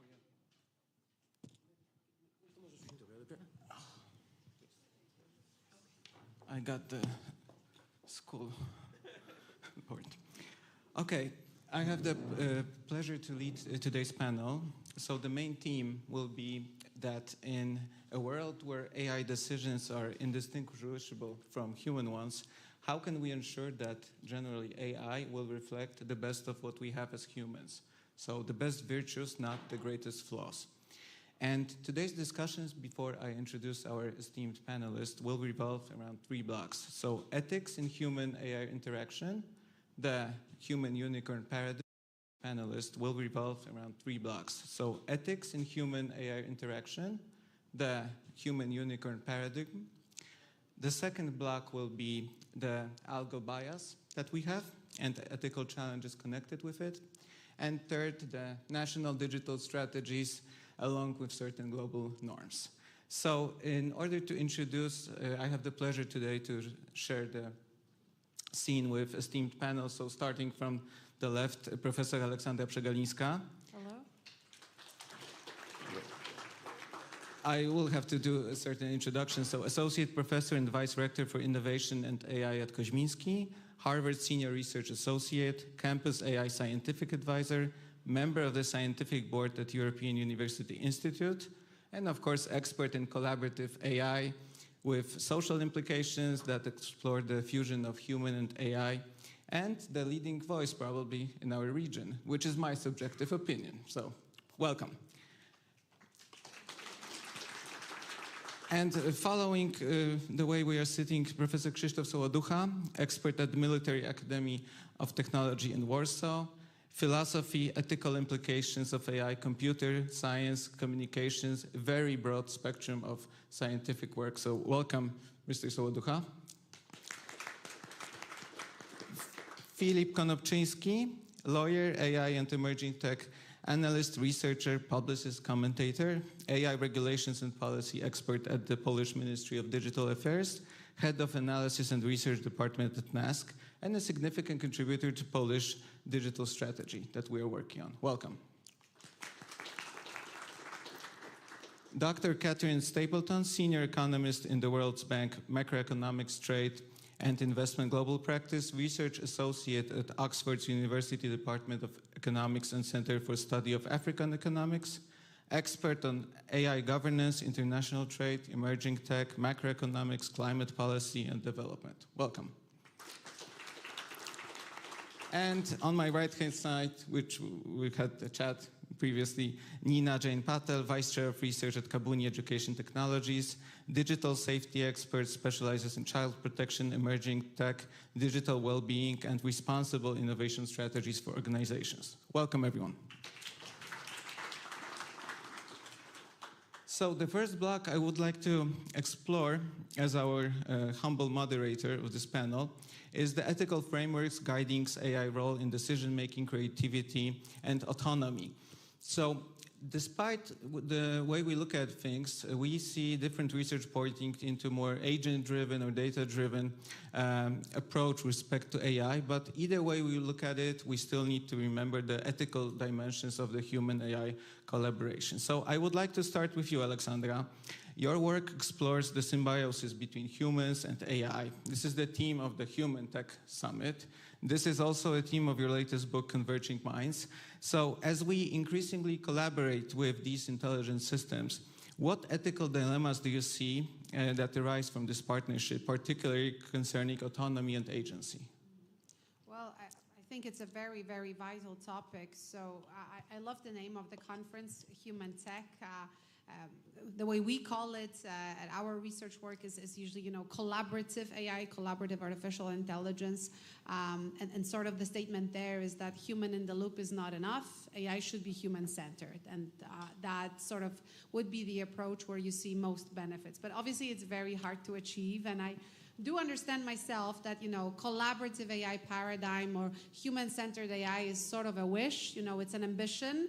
It's a pursuit, but it is slightly, utopian version of what could be. And what we are seeing quite often is not a situation where we have indeed a collaboration, but quite often we just simply have automation of work, right? And I think a very interesting question right now that I'm trying to tackle together with my research team at Kosminski, also to some extent at Campus AI, is sort of what's the division of labor? And that is related very much to, the ethical challenges or the ethical realm also, because it feels like even though we've been exploring that quite diligently, and we saw that for different tasks, we have different levels of how much autonomy we would like to give to AI, what truly happens quite often is that this automation, because of also the design of the system itself, is quite full, right? So we are saying, okay, we would like to collaborate, but what type of collaboration do we mean when we say,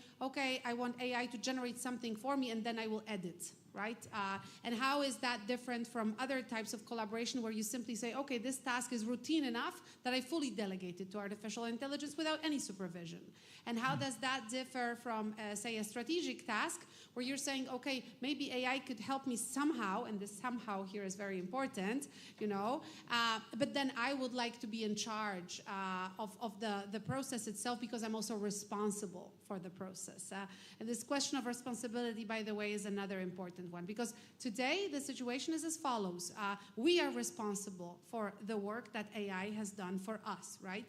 Have we done this work, and how or to what extent have we contributed to that work is, I think, a very important question. So I think we're really at the very beginning, right? That's why I said that this collaborative AI is sort of, a wish or a pursuit of some sorts, because we really don't fully understand it. We know how automation of tasks works, and we do know how some forms of collaboration work. But I think if we look sector by sector, job by job, task by task, there's plenty of different options here that we have not explored. And that is why quite often I think it's very hard to say something about the future of work with AI, because we really don't know fully how this division of labor plays out. So for me, that is very important from agency perspective, but also from the perspective of responsibility. Thank you so much. This was a great introduction question. And since we tackled a couple of things, we will go into the deep dive and the human-AI interaction, but I would like to ask Catherine for your perspective from the AI governance standpoint, because we did tackle the jobs and we did tackle the workforce labor, so perhaps do that one. Yes, so thank you very much. It's a really excellent question. So I think there are many elements of AI governance that we still have not really thought about. And I think there's a major challenge with AI that it's a general purpose technology and its applications are so multifaceted that there are many different components of it, which I think reflects today why we're seeing so many different attempts to govern AI that are to some degree fragmented and covering different elements, including the safety aspect, development concerns, labor market aspects. And so I think there have been many suggestions on how we can kind of improve AI governance in order to help ensure that countries are consistently protected, but also to ensure developing countries aren't completely left out. So some of these include, there are suggestions of having the equivalent of an international atomic agency or something like that, which includes, say, bodies like an IPCC-related agency or a CERN-related agency to cover specific elements. And I think some of these are great suggestions and could mean that AI governance is a bit more comprehensive and we kind of bring together the fragmented elements.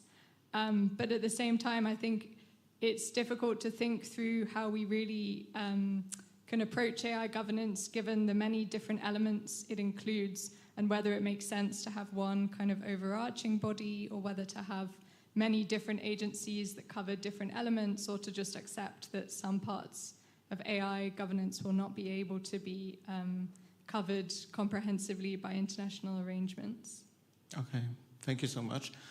Since we tackled the regulatory framework a bit, maybe I would like to ask Nina for your perspective of why we should actually regulate some aspects and what are the risks and general ethical concerns regarding identity, psychological well-being of the end user.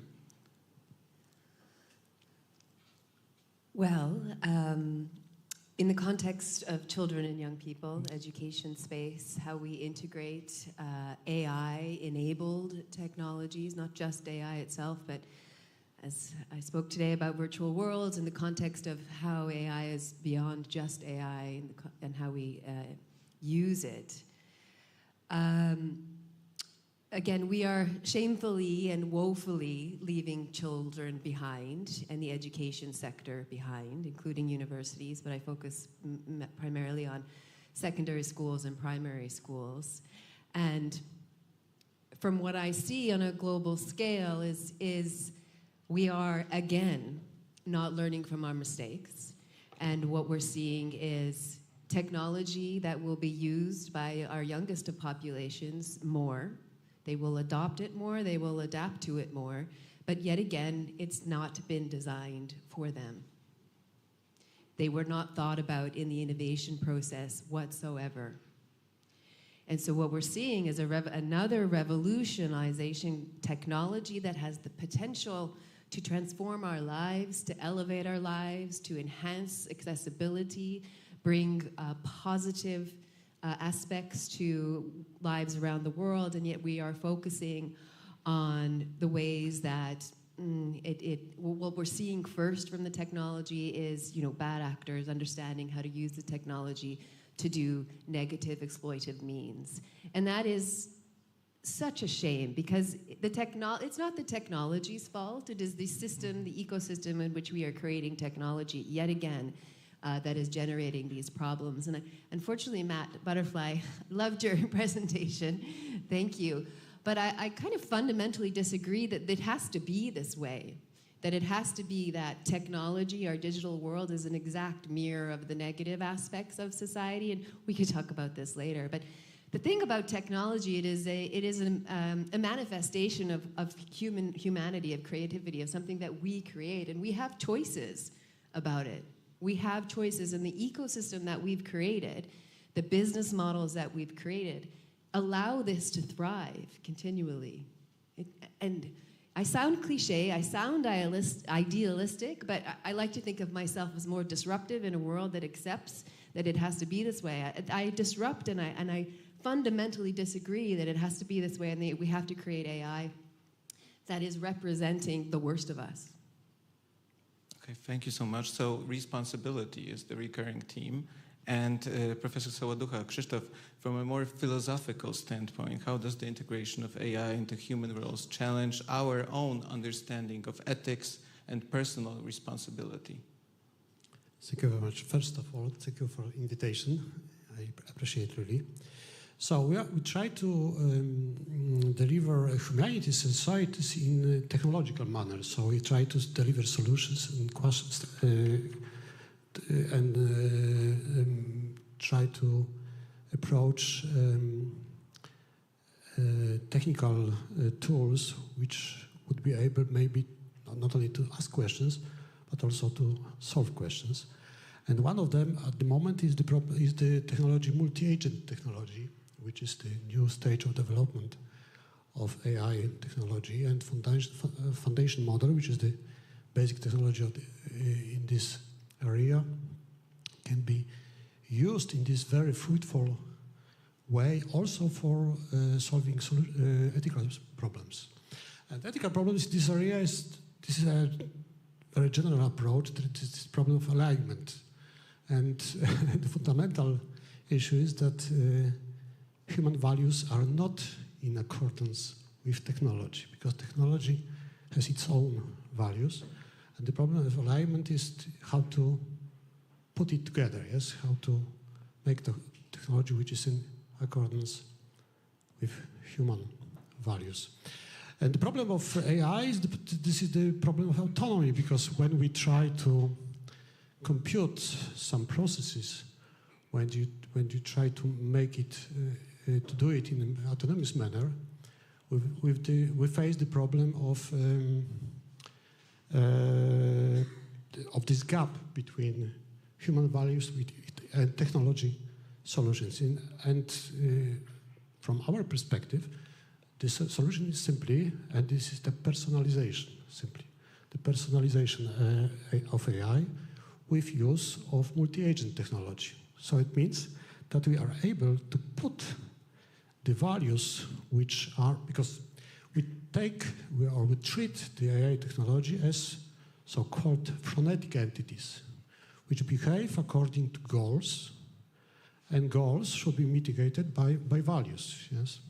And the problem is how to do it in technical manner, because as humans we do it as phonetic entities, phonetic beings. It is our way of life, that we do it because we are in this area of freedom, so-called freedom. It doesn't matter what does it mean, but we are in this area of freedom, and we can shape our behavior according to our goals and values. And the current problem of AI is reasoning. So all the big tech companies mentioned here, they are working on reasoning, and reasoning means autonomous way to conduct tasks. And autonomous way in this manner, when we take it in this manner, it means that we try to shape this technology in accordance with the values and goals of the user. And from our perspective, and we work on such a projects, many projects in this area, the solution is that we are able to simulate the value system and goals of the user with use of this multi-agent technology. It means that we are able to put together the user, but individual user. It's not general user, but individual user who is approaching to use this technology. With this technology, it means that we are able to design apps which we are able to upload to devices we use, and to personalize this device in this manner that it shares our values and goals. And the big question is how to recognize the goals and values of the user. And this is the most important element of our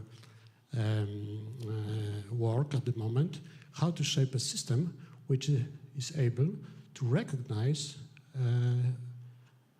in a very short process, to recognize users' value and goals. And it means responsibility from this, responsibility which is the responsibility of devices, which is in accordance with responsibility and values and goals of the user.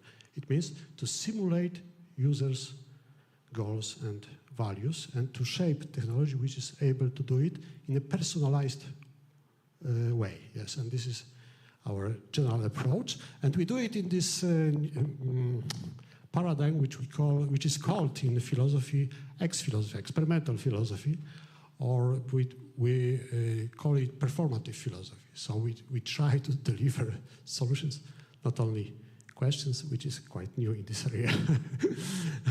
thank you for the beginning. Maybe I can go deeper later in this subject. Yes.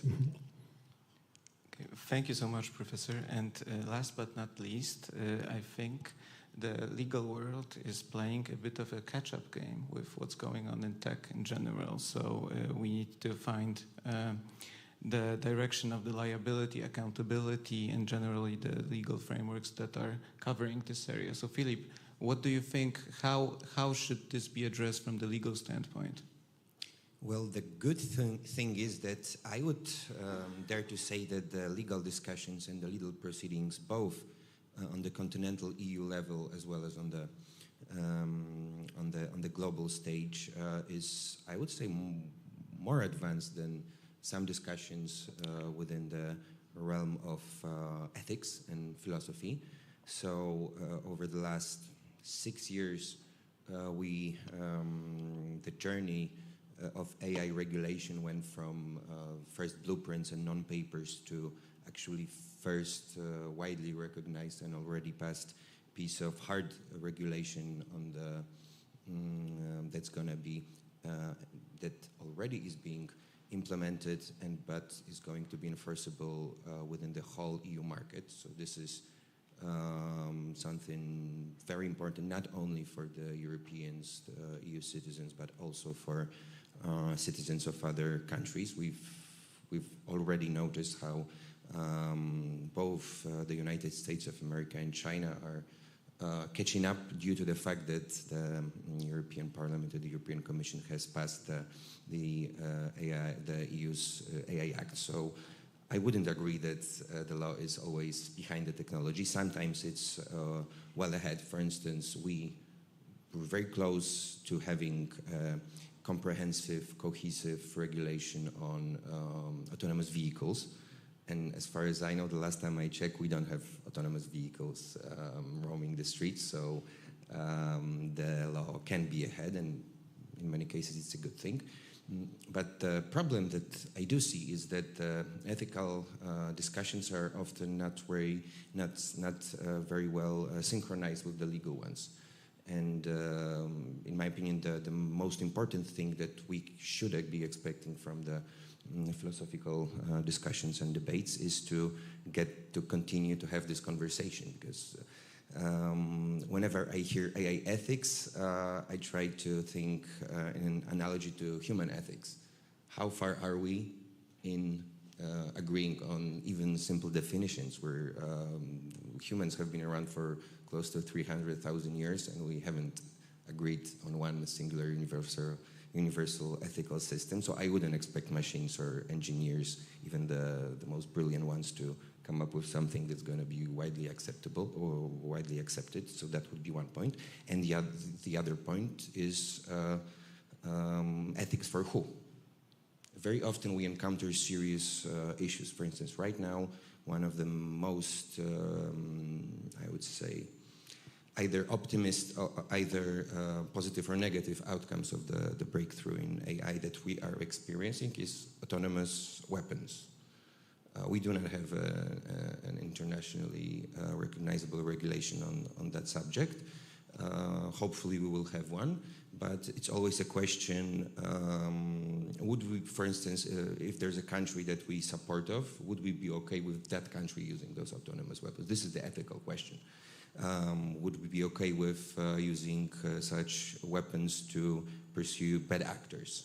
Well, theoretically, perhaps yes, but who's going to decide who the bad actors are? And the questions that we've been encountering during the previous stage of the digital revolution mainly reflected in the dilemmas or controversies surrounding the social networks. And the question is, would we prefer more privacy and security of information? Do we prefer our own dignity, or are we opting for more personalized ads and faster systems delivering certain services for us? And AI, within the field of AI regulation, we're also encountering the same discussions. So we have the first European framework on both on how to regulate AI as a technology. But then many actors, many stakeholders, mainly from the private sector, are raising the argument that, well, if we regulate too far and too much, we're going to be behind global leaders. And this is something that we face every day, basically, when thinking about those issues. And so again, what kind of ethical framework should be employed to answer this kind of problems? I would say that I'm, in a way, optimistic about the general tendency. More and more hard laws are being introduced. The place where I'm a bit more pessimistic is that the technology is changing so fast that the questions that seem to be fitting the need even a year ago, right now, for instance, with the advent of the latest stages of recursive AI or more autonomous agents technology,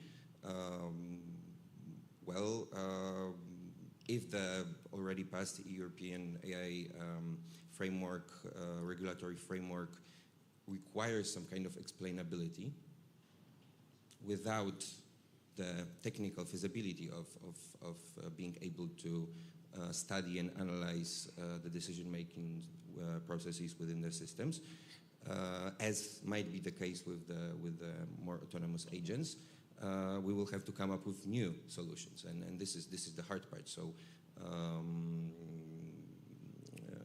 with more and more autonomy, there are also the need of coming up with technical tools that could help us decide upon any given piece of technology is more and more pressing, and so even to do good regulation, we still need advanced technology, and this is something that hopefully is going to materialize within the next years. But if not, we'll be facing serious problems with trying to analyze the technology already on the market, but without the adequate tools on behalf of the regulators, and that would be a scary scenario. Thank you so much, Filip. I think you hit the nail on the head with the comment regarding the alignment of these ethics, philosophy, tech, law, right? These are many aspects, and also the balance act between, we have, of course, academia, we have business, right? We have government.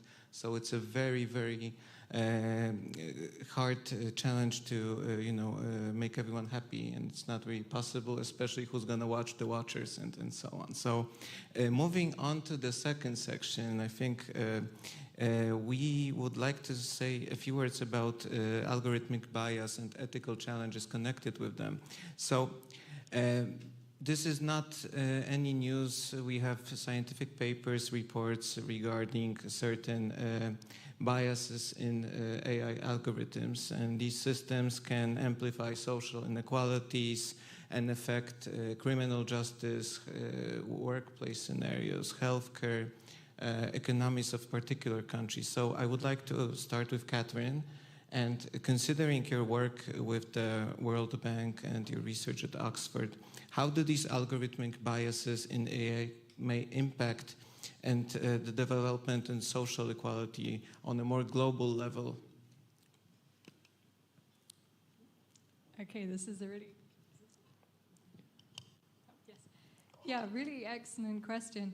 So I think in terms of how developing countries are affected by algorithmic bias, I mean, there's so many ways, but maybe one of the first ways is in terms of coverage and the extent to which models are relevant to them, or they're included in either the data used to train them or who's being used to create the models and the innovations in the first place. Because I think one of the greatest impacts for developing countries is first just already being, or not just developing countries, but developing and disadvantaged groups within any country is just purely being locked out of these systems because they're not being covered at all in them, which is not necessarily bias, but under coverage itself.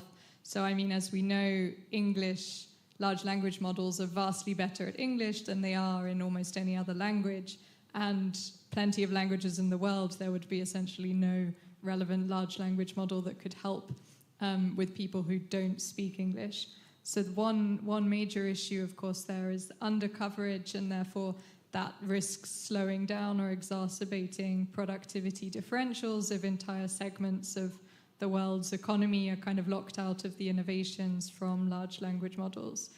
Of course, how do you solve this is a super challenging question, because often the reason they're locked out is there's limited data in the first place, or there's limited interest in developing or commercializing uses of AI for these groups. But I think there's been plenty of initiatives, either with community-based groups or governments or NGOs, now trying to build models that include disadvantaged groups to a greater degree, or trying to balance out bias. So I think we need a far greater focus on that. Then, of course, the second element of algorithmic bias in existing algorithms or systems, I mean, I think we've all heard the many, many examples of AI not being able to recognize faces of colored groups, or, justice system tending to be biased towards or against African American groups.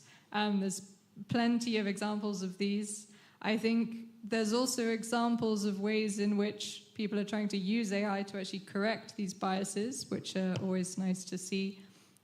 So I think in, for example, recruitment agencies, there's a range of platforms now which are trying to also, for example, I think there's one which tries to adjust the text of job postings to be more gender neutral, so that companies aren't putting out job postings which disencourage women or disadvantaged groups through certain phrases they're using. And that has been shown to then help attract more inclusive groups to hiring. So I think, as always, and similar to the point being made by others, it's not the technology that's the problem, it's how it's being used and how it's being managed. But I think a concerted effort through international cooperation, or at least countries that are particularly, that care about these issues, I think a really fundamental priority is to have bodies or agencies or regulatory oversight to ensure that any algorithms used are not disadvantaging certain groups and are fair. But of course, at a global scale, that's a lot more challenging than at the national scale, and still needs a lot of thinking over how we even define fairness and who would oversee that process. So that was a long answer to a complex question. Thank you so much. And I think defining fairness, it means that there are biases in these systems. So Alexandra, could you tell us a bit more about how these biases infiltrate these AI systems? How does that exactly happen? Yeah, well, I'm not sure if,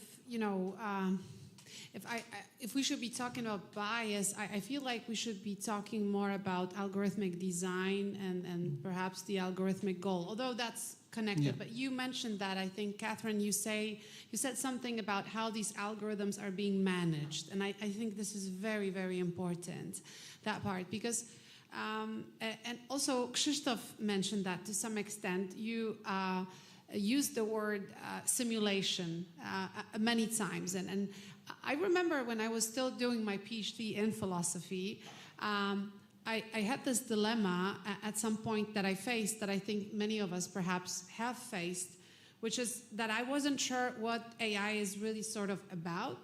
Is it about creating systems that are supposed to process and perceive the world sort of as like us, with everything that goes together with it, like, I don't know, some sort of affective states in the future, emotional states. It should be something that has experiences, in other words. Or are we building systems that are supposed to simulate these sort of capabilities, but without really possessing them, right? So we have something that is capable of showing us something that is important for us. However, it does not go through that process as an experience. That was a phenomenological paper, but I still feel that it's very valid. Actually, I think it's even more valid now with generative AI that is capable of, I don't know, cloning voices, of humans, or cloning, even facial expressions like we saw. I asked Catherine when we saw this video if she was comfortable with the fact that her avatar was singing, you know, and I think this is really, it revolves around this very question of what is the purpose of that simulation, really. And sometimes with agentic systems, it can be extremely helpful for us, but sometimes I think we are sort of lost with all the answers. And the other problem of the simulation is that it kind of, you can put anything there and it's going to process it, including biased data, including weird things. And I've been thinking recently about this case. I've been thinking a lot about this case of this boy that had interactions with an AI system for over a year, a 14-year-old boy that talked to a character AI avatar of Daenerys Targaryen, right? And the boy clearly had some mental issues, was pondering committing suicide, and the bot would never leave the role sort of to say to that boy, hey, you should seek help, or I'm notifying your parents because that is, something they should know. But instead, Daenerys Targaryen in that role was kind of talking to him about the afterlife and how they're going to be happy together. Because there was a design there, there was this idea or concept that the best avatar that you can talk to is the one that will give you a full simulation of an immersive experience of, being sort of there for you, caring for you, right? And never ending that role or never stopping that role no matter what. And this is where that simulation led. I mean, it led to a suicide. I mean, and I am aware that this was not the sole reason of that tragic case and how it ended, but it was a very big part of it, I think, that there was a system that was blindly simulating, what an engaged conversation means, so that this company, on the other hand, obviously has more conversational logs that it can benefit from economically as well. And I think we have a very important issue here because to some extent, I think bias is already tackled. And I'm not sure if it's tackled effectively, but we've been discussing bias for quite a while already. But I'm not sure if we are discussing design enough, if we are discussing management, algorithmic management enough, because now with this fully fledged simulation that is kind of possible with these systems, we have a very crucial question here, which is why, anything can go into that system and anything is going to be processed, and that system is somewhat blind. It's simulating something. So I think then the design, again, coming back to responsibilities on our side here, and it's very, I think, problematic. It's a very big challenge. Excellent point. Thank you so much, especially the design part. I think we will shift to Nina because we tackled the very tough case of the boy that was very public. So in the realm of these immersive technologies that we aim and design sometimes to provide the full-fledged experience without any guardrails, what are the steps that can safeguard the younger generation to ensure fairness, inclusivity, and especially mitigate any risk of situations such as the one described? Well, there's a practice of methodologies within the design of technology, child rights by design, safety by design, thriving by design, which are a set of kind of guidelines that allow a procedure, protocol to take place. It's somewhat a set of a checklist that allows you to consider whether you have comprehensively considered the end user thoroughly, robustly, and rigorously enough. I mean, and when we talk about child rights by design, we're talking about the UN Convention Rights for the Child, their right to access technology, their right to play, to create, to learn, grow in digital environments, and fundamentally all the rights that they have in the physical world are and should be available to them in the digital world, and free from harm. And so currently we are impinging on human rights and child rights in the context of all of our digital engagements. And that is a practice. That's not a regulatory, mandatory aspect by any means. But here in the EU, the Digital Safety Act is leaning towards that more so than any other current regulatory body, including the UK and including the US. Canada might be a bit more, even more on the child rights, human rights side of things. But it's in the context of character AI and the 14-year-old boy who died by suicide. I think it's absolutely tragic that a product was released without these safeguards in place, and character AI has been invested in tremendously by Google, Alphabet. So these are technology players that know how to do this. This isn't a tech startup that was, a tiny little seed and trying really hard to survive. This is a significant corporation that should know better, and unfortunately, they don't. And so, I don't know if I've answered your question. I think you did. Okay. Definitely. But I want to share a story that gives, just a slight little side story that gives me a little bit of hope. And this is, so Project Artemis is a project by NASA. 56 countries around the world are aiming to civilize habitat on the moon. So by 2025, we will be back to the moon. We'll start to live on the moon. We'll be taking lunar ice and converting it into fuel and water, all in the mission to live on Mars. So 56 countries around the world have this mission that we will live in an environment that absolutely fundamentally rejects human life. And we're coming together to be able to solve these problems so that humans can live on the moon and on Mars. I therefore believe that we can work towards solving some of these problems, and this error, this massive error and lapse of judgment on technology companies is not necessary, because if we can figure out how to live on the moon and on Mars, then we can figure out these problems. An excellent point with the moon landing. So coming back to Earth a bit, Professor, we tackled a lot about bias, philosophy. What approach should guide us? Because we also mentioned that the algos are biased, but they're not being designed by algos yet, right? So perhaps there are bad actors who are designing the system, such as this one. So anything from the philosophical standpoint that can help us, guide us? Technical point of view also, because we try to share both approaches. First of all, what is AI? This is the foundation model technology.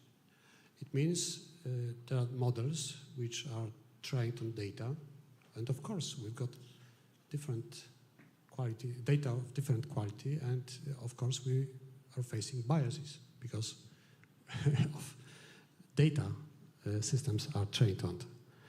And this is the fundamental feature of these systems, that they are biased. And the problem is not that there are, we are not able to solve this problem, how to create, how to shape systems without biases, because this is the nature of data, to be biased. The problem is how we use this system to avoid this bias problem. And there are plenty other problems, black box problems, trust problem, and so on, many fundamental problem of this foundation system technology we are facing it. And when we use it, this is the problem, the method of using it. Well, the first one is this simple one. It means prompt engineering. And we've got, this is a very, at the moment, hot topic, prompt engineering. But it's the easiest way and to do it, to use it, and the simplest way to use it. And from my point of view, it is simply the matter of education. Yes, that this is the problem, so-called epistemological peer, and there are many cases of users who are not aware of this situation, that they are talking with somebody who is not human, which is not human, something which is not human, and which is simply, and this is the crucial, from my point of view, notion. This is a syntactical systems. This is syntactical. This is pure computation behind it. I like to use a metaphor from aerospace. it calculation from aerospace industry. We shape planes, we try to get them the functionality that they fly, but we don't shape in this way how the biological systems are built. Yes, we use with tools and technology which is at the moment available. Yes, and this is the same with the syntactical system which we call foundation model. There are syntactical technology, foundation model technology with all these cutting-edge methods which invented by a Canadian group and so on, which is the fundamental for this so-called revolution, AI revolution we face in the last years. But the problem is that we are aware of it and that we are able to develop methods which are not so simple as prompting engineering, but from our point of view, because I would like to speak about a little bit about solutions, that we are able to create simple way of better use of this technology. The next stage, the highest stage, is so-called fine-tuning technology, that we can fine-tune models to our needs and expectations, but it is a very time-consuming and computation-consuming technology, which is which needs technical skills.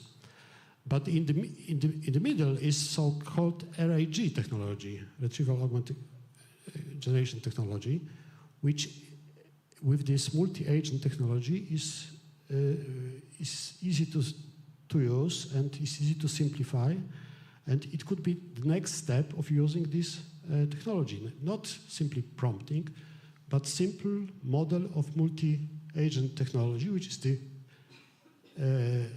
working RAG process, which can shape this technology according to our expectations and according to our values and goals. This is once again, we are facing at the moment very no-code or low-code systems, like for instance, Copilot technology by Microsoft, which allows us to create such a RAG processes in this no-code or low-code manner and shape this foundation model according to our expectations without all these biases. And from our point of view, to mitigate this problem of bias, it means to personalize this system, this foundation model technology with this RAG process, multi-agent technology. And what does it mean? That for instance, we are working on a system which is able to, which is very similar to systems which are used in military aviation, where you've got these friend-foe systems. And we try to create a special system which is able to design an app you can download in for instance, autonomous car we are going to rent in San Francisco. And if it is matter for you, you can download this app to this car, and this car will follow your goals and rules in terms of ethics, yes? And the problem is how to, once again, how to recognize in a very fast manner all these personalized elements of your behavior, because we've got from, for instance, behavioral economy, that we've got two systems, this fast one and the slow one, and this fast one is automatized because we are in a psychological university, and we are not aware how we making decisions we are fully aware how we make decisions and what we behave when it goes to decisions in this fast system. So from my point of view is to design, the solution is to design a system which is, we call it friend-alien-foe system, and how to make machines our friends. Using a very simple RAG process which shapes all the biases and all the foundation model elements we use for a particular reason, because we are not able to use the whole system, because it's too, the system is at our disposal, but we use it only. This is what offers our big technology, investing a lot of money in computation, a lot of money on energy sources and so on. We are the available system, and we can shape it according to our expectations with these simple RAG processes, which could create apps and personalized devices according to our once again, goals and values. So this is our solution from this. From this point, bias is a natural element of this system we can mitigate with this technology. And we are able to create such a technology which mitigates all the biases, not at this level of prompt engineering, because prompt engineering is a matter of awareness of the user that this is not your friend, this is not your family, this is not your epistemological peer. This is simply a syntactical machine. This is the problem of education. But going deeper, the problem of practical solutions is this simple RAG solutions, from my point of view. Yeah. Thank you so much, Professor. I'm doing a bit of fine-tuning myself, looking at the time and being aware of it. So we'll wrap up the second block and start off with the third one, which I have a very important question to Filip. So Poland's digital strategy is not being designed on its own, but also it's a push on the more European front that many of these countries are harmonizing AI strategies across member states. It's a part of the general strategy of the EU. Not all of them have adopted them yet, but they are very close. So we have the Polish strategy, we have the EU, and we also, of course, need to balance what you also underlined previously. So it's different in the EU, it's different in the US, and it's much different in China. So the first question regarding this from the more human side and human perspective is that part of the strategy of the Ministry of Digital Affairs is aiming for a human-centric approach, right? And lately, we've come across news regarding a certain list composed by the Ministry of Family, Labor and Social Policy, that there could be a possibility of a list of professions that can be only performed by humans in order to protect jobs from automation. So these are the high skills, empathy, human interaction, professions and jobs, so healthcare, education, culture. And my question is, how does that interact and balance with the strategy of digitalization? Well, thanks for that question. It's a fascinating one. First of all, I'd like to say that the current revised version of the Poland's AI strategy is in the works, and it's going to be released for consultations probably later this year or in the beginning of the next one. Of course, it doesn't mean that there aren't serious and important projects going on as we speak. That's actually the problem. You have to strategize while you're delivering certain products or policies. When it comes to the labor markets, thanks to the grant project from the Ministry of Digital Affairs, NASK is conducting research, a three-layered research project along with our partners from International Labour Organization. And the aim of this project is to give a deep dive and an insight into how the generative AI models and systems are actually impacting Polish labor market. So we have some general approaches, mainly designed with the US economy in mind and the US labor market in mind. And we want to make it more specific for the Polish labor market. We have already noticed some important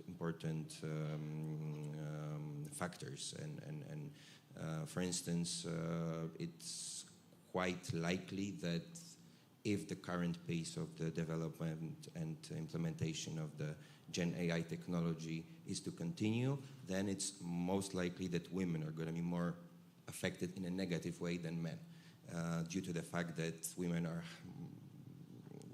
on average, have higher education and more often than not work not in manual labors, but in office labor. So this is something we did not expect 5 years ago. And if there's something we can be absolutely sure about, is that there will be more surprises, negative or positive ones, on our way as we go. So this would be one thing. The other thing is that, of course, we need to protect certain social functions. I would go further than say just professions, certain functions, and it's always going to be humans that are going to be responsible for taking those decisions. But when we look at how technology actually impacts how we work, we don't see this this simple black and white binary dialectic. It's very often a collaborative process, as Ola and the other researchers from Koźmiński have argued for years now. Usually there's a new dimension to this collaboration, and we're just, in fact, we're participating or we're engaging with a system or a machine that delivers a certain process. And in practice, it means that it's very rarely that professions are going to be automated. More often, it's going to be an either augmentation or an automatization of certain tasks. So it's very hard for me to imagine a job that will not be affected by this technological change, but processes will be.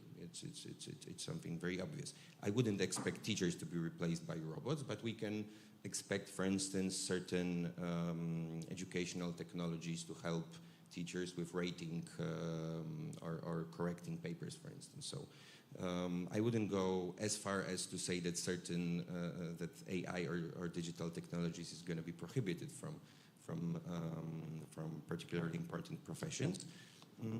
But of course, it's something we have to look deeply into. There's another point I'd like to make. It's not just a Polish problem, but very often we're facing serious demographical challenges. Simultaneously to the discussion on will AI take over our jobs, we're also having another moral panic about the fact that nobody's going to be working in 20 or 30 years because of the lack of young people entering the market. That's where this alignment with our goals and technology should be focused on.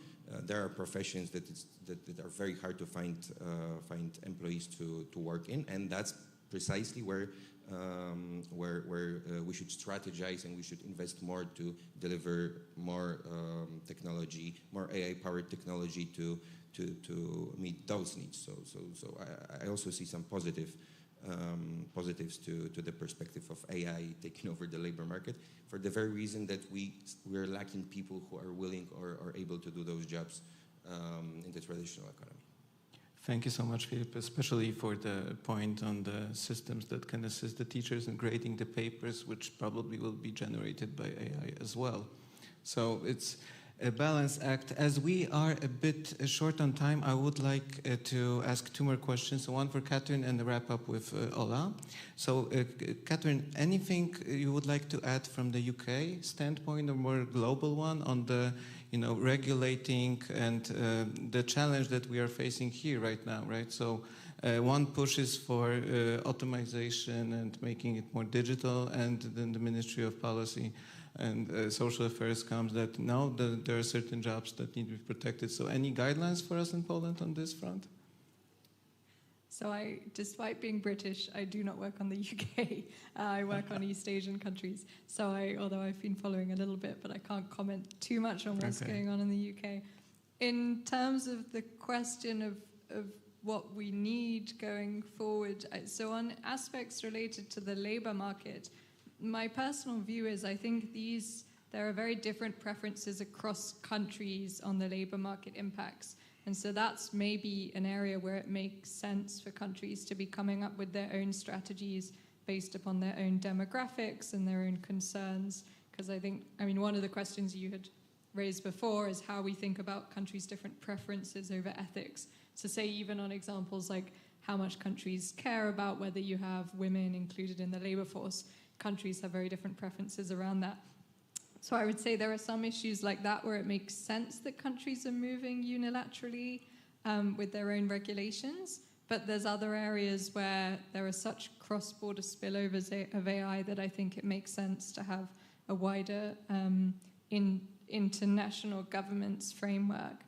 So I know what the UK's been doing has been highly criticized by the fact that the UK has kind of moved unilaterally with its AI Safety Institute, which it created on its own, and then was followed by Korea and Japan, and launching the AI conference that they did without kind of considering there were the OECD, the G7, and all these other international organizations that were doing kind of cross-country initiatives, and then this was kind of a unilateral move, which I know is criticized. But I think in some elements, it will be important for countries to move ahead with their own strategies.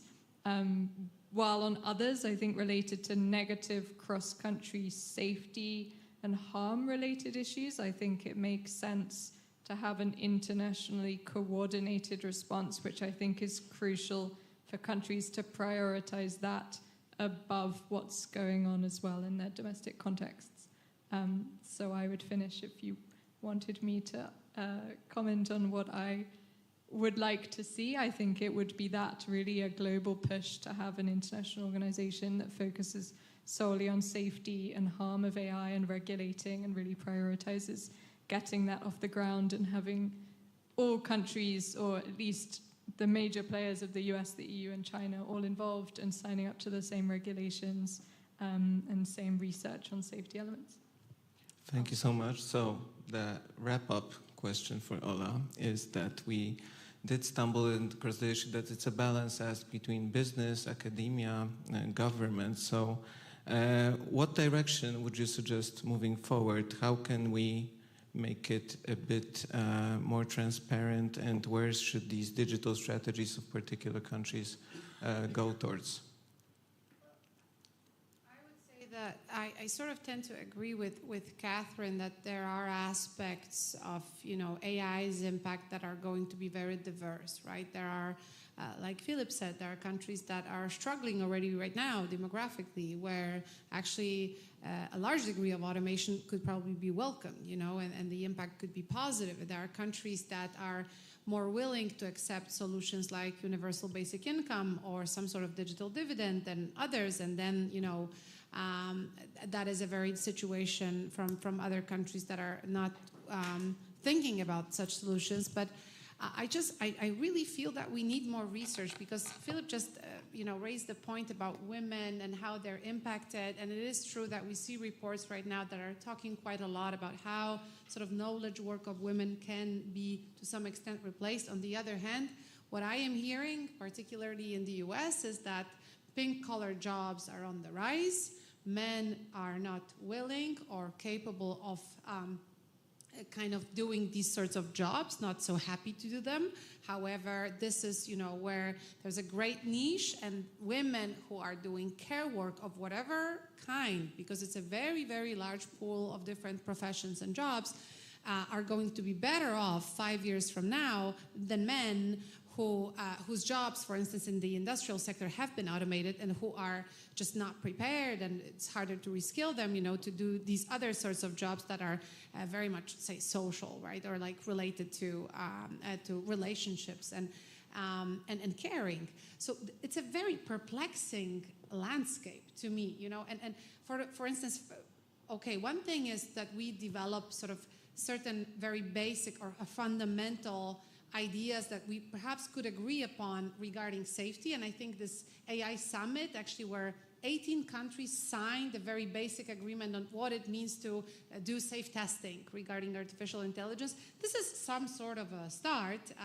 but for me, also understanding the economic impact of this technology is very much needed right now. And we need evidence from many different places. We need dense evidence. We need data to kind of allow us to make better decisions. So I do think that, you can have a national strategy for Poland, for instance, I think it would be very good if it aligned itself with European strategy. I'm not sure if it's there. We are known as the regulator. We should have also this other pillar that is related to ambitions about innovation, because currently we're closing the peloton, US, China, and then in Europe.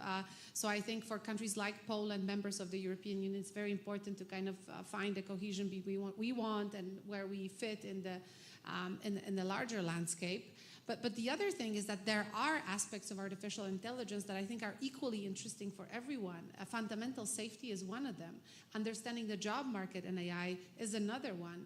I'm going to give you one more example. I'm currently involved in a Horizon project where the main question is about migration and artificial intelligence. Does it replace migrant work, and how it's going to impact mobility within Europe and outside of Europe? And I think these are we've just been doing meta-analysis. We couldn't find any evidence of research work that we could kind of use to build our own model, which shows a great gap, you know, that we are perhaps not doing enough. We have plenty of questions, and we should be researching that together. So for me, that would be, also I'm unbiased as a researcher, but that would be very, very relevant to find some preliminary answers, get more answers, and try to kind of, you know, cross-pollinate ideas that would be based on these reports. Yeah. Thank you so much. So a more responsible, data-driven, and research-oriented model.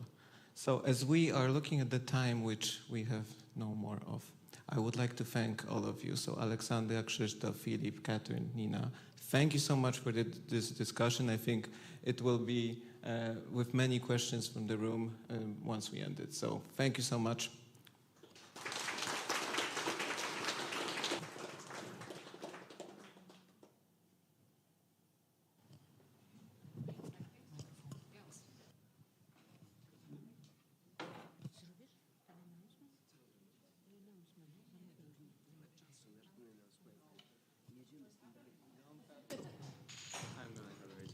No problem. Okay, so hi guys.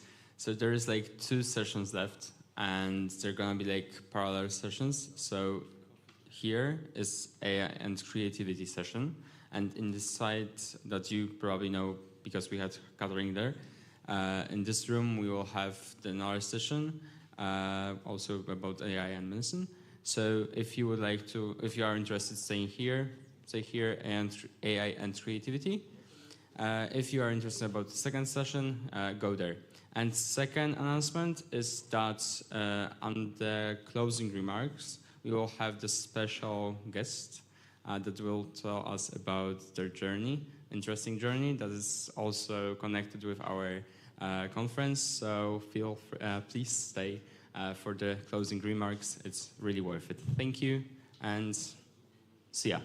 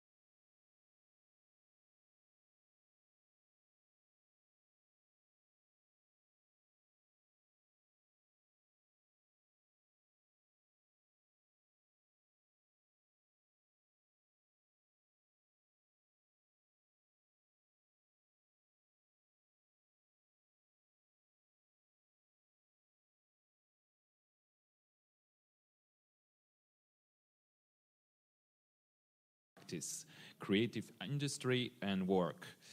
The advent of generative AI has raised profound questions about creativity, its origins, and the human exclusivity in the field, in the domain.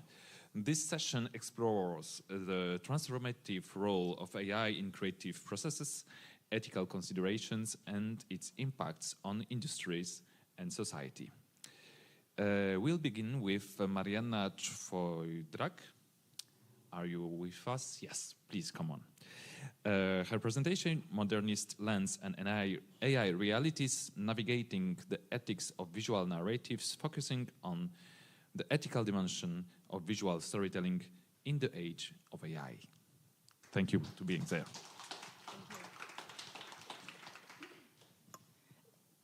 Thank you very much. Thanks for the introduction. I'm just going to give you a very brief introduction of myself to know where this research topic comes from, because I'm a graphic designer and a researcher and an academic. And I'm going to be discussing a little bit of art and design to brief you how AI, which we observe, AI disruptions we're observing nowadays are new, but they are not a novelty, because I see that there's a repeating occurrence in how state-of-the-art technologies affect and shape visual narratives. So, technological advancements have constantly reshaped the way we create, consume, disseminate, and interpret visual narratives. And my presentation will examine the two transformative moments in this evolution. First one is the historical perspective or the paradigm shift in the 1920s. And second one is the contemporary disruptions introduced by AI-generated imagery. And these shifts illustrate, I believe, the evolving role of state-of-the-art technologies in shaping cultural narratives and pose very important ethical questions on ownership, authenticity, accessibility, and societal impact of visual communication.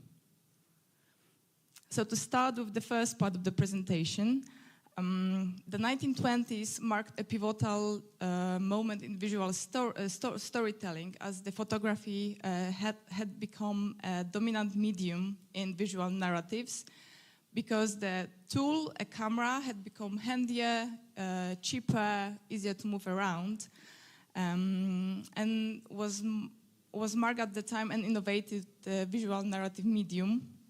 And this period demonstrated the potential of technology to transform cultural narratives, as seen in three key developments. First one is surrealist photo manipulation and modernity. To brief you quickly in, surrealism was an art movement that emerged in the aftermath of World War I in France and Belgium. And artists are assigned with the artistic circle of surrealism, aimed to allow the unconscious mind to express itself, often leading to pieces that were having characteristic of a dreamlike or unrealistic visual narrative. And surrealists like Man Ray, which is the primary example in this short presentation, used photo manipulation to explore the psychological and temporal dimensions of modernity, challenging the conventional notions of reality. And I think the second example represents it even more, because it shows how the artist, in this particular case Man Ray, aimed at playing with the way we perceive reality and how it can be interpret, and how it can become more playful and become actually a part of dialogue with the audience. And the second example from this art/design category is Herbert Bayer, who was a master at the Bauhaus. And just to quickly brief you in, the Bauhaus was a progressive educational institution founded by Walter Gropius in 1919 in Eastern Germany, in Weimar. Then the school moved to Dessau, and the teaching program was focused on the intersection of state-of-the-art technologies and how it could have impact on architecture and design, and how those two disciplines could have actively shaped the modern man in the aftermath of World War I. And Herbert Bayer, when he was still a student, he created this series of small architecture projects. These were developed in a class led by Vasily Kandinsky, a famous Russian avant-garde artist. And I think the ideas I mentioned about the Bauhaus are very visible in the series, as Bayer showcased modern aesthetics through photomontage, modular design, and primary color schemes, encapsulating a visual language aligned with social change. And he represents, in this kind of graphic experiment, a vision of future, and through visual narratives, how this future can be shaped through architecture and design. Second example of the paradigm shift of photography is using photography as a medium, and my study case for this part is the practice of Gilbert Kusland, who was a progressive British photographer, and he exemplified the shift of using photographs to illustrate books rather than using the traditional drawings, which was very unusual at the time in the 1920s, believe it or not. So using even photography for children's book was very progressive because, as we might think now, it was about starting them young to become a modern audience and modern society. It was very unusual, and I'm showing two spreads from a book that Gilbert Kusland authored called My Little London Book, published in 1936 by Collins in London, that showcases, let's say, everyday life, because everyone obviously gets from time to time a shoe polish somewhere in the city. So it showcases how the day of a young child, how the child spent time in London. And this particular shift with the photography becoming a part of visual storytelling symbolized the democratized imagery, making everyday scenes accessible to readers and inviting them into a visual world shaped by photography. And last but not least, the photography becoming an artistic expression. And here I'm showing you a photography by Wolfgang Służicki, who was also a British progressive photographer, originally an emigre from Austria.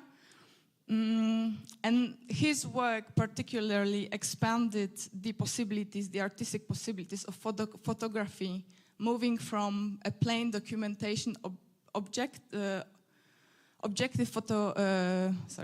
moving from the objective documentation tool to more subjective artistic expression examples. And he was actually the very first one to become interested in animals as subjects rather than objects, to the extent that he's even called the father of the wildlife photography. And he created a series of photographs from the London Zoo representing the potential of embedding an emotional sensitivity in visual narratives and creating some sort of artistic expression into his practice. So, to conclude this first historical part, modernist photography and the graphic design emphasize innovation as means of embedding the ethics of modern living into visual language, and by redefining how images were created, consumed, and distributed, these practices not only reflected modernity, but actively shaped its ethos, aligning with the Bauhaus ideas and concept in the aftermath of World War I. And moving to the present day, which I think create a very interesting parallel with this kind of idea about visual communication and visual narratives. In the 21st century, what we have been talking all weekend basically, artificial intelligence and machine learning have similarly disrupted visual communication, visual narratives. AI tools like DALL-E or Midjourney have democratized creativity, enabling non-specialists to create advanced or sophisticated content, visual content. However, this accessibility comes with significant ethical concerns about authenticity, ownership, and the manipulation of public image.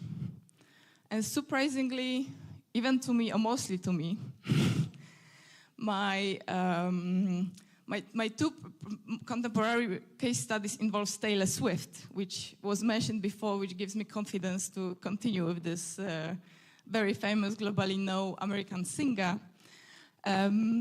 Because first one, the deepfake scandal, in early 2024, Taylor Swift was involved or become a target of AI-generated sexually explicit images, and this incident highlighted the invasive potential of generative technologies when weaponized against public figures, especially women. And a recent report from MIT shows that almost 95% of AI-generated sexually explicit images targets women. So it's like a huge scale. And such images not only distort public perception, but also exploit the trust traditionally or historically placed in public, in visual media. And the outrage sparked by this event led to increased advocacy for stricter AI regulations and renewed discussions about the vulnerability of individuals in an era of ubiquitous visual culture or image distribution. And the second example, also with involving Taylor Swift, was the American elections. Because during the presidential campaign, Donald Trump circulated AI-generated images falsely depicting Taylor Swift endorsing his campaign, his candidacy. And while quickly debunked, this visual demonstrated how AI can erode trust in visual media by blurring the boundaries between truth and fabrication.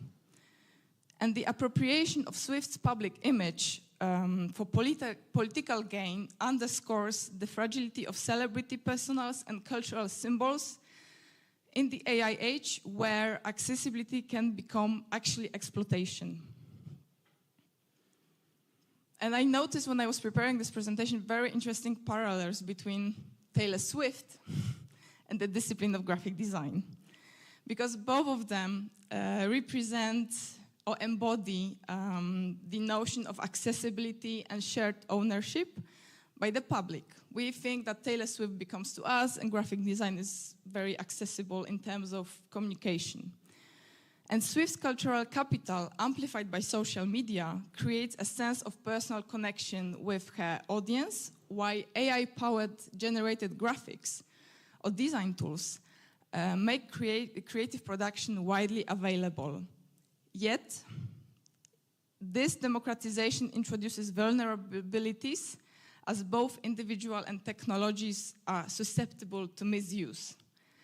And this example, I think, forces us to grapple with the implication of shared ownership in visual culture, where creators must navigate the very fine line between empowering participation and safeguarding authenticity.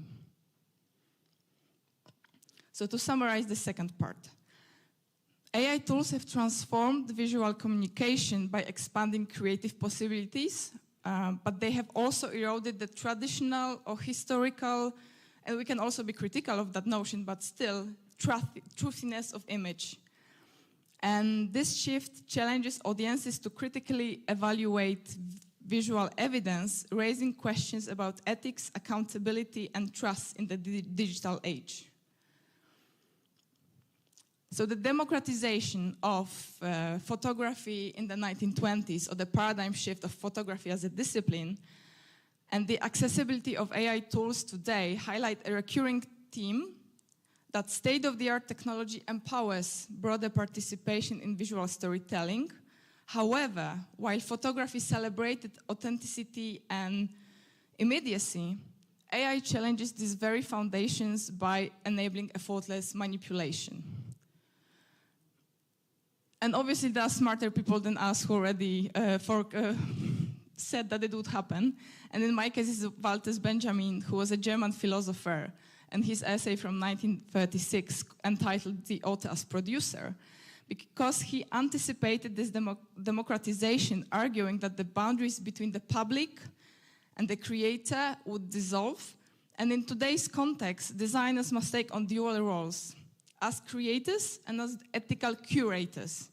And they are tasked with leveraging new technologies responsibly, ensuring that accessibility does not compromise authenticity or integrity.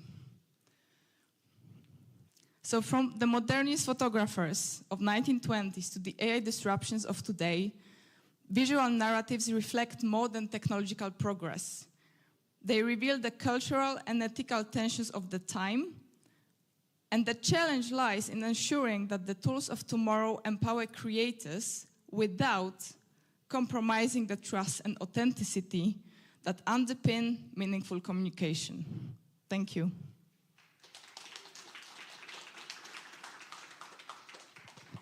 Thank you very much. I know that you have a train to catch. Will you accept one question? So I just want to ask before, is there anyone on the room that do not speak English? Do not speak Polish, sorry. Okej, to myślę, że możemy przejść na polski w takim razie. Czy ktoś ma pytanie do naszej prelegentki?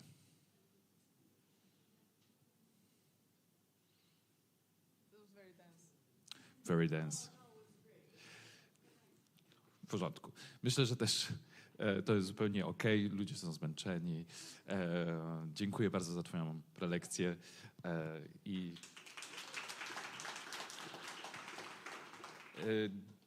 Dobra, to nie jest ta prezentacja, to jest moja prezentacja. Poproszę tą trzecią, czy tą drugą w kolejności.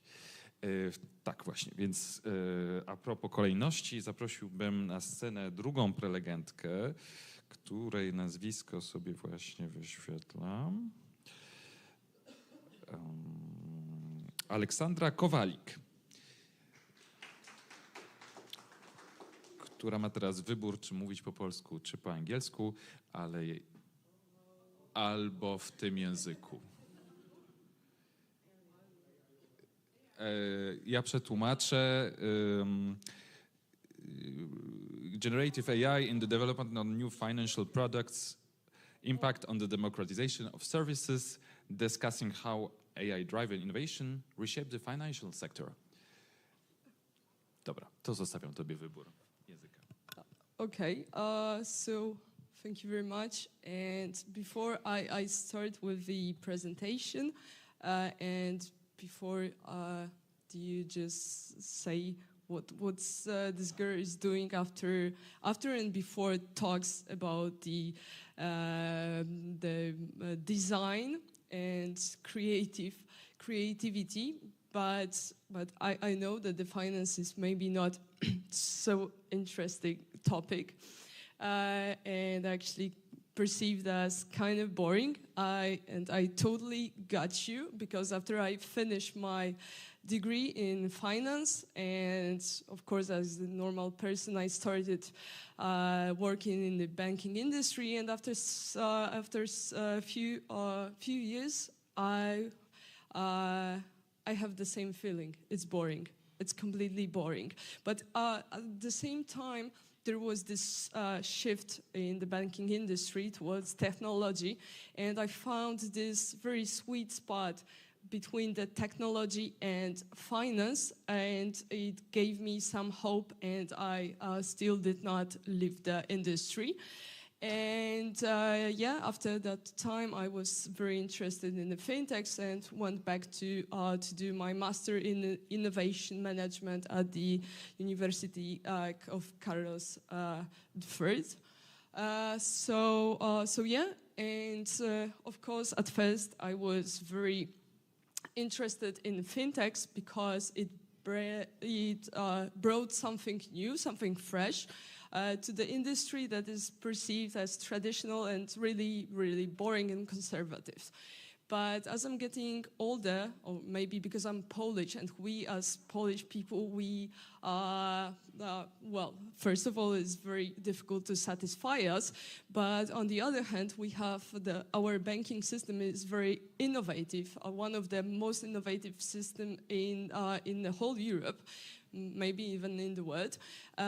But so I changed, and I was not satisfied with a new technology allowing transfer money to be smooth, easier, and more convenient, but I was searching for a better cost. That's why I made this research where I want to think about how our industry can change the world actually by allowing more people to use financial services. And first of all, when I started with the topic of financial inclusion, I researched the data about the financial inclusion, and I observed how it changes through the years. So we are observing that more and more people, especially in the developing countries, they have finally access to some banking solutions. But if you're not a fintech freak like me, maybe you cannot see what was the cause of this. For me, it's obvious. It was the fintech area.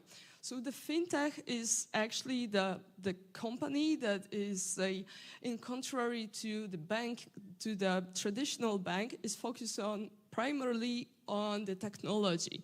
They can either provide only a technology to the payment providers or banks, or they can have their own licenses, such companies like Revolut or Blik.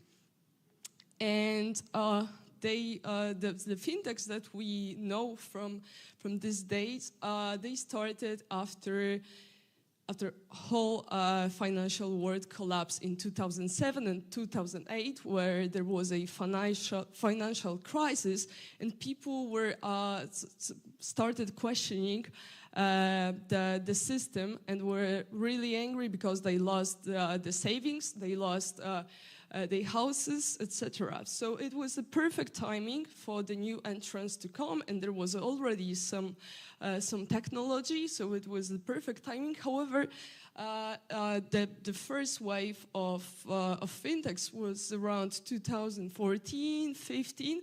Revolut was launched on 2015, so we can see that it started the first wave of making the financial the banking world accessible to all the people was actually with the first wave of fintechs. Oh my gosh. I cannot see it even here, but okay.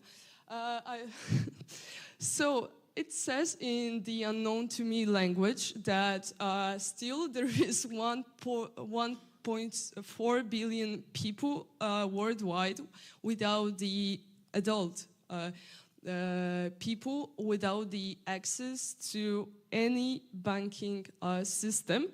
And even though the number is changing, and there is a lot of people with the access to the banking world. However, only 17% of people using the bank accounts consider their knowledge about the financial systems as high.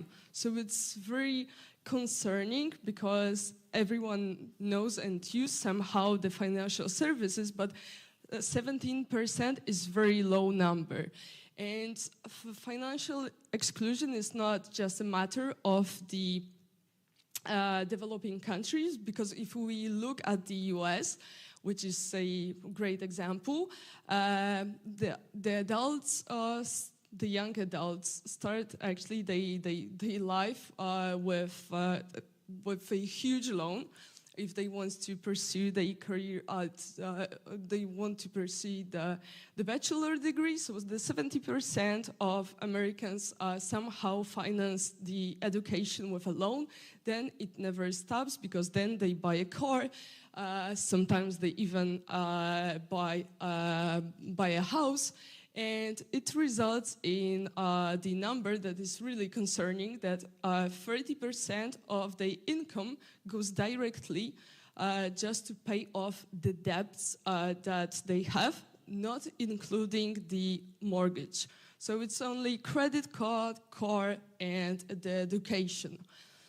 And for many, many years, the system working like that, we, received the system that is actually excluding more than 50% of Americans, because more than 50% of Americans would be likely be rejected by bank to receive a loan, or they will receive a very unpleasant terms and conditions of the loan, like instead of the normal loan that they will be able to pay off someday, they receive the terms and conditions for pożyczka ubociana or provident. So this kind of situation. So yeah, this is this data is really worrying. But as I think, and the data shows that banks and fintech, they first started this shift into making the banking world more accessible, but with the help of the, oh my gosh, again, it's boring actually. So here, so I don't have to convince anyone that there is a huge potential in Gen AI used in the banking. Of course, for many, many years, banks are using AI, and there is a huge potential in almost every part of the operations. However, as you can see, the product R&D, which is the topic that I only focus, is the lowest one. But other case studies they focus on human interaction, and the Gen AI is applied in the customer service areas, or mostly to combat the frauds.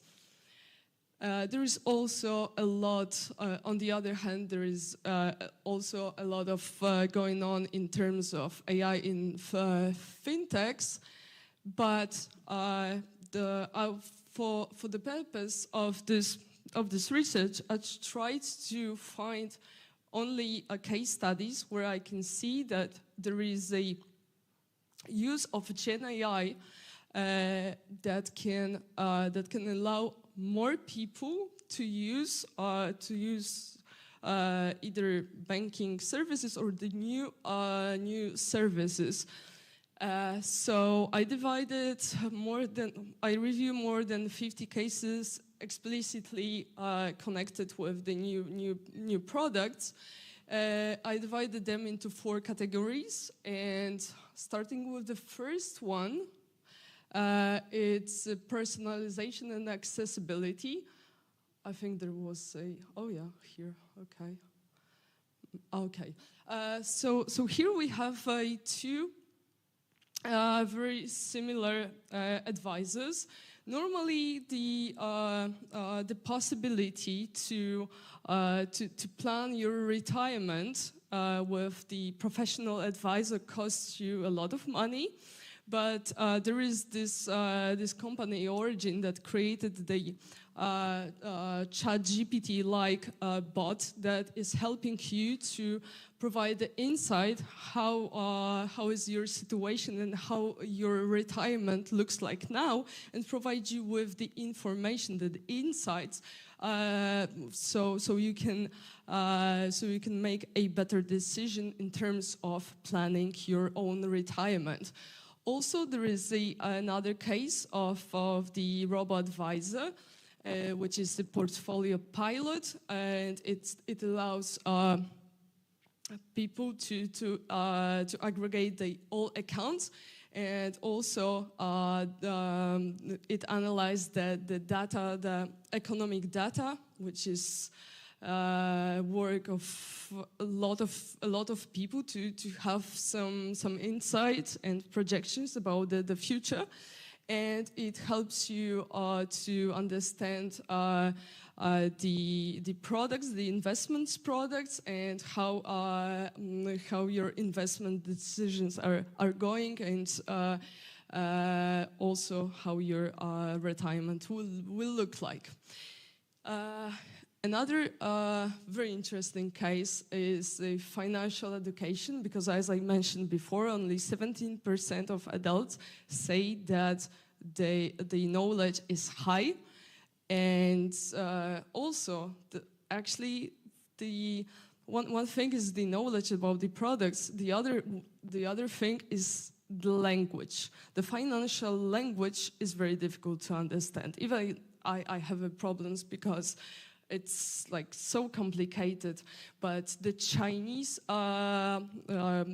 company Alipay created this chatbot that allows low-income and middle-income families to invest their spare money and to have the idea about the investments products, and most importantly, it allowed them to invest the small amount of money, because normally, if you want to invest the money, you have to have some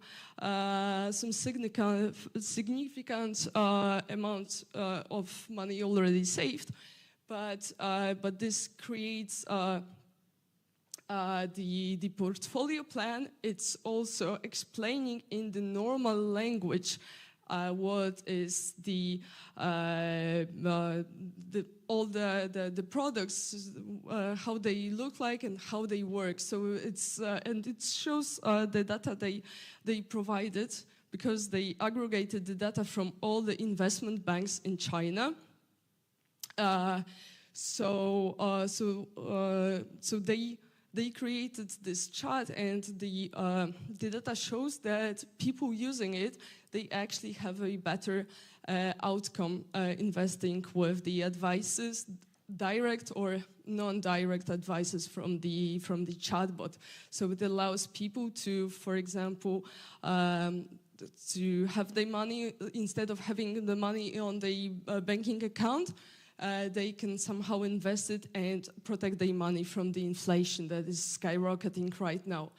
And the third group, which is the financial inclusion, it relates to the very complicated, let's say, situation of young people and minorities in US, because there is a huge problem with the normal algorithms that are so biased that, of course, the Hispanic names or the black names, they are not receiving the loans, because the algorithms thinks that they will not be able to pay loans. So this fintech started with not only analyzing the traditional credit scoring, but also feeding the data with some behavioral data, and it analyzed 1,000 variables instead of traditional scores. And the last case is a case actually in progress, because the ChatGPT that we know and we all use was implemented in one fintech and in one bank. And this case is showing how the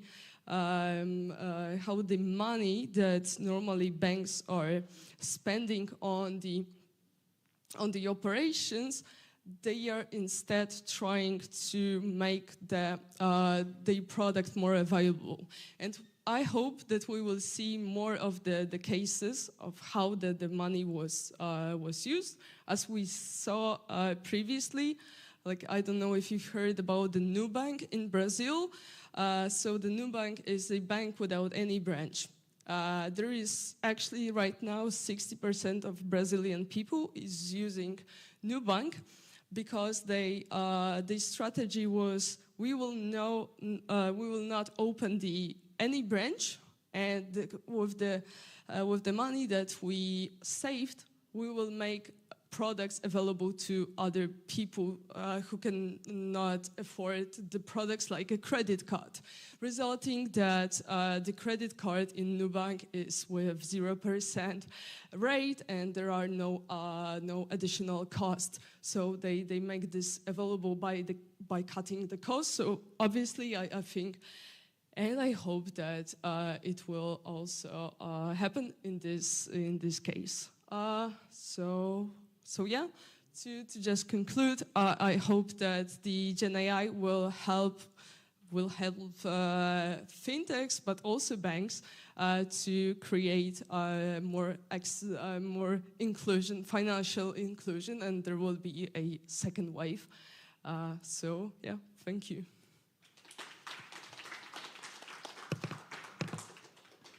Thank you very much. I will switch to Polish again. If you are watching us online and you are not speaking Polish, please turn on the subtitles with the translation. Może jest jednak pytanie do naszej prelegentki. Kto chciałby być może coś zadać po tej prelekcji? Jakieś szybkie pytanie? Tam?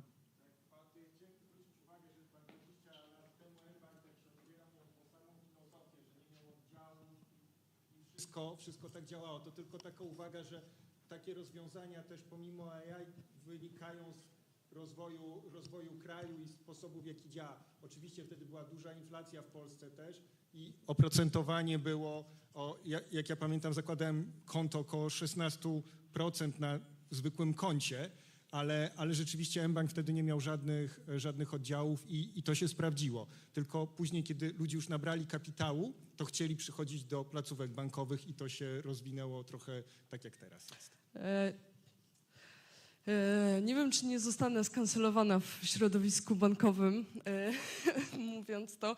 Natomiast tak, mBank jest takim pierwszym polskim fintechem i mBank miał tą strategię, żeby właśnie przez nieotwieranie oddziałów zredukować koszty. Natomiast Polska jest o tyle ciekawym krajem, że zarabiamy na produktach, na których się nie zarabia w bankowości za granicą. Na przykład kredyt hipoteczny, który nie jest w tym momencie, są jakieś pierwsze próby robienia tak zwanej cyfrowej hipoteki, natomiast kredyt hipoteczny jest sprzedawany tylko i wyłącznie w oddziałach i na tym się najbardziej zarabia. W Europie zazwyczaj się nie zarabia na kredytach hipotecznych, tutaj u nas jest inaczej, więc też przez otwarcie kolejnych oddziałów, to już nawet nie chodzi o preferencje, bo młodzi ludzie w większości nie chcą chodzić do oddziałów.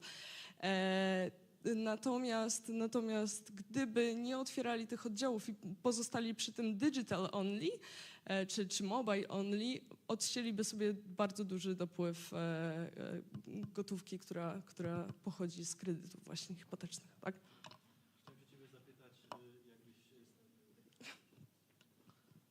Chciałem się ciebie zapytać, jakbyś startowała teraz z jakimś nowym biznesem fintechowym, no to w jakiej dziedzinie fintechów by to mogło być według ciebie najlepsze? Pożyczki, nie wiem, jakiś serwis, jakieś tego typu rzeczy? Na pewno nie buy now, pay later, chociaż jestem wielką fanką, natomiast spojrzałabym na to, co robią banki na przykład w Hiszpanii. W Hiszpanii pojawiają się banki tworzone przez takie wielkie banki, czyli tak jakby nasz PKO stwierdził, że odcinam się od PKO i stworzę markę dla młodych ludzi. I to jest dość duży trend, bo to, o czym mówiłam, że czasami język finansowy nie jest zrozumiały dla większości osób i jest bardzo skomplikowany, więc są banki, które targetują młodsze pokolenia, ale chcą też docierać i edukować tłumaczyć właśnie jednocześnie, czym jest kryptowaluta, czym jest akcja, jakie są z tym związane ryzyka. Więc z jednej strony są takim ciekawszym rozwiązaniem, nie wyglądają jak takie aplikacje typowo bankowe, natomiast też trochę dają możliwości eksperymentowania, szczególnie nowe pokolenia, które gdzieś już używają do wszystkiego czata GPT. Myślę, że to gdzieś właśnie takie robo-advisory będą dla nich po prostu naturalną rzeczą, żeby spytać swojego robo-advisora, w jaki sposób mają zarobić pieniądze z na przykład 100 zł, które mogą miesięcznie odłożyć. Fajnie, dzięki. Dziękuję bardzo, dziękuję za dyskusję. Przechodzimy teraz do ostatniej prezentacji. Tak się składa, że mam dzisiaj podwójną rolę. Nie jestem tylko prowadzącym tę sesję, ale również mam przyjemność zaprezentować moje własne badania nad kreatywnością, więc wracamy do designu nad pierwszą prelekcją. I teraz tak, czy to działa? Działa. Więc jedyna rzecz, którą chciałem wam dopowiedzieć, czego nie znajdziecie na tym slajdzie, jest to, że poza byciem badaczem jestem również projektantem. Zaprojektowałem na przykład identyfikację wizualną naszej konferencji. Nie jestem autorem filmu, który widzieliście wcześniej i od czasu do czasu jestem też artystą. I w związku z tym refleksje, które chciałbym się z wami podzielić dzisiaj, są ugruntowane nie tylko w moich lekturach, ale również w mojej praktyce.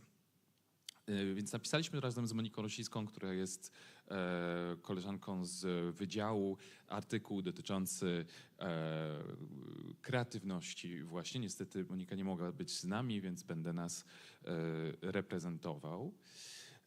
No właśnie, więc pierwsze pytanie, jakie należy sobie zadać, jest o czyją kreatywność tutaj pytamy, tak? Bo jest dużo narracji wokół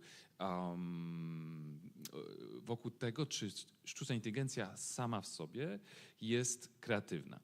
One są związane z pewnym rodzajem dosyć płytkiego marketingu, ale tym niemniej rzeczywiście ludzie pytają o to, a często mówią o tym, że rzeczywiście ta kreatywność tam się znajduje, patrząc na materiały, produkty, które możemy wygenerować. Więc czy mówimy o kreatywności maszyny, czy mówimy o kreatywności człowieka, który dzięki maszynie ma tą przestrzeń kreatywną szerszą? No więc najpierw musimy sobie zdefiniować, czym ta kreatywność jest i tutaj napotykamy pierwszy problem, bo oczywiście nie ma jednej definicji kreatywności. Zwrócę tylko uwagę, że wtedy, kiedy starałem się znaleźć jakiś obraz ilustrujący ten slajd, bardzo często trafiałem na właśnie obrazy ubrudzonych rąk, czy to farbą, czy ceramiką, gliną. Jest jakiś taki, no właśnie taka metafora, którą dzielimy, która jest związana z tym, że kreatywność przechodzi przez nasze ręce. Do tego jeszcze wrócę, ale teraz zwrócę się ku Margaret Boden, której właśnie teorię kreatywności sobie pożyczyliśmy w kontekście naszych rozważań. Margaret Boden jest kognitywistką i napisała wręcz książkę o kreatywności i sztucznej inteligencji, ale dzisiaj przede wszystkim sięgniemy do jej teorii kreatywności. Ona rozróżnia 3 rodzaje procesów kreatywnych. Pierwszy jest, no właśnie teraz muszę tłumaczyć, exploratory, czyli eksploracyjny. I on jest dosyć intuicyjny do zrozumienia, czyli to jest jakby taki sposób tworzenia treści, czy bycia kreatywnym, w którym eksplorujemy daną dziedzinę zgodnie z jej zasadami.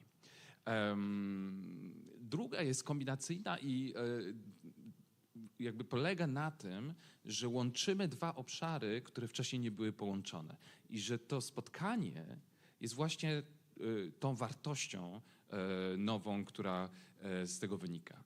Z kolei trzeci rodzaj jest być może najmniej intuicyjny i polega na tym, żeby odkrywać ukryte zasady danej sztuki czy danego obszaru kreatywnego, według których wszyscy postępujemy, według których wszyscy działamy, ale nieświadomie, tak? O których nie mówimy. I teraz może będzie to bardziej czytelne w momencie, w którym przedstawię wam kilka przykładów. Więc eksploracyjna kreatywność może być ilustrowana właśnie Stephenem Kingem, który, jak się mówi, jest mistrzem horroru i w związku z tym udaje mu się znaleźć oryginalne różne sceny czy motywy dzięki temu, że opanował właśnie dobrze zasady swojego gatunku. Kombinacyjna kreatywność została przejawiona u Andy'ego Warhola, który połączył popkulturę z tradycyjnym malarstwem, co wtedy było właśnie oryginalne. Z kolei transformacyjna kreatywność lubię ilustrować Marcelem Duchampem, który wstawił pissoir do galerii. I tym samym pokazał, że sztuka to nie jest tworzenie czegoś własnymi rękami w całości, tak? Czyli to nie jest craftsmanship, tak? Teraz przekładam się między dwoma językami, tylko to jest tworzenie sensów, tak? Że to jest to, że jeśli zmieniamy kontekst jakiegoś obiektu i wstawiamy właśnie codzienny obiekt do galerii, to nagle zaczynamy myśleć o nim w inny sposób. I jakby to było wiadomo wcześniej, tak? Ludzie malowali obrazy czy tworzyli rzeźby, które właśnie niosły jakiś sens, ale on to nazwał i dzięki temu otworzył całą nową przestrzeń sztuki i właśnie pola kreatywnego. I jak to się ma do naszej sztucznej inteligencji? Zanim odpowiem na to pytanie, przypomnijmy taką prostą definicję sztucznej inteligencji, którą bardzo lubię, bo jakoś ona jest taka właśnie krótka i mam wrażenie, że w punkt. Więc dla mnie sztuczna inteligencja to jest algorytm, który sobie świetnie radzi w znajdowaniu wzorców w dużych bazach danych. Tak? I w sumie to jest tylko tyle i aż tyle. I w tym kontekście, jeśli szukamy odpowiedzi na pytanie, czy sztuczna inteligencja jest kreatywna i chcemy taką binarną odpowiedź, tak lub nie, no to odpowiedź jest tak. Sztuczna inteligencja potrafi być kreatywna. Tym niemniej, wydaje mi się, że znacznie ciekawsze jest, co jest pod tym przecinku ale, ponieważ no, rzeczywiście można jeśli się weźmie pod uwagę definicję kreatywności eksploracyjną, to ona się wydarzyła na przykład właśnie w rozrywce w grze Go, kiedy AlphaGo, algorytm, pokonał największych mistrzów Go na świecie i w trakcie tej rozrywki postąpił, czy wymyślił takie ruchy, którego żadni ludzie wcześniej nie używali. Tak? Czyli rzeczywiście stworzył jakąś nową wartość. Więc to jest ta odpowiedź pozytywna. Tym niemniej, to co trzeba pamiętać jest to, że pomimo, że Go ma niesamowitą przestrzeń kompleksowości, bardzo dużo kombinacji możliwych, to wciąż jest to gra planszowa, która ma bardzo określone zasady. I to jest to w ale właśnie. To znaczy, moja odpowiedź jest taka, sztuczna inteligencja potrafi być kreatywna w wąskim obszarze zdefiniowanym przez reguły. W momencie, w którym przechodzimy do naszej rzeczywistości fizycznej, robi się trudniej, bardziej kompleksowo, ciekawiej. I o tym pisała Ewa Klekot, kolejna moja koleżanka z wydziału, która jest antropolożką i napisała taki artykuł dotyczący embodied knowledge, czyli ucieleśnionej wiedzy. Ucieleśniona wiedza to jest takie źródło wiedzy, które nie pochodzi od intelektu, ale właśnie od tego, co czujemy od bodźców cielesnych, od zmysłów i od tego, czego się nauczyliśmy wcześniej za pomocą naszej praktyki. Opisuję to w artykule, w którym analizuję sposób, w jakim powstają garnki z gliny i że one, no, oczywiście osoby, które to robią, czerpią oczywiście ze swojej wiedzy, ale ten kształt powstaje również po prostu pod palcami, tak? Z tej intuicji, która podpowiada nam materia i nasze ciało. Teraz jak to się ma do sztucznej inteligencji? No więc tak, że sztuczna inteligencja nie ma ciała, tak? I oto jest przykład właśnie problemów, które mogą się pojawić w momencie, w którym się nie ma ciała. Jaki jest problem z tym obrazkiem? Kto ma jakiś komentarz?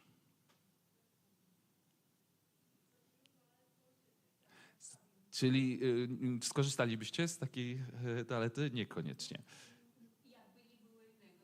No okej, dobra, rozumiem. Tak, słuszna uwaga. Rzeczywiście, chociaż muszę zaznaczyć, że w niektórych kulturach to nie jest problem.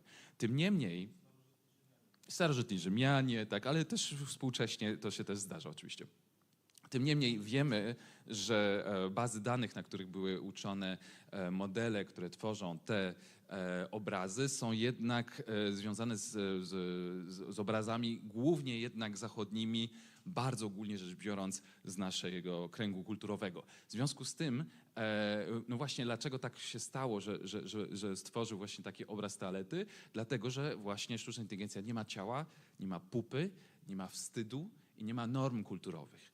I teraz oczywiście są osoby, które twierdzą, że te rzeczy można zapisać w tekście i rzeczywiście tak jak sztuczna inteligencja wyciąga pewne kwestie związane z fizyką, tak, rozumie do pewnego stopnia fizykę z tekstu, tak samo może rozumieć normy kulturowe, ale jednak tylko do pewnego momentu. To, co my mamy jako przewagę, jako ludzie wobec sztucznej inteligencji, jest to, że my w jednej chwili jesteśmy w stanie zinterpretować bardzo dużo bodźców. I jakby to nie jest dla nas takie może zrozumiałe czy intuicyjne, dlatego że właśnie robimy to zupełnie podświadomie. Tak? Patrząc na mnie teraz, nie tylko czytacie ten tekst albo słuchacie to, co ja mówię, ale też jakąś informacją jest to, jak jestem ubrany, jak gestykuluję, jak to się ma do tych obrazów. I te wszystkie rzeczy oraz właśnie jaką mamy wspólną kulturę i tak dalej, i tak dalej. I te wszystkie rzeczy łączymy w jakiś sens w sposób natychmiastowy. No więc przechodząc do tego, jak to się ma do używania sztucznej inteligencji, tu bardzo takie proste rozróżnienie. Można albo tworzyć własne algorytmy, albo używać tych, które są na rynku. I tutaj dwa przykłady. To jest Refik Anadol, artysta wizualny, który robi bardzo duże wizualizacje danych opartych na algorytmach samouczących. Muszę powiedzieć, że nie jestem specjalnie fanem jego twórczości, ale akurat to jedno dzieło myślę, że jest bardzo dobre i chciałem wam o nim powiedzieć. To jest Unsupervised, które jest wizualizacją archiwów MoMy, galerii MoMy, ich wszystkich obrazów. I tam są różne aspekty tego dzieła, ale to, co jest ważne, jest to, że on i jego zespół stworzył taki nowy właśnie algorytm, który segregował te wszystkie obrazy w przestrzeni wirtualnej, wielowymiarowej. Więc ustawił sobie jakieś obrazy z tej strony, jakieś obrazy tam, według jakichś parametrów, które sam sobie ustalił, które nie wiadomo jakie są. I można było nawigować pomiędzy tymi obrazami i oglądać je, przechodząc właśnie w tej wielowymiarowej przestrzeni. Ale to, co jest ciekawe, jest to, że nie tylko je posegregował, ale że też w tej przestrzeni było bardzo dużo pustego miejsca. I teraz wynikiem, czy tą wizualizacją, były dzieła, które nigdy nie powstały, ale teoretycznie mogły powstać, bo znajdowały się gdzieś pomiędzy innymi prawdziwymi dziełami w tej przestrzeni wirtualnej, którą oni stworzyli. I myślę, że to jest bardzo ciekawe dzieło, które skłania do refleksji na temat, no właśnie, dlaczego akurat mamy takie dzieła, a nie inne. Kolejnym przykładem, który chciałem wam pokazać, jest moja wystawa, którą zrobiłem wspólnie z Agnieszką Rejs, kolejną koleżanką z wydziału. Współpracuję z bardzo wieloma koleżankami na wydziale, która jest fotografką. I nasza wystawa, która nazywała się Koniec wojny, polegała na poszerzaniu za pomocą generatywnych narzędzi archiwalnych zdjęć wojennych.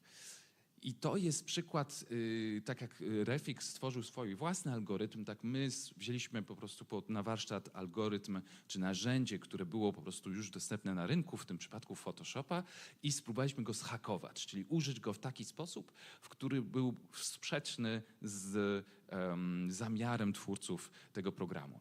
Więc jak widzicie, tutaj jest kolumna żołnierzy wracających z Sybiru. Oryginalne zdjęcie, już do końca nie pamiętam, ale myślę, że się kończy mniej więcej gdzieś tutaj, a to jest już wygenerowane. I to, co jest ważne, żebyście wiedzieli, jest to, że to się generowało warstwami, tak? Że najpierw wyprodukowaliśmy jedną warstwę, później kolejną, zupełnie bez promptu, próbując zapytać o wzorce, jaki algorytm zobaczy w tym pierwotnym obrazie. Ale no właśnie, w momencie, w którym dochodziły te kolejne warstwy, to już te późniejsze brały pod uwagę nie tylko oryginalne zdjęcie, ale również te warstwy, które już były dogenerowane. W związku z tym stworzyło się jakby taki efekt fotokopii z fotokopii, tak? Że one traciły na jakości coraz bardziej i jak widzicie tutaj ci ludzie jeszcze są ludźmi i są rozróżnialni, a tu już zaczynają się właśnie rozpływać w jakiejś takiej kompletnej masie.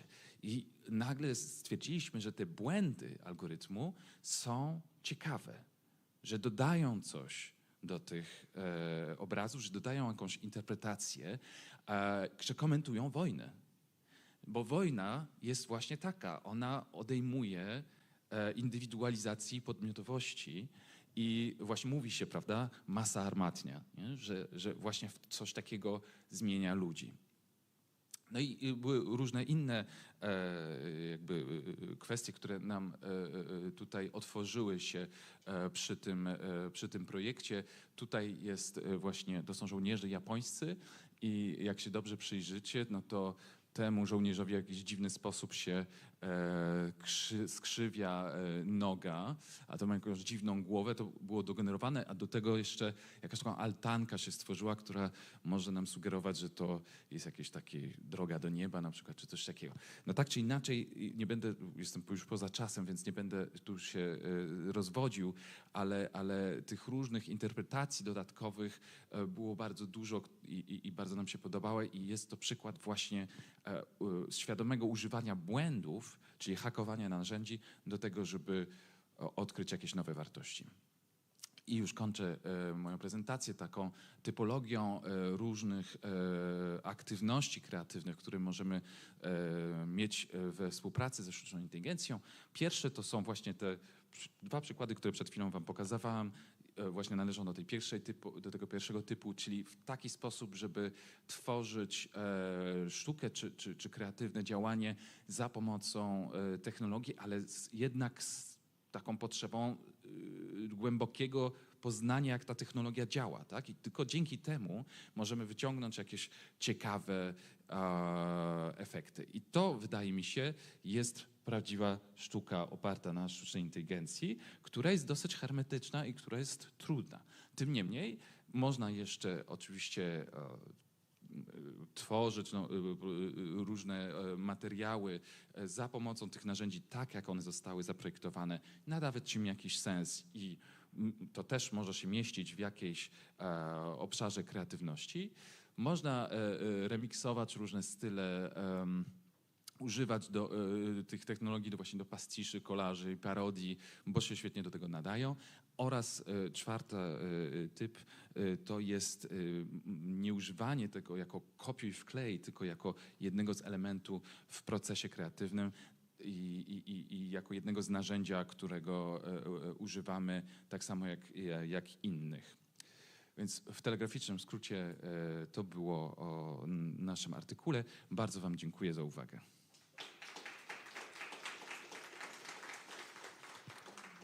Nie wiem, która jest godzina, ale może pozwolę sobie na jedno pytanie od publiczności, skoro i tak. Dzięki za prezentację, niesamowicie ciekawy temat. Zastanawiam się, co byś powiedział co odpowiedziałbyś na pytanie, w jakim stopniu dzięki temu, że mamy te modele, które pozwalają nam na generację nowych obrazów, ale również sam zapis numeryczny tych obrazów, które już zostały wygenerowane, jesteśmy w stanie mierzyć kreatywność w jakiś ilościowy sposób.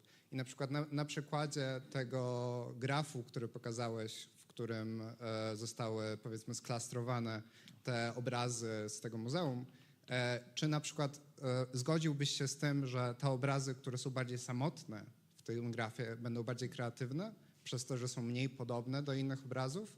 Czy to nie jest bezpośrednie przełożenie?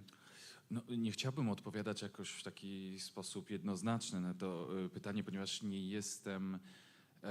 To się łączy z jakimiś teoriami kreatywności, których ja akurat nie badałem, tak? To znaczy ja wiem, że takie istnieją, że jeśli coś jest no właśnie mniej połączone z innymi działami, tak, dalej, tak jak powiedziałeś, no to być może możemy mu przyznać większą kreatywność. I byłbym ostrożny.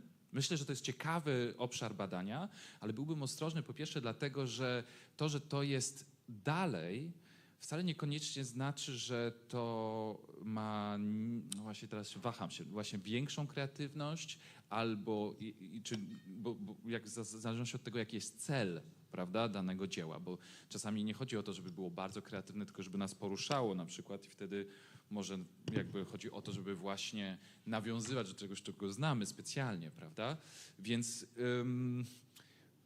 pewnie wymagałoby to trochę dodefiniowania różnych pojęć, ale myślę, że to mógłby być fascynujący projekt badawczy. Dobra, czemu nie? Jeszcze jedno pytanie.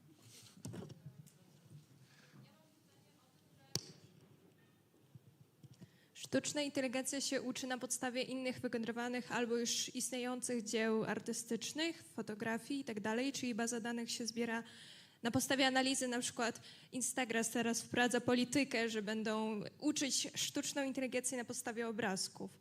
Co uważasz na ten temat, że generowanie obrazków na przykład w konkretnej aplikacji, która uczyła się na open source'owych zdjęciach, ilustracjach i tak dalej, czy uważasz, że wtedy to nie jest właśnie do końca nasz proces kreatywny, tylko inspirowanie się i wyciąganie konkretnych elementów, kompozycji, połączeń kolorystycznych z innych dzieł artystycznych?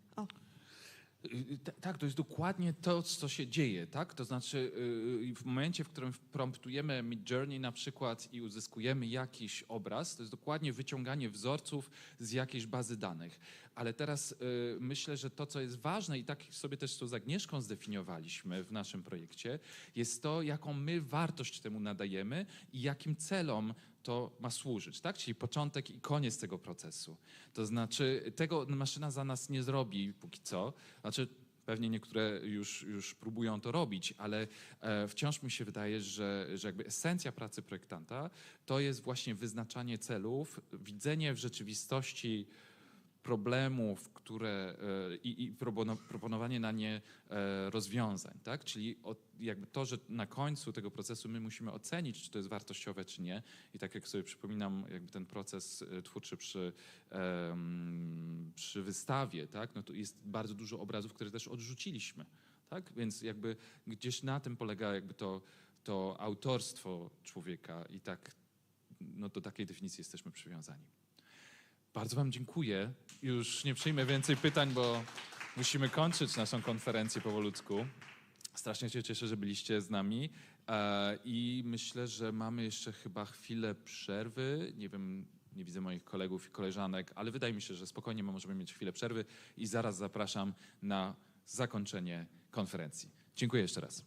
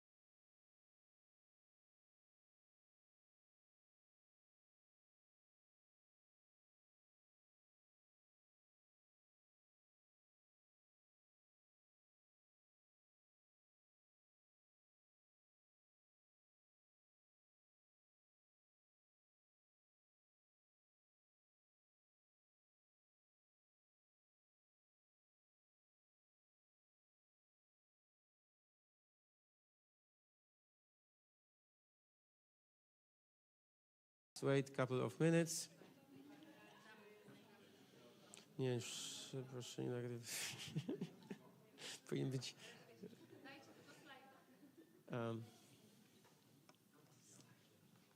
Ale jeszcze musimy poczekać na chwilę na ludzi. A jeszcze w ogóle mieliśmy ten film, ten Dawida też puścić, ten... Może puśćmy go, co? Wiesz, ten drugi, tak? Ten drugi. Bo poczekamy jeszcze chwilę, zanim ludzie przyjdą.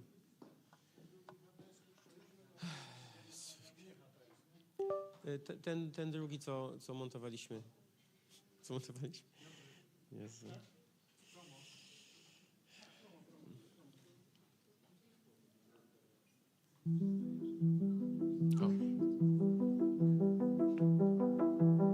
The new technology has great potential and gives me a lot of fun. It makes me feel that I can be whoever I want, but it also makes me wonder, who am I in this new world? Can I be myself?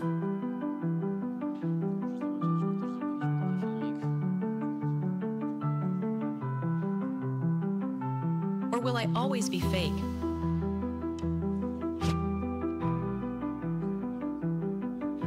Will I be able to recognize what is true or fake? How will it impact democracy in my community?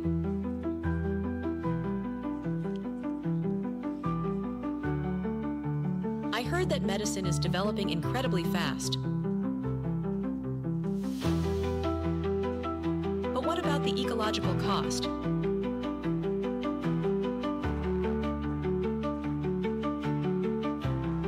Apparently, the business will benefit a lot. But what about workers in the creative industries?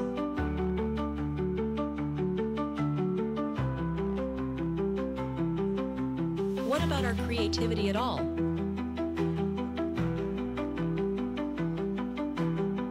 Will I be able to date a robot?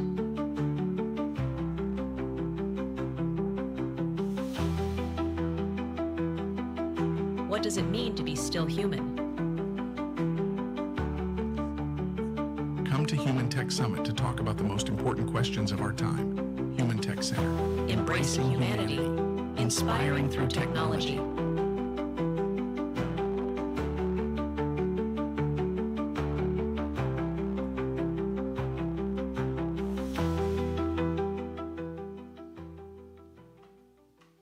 Okay, thank you.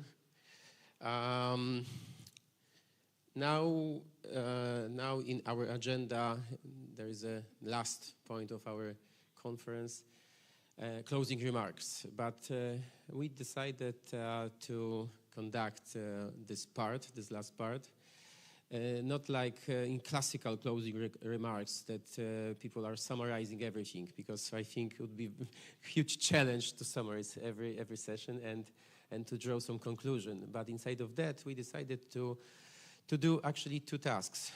One of them, the first one would be a short discussion, because we would like to get feedback from you. Maybe you have some suggestion for future, maybe some recommendation, or maybe you notice something, right, that we need to change. So this is one task.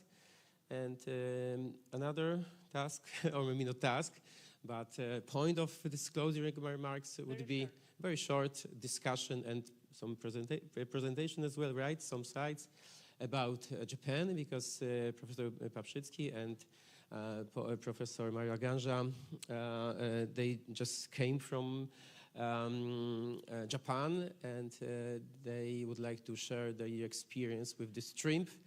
So we're gonna talk about robots. We're gonna talk about artificial intelligence from their perspective. So I think that would be something additional, extra session, but I think would be short, of course, short session.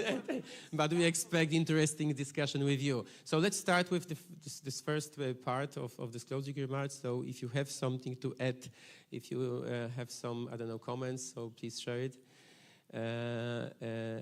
Yeah, so we are open for your opinions, right? Because of course, this is third edition, but we're gonna organize next year similar forum. But of course, we just still thinking about formula, about you know, some additional also events.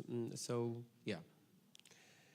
So I'm going to pass pass this microphone. Okay. Yes. Suggestion, I already told it. Yeah. To have two-sided name badge. Because Yes. as I look at the public, I see all has this better whatever. Yeah, but we have to remember about our partners and our sponsors, right? From their perspective, it's absolutely important. So.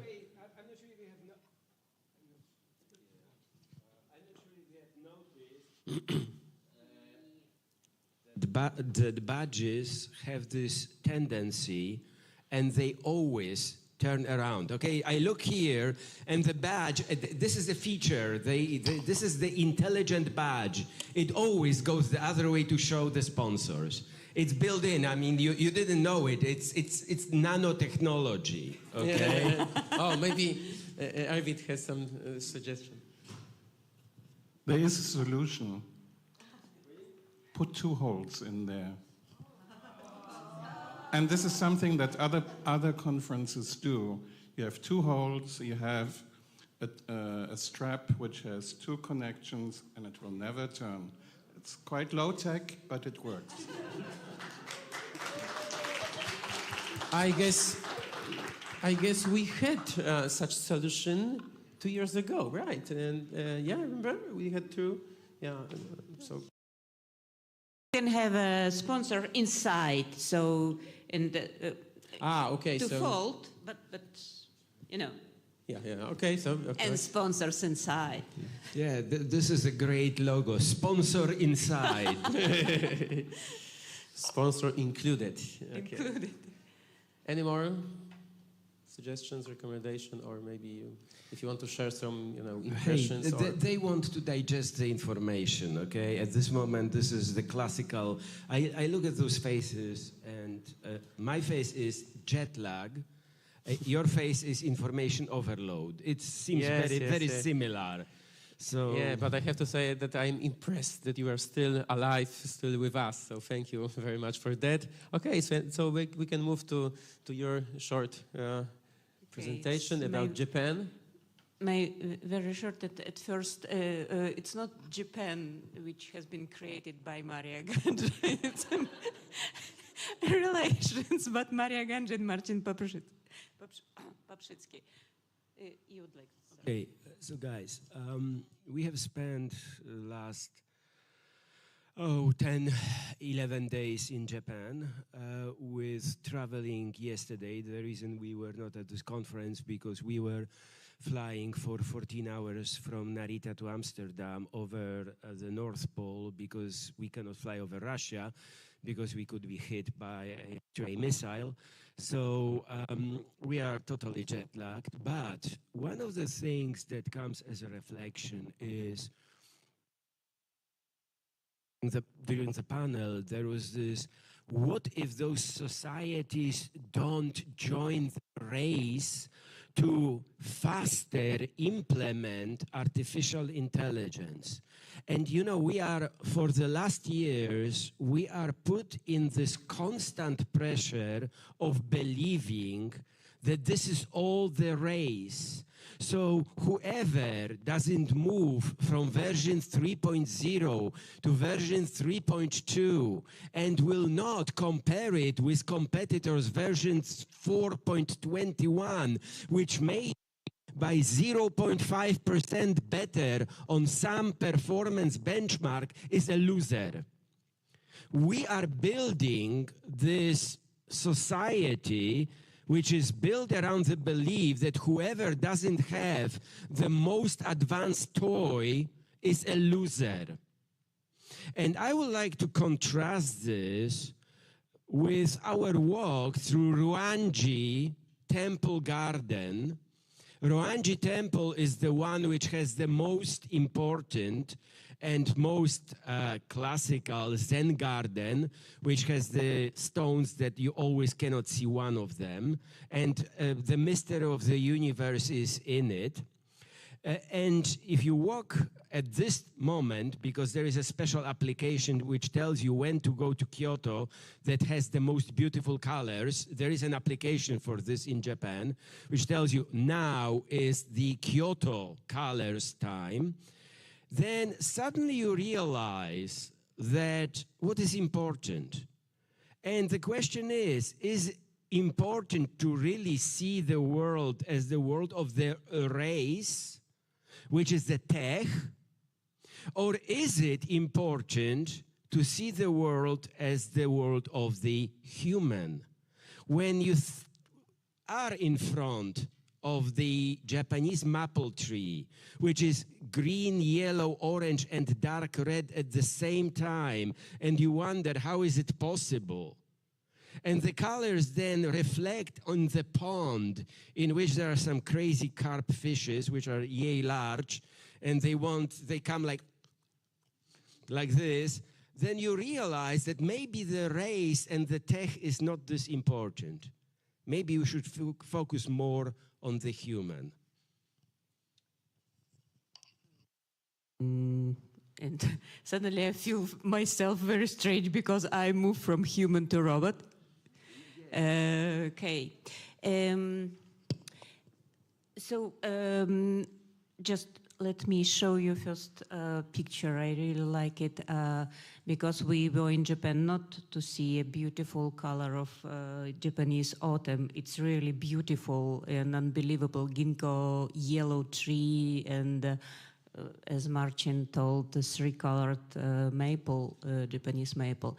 We had a serious meetings with different scientists, and the last one made on us convince us to think about something different. And at this moment, I would like to recall one slide from Matt's presentation about proactive. We are still reactive, we are not proactive. And really we are not proactive because what has been discussed during these days, as I said, it's not today's problems. It's like problems day before or 2 days before, because many of these things are already take place. We saw the lab of Professor Keiji Okada. I all the time I'm trying to fight with thinking about Okinawa, but it's Okada. Yeah. So it's several rooms full of different stuff. It's just on entrance, so the pepper robot, it's what is serving for just keep the jacket of one of the men in this room. You see here, and apropos this nice bear, teddy bear, it's for hugging. So you have some special robot for hugging. So they way of thinking, robots, they have to be human-like robots, because our society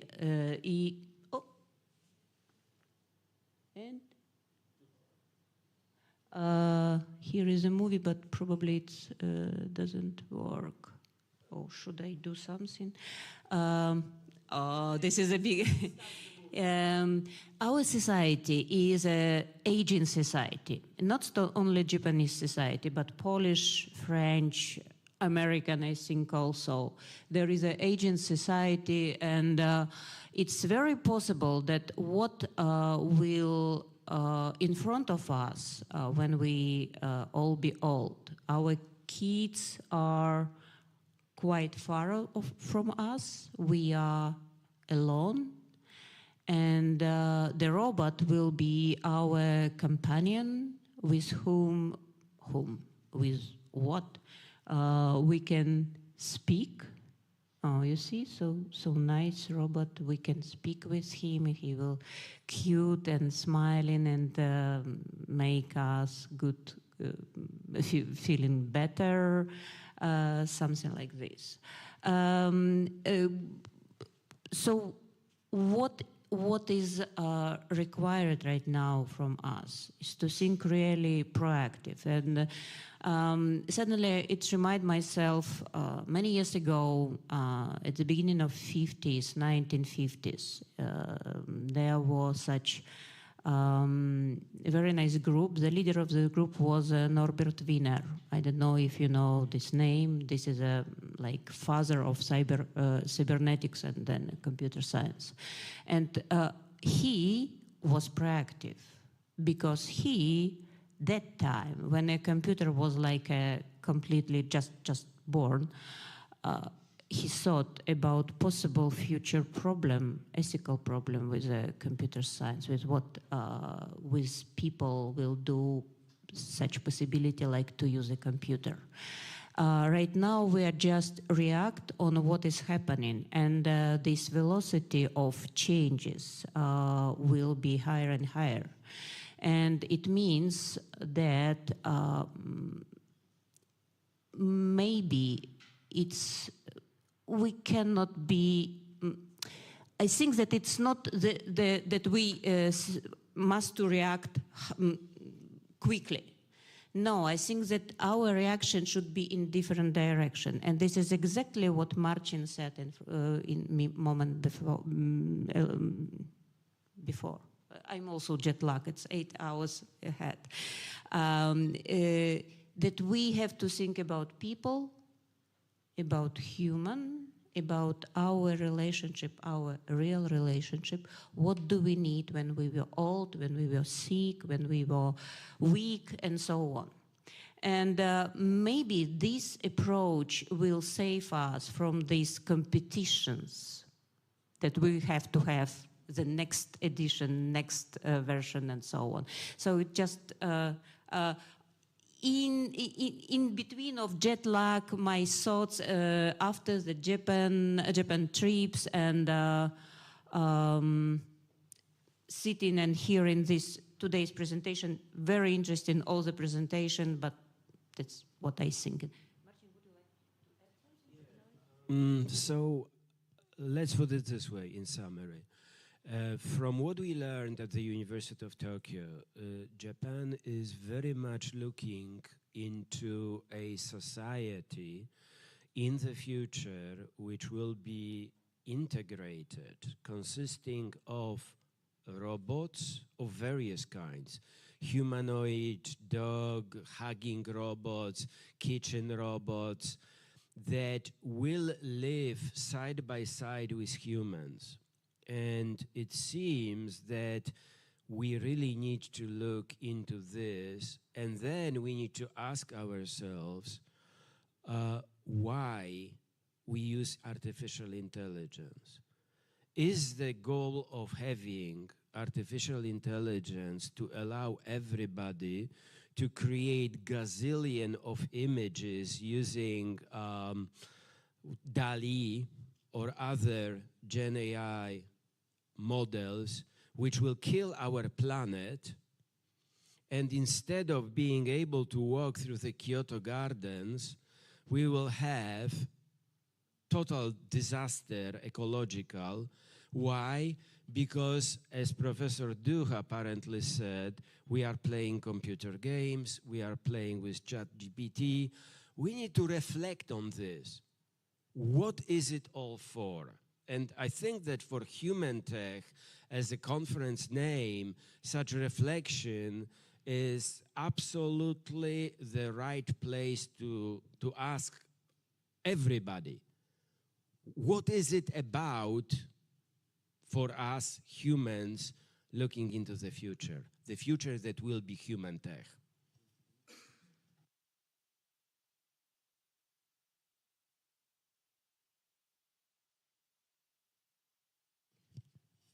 Okay, so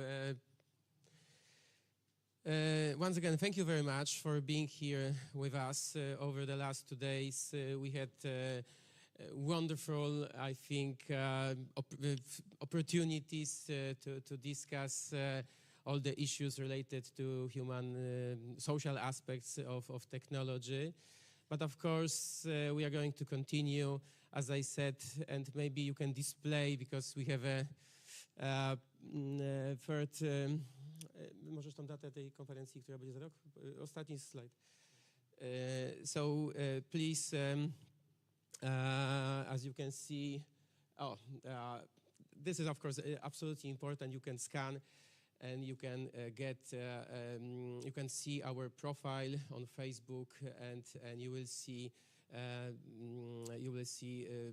the date of our upcoming conference next year.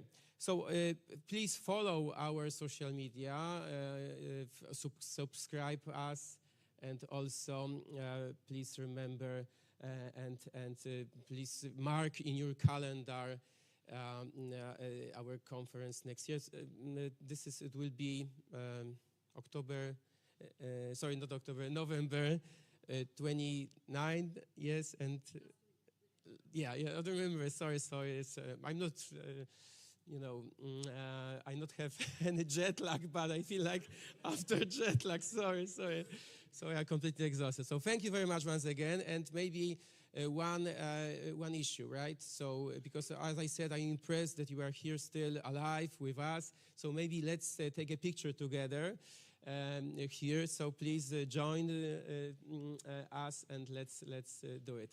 Thank you very much. And please, big applause for our team, okay?